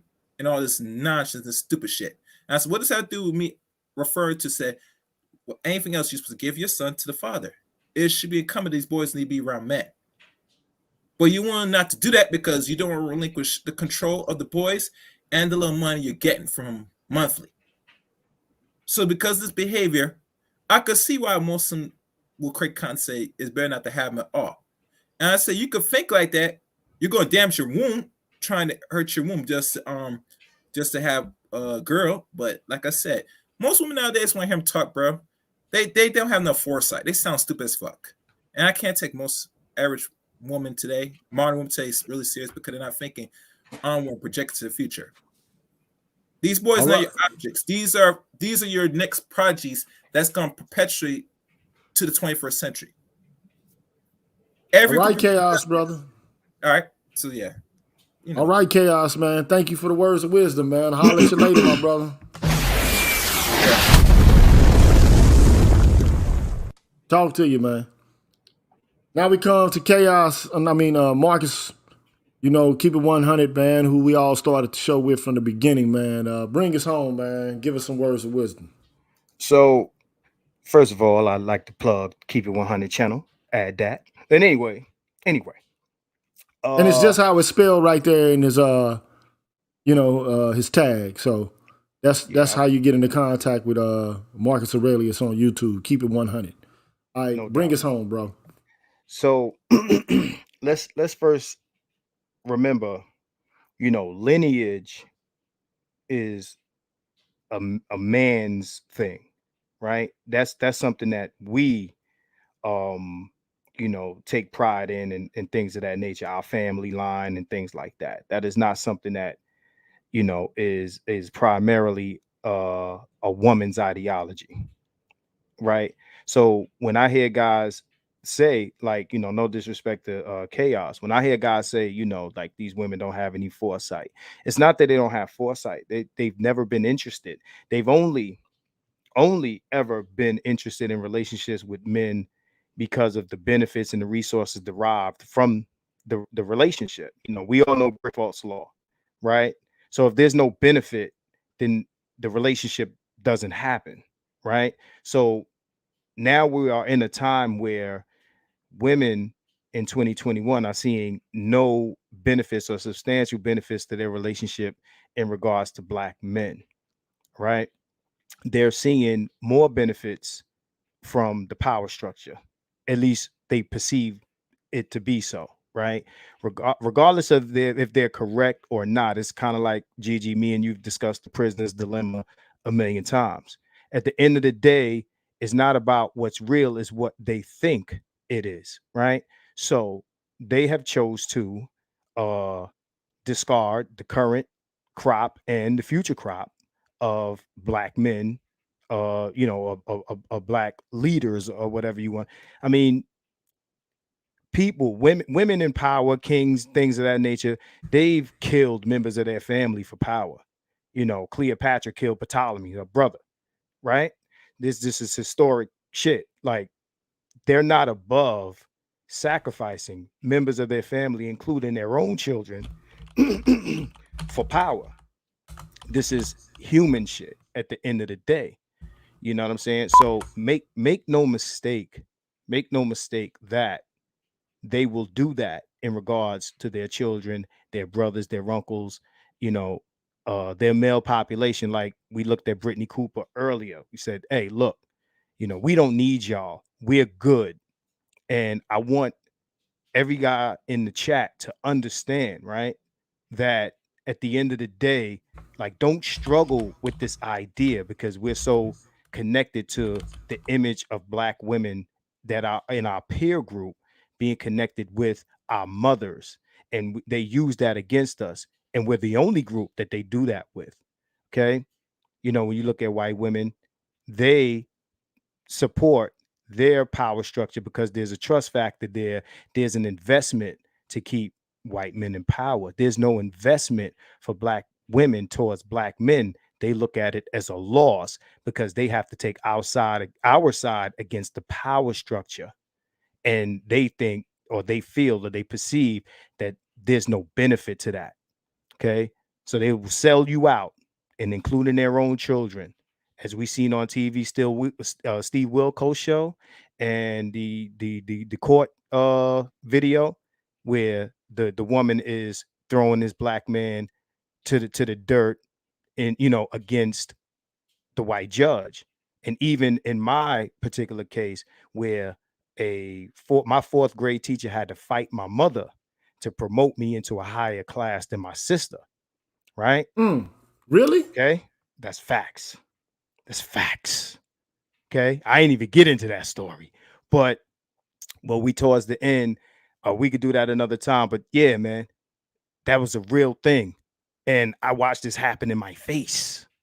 Right, so understand, for the benefit and for the progression of the black female tribe, right? The Amazonians, if you want to call it that, they will throw you under the bus. You are just genetic material for more girls, for more black women. That's what you ConcuSurf, whatever you want to call it. All right. Your sperm is needed, not much else. Maybe a little bit of your muscle grease or whatever the case may be. Attack dog, whatever the case may be. They'll get another one, right? They'll cancel you, get another one. Do not walk away from this conversation with this struggle or this idea that this is going to come back together. It's done. It's done. And that's where I'm at with it.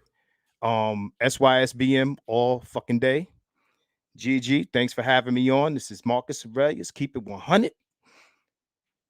Let's All right, go. my brother, man. Thank you for coming through, man. You hit him with some bombs, man.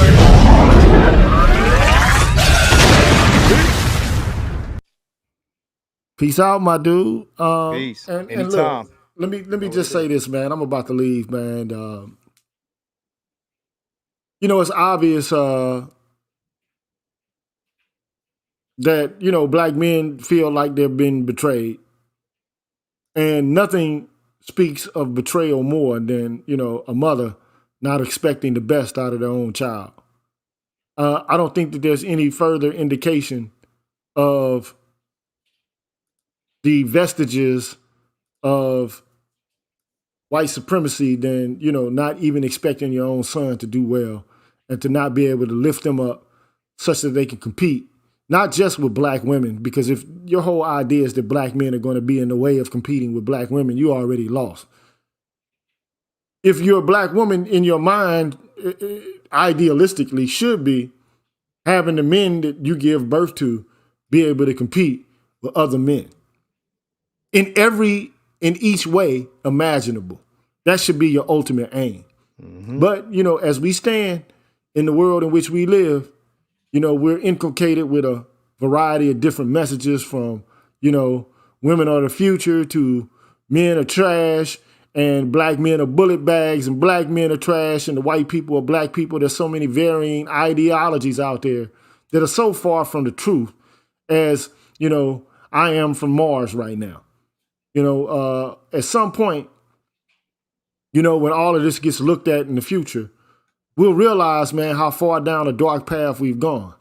You know, all I can say is, you know, if your own mother is not willing to make sure and to facilitate your education, man, who else can you really actually count on other than the person who gave birth to you, who's supposed to ensure that her nurturance provides the context out of which everything else can grow? Man, I really don't know.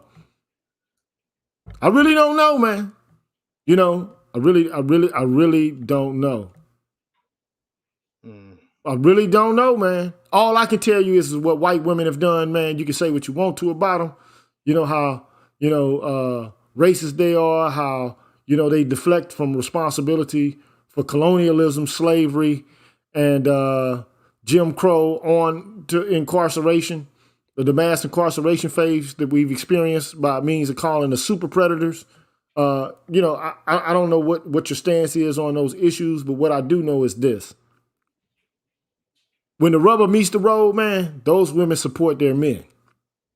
Those women give birth to those men who, you know, they might complain with or about or argue with or have arguments about. When the rubber meets the road, they're going to choose their men. They're not going to choose your black ass. Whether you got a vagina or, you know, whether you operate as a cisgendered heterosexual woman or as a bi or a trans woman. They not going to ride with you in the end. They might throw you a couple of scraps off the massive table, but they're not going to ride with you like that, man. They ain't riding with you like that. I mean, the proof is in the outcome. Look at where we are economically and where we are in terms of wealth, and look at where they are. And then you'll start to see the difference in the balance, you know? So, you know, do what you feel is best, but do know this, you know, the consciousness of black men is raising. You can call it hatred if you want to. You can call it whatever it is you desire.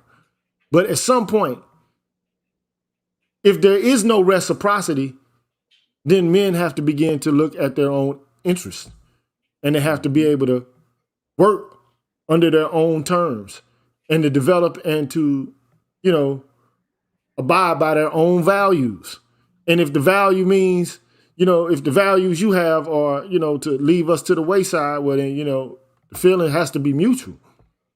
So, having said all that, bro, I want you brothers, man, to keep your heads up. And for the sisters that are down, man, continue to support us if you can, because as far as I'm concerned, this culture that we live in is artificial, it's twisted, it's pathological.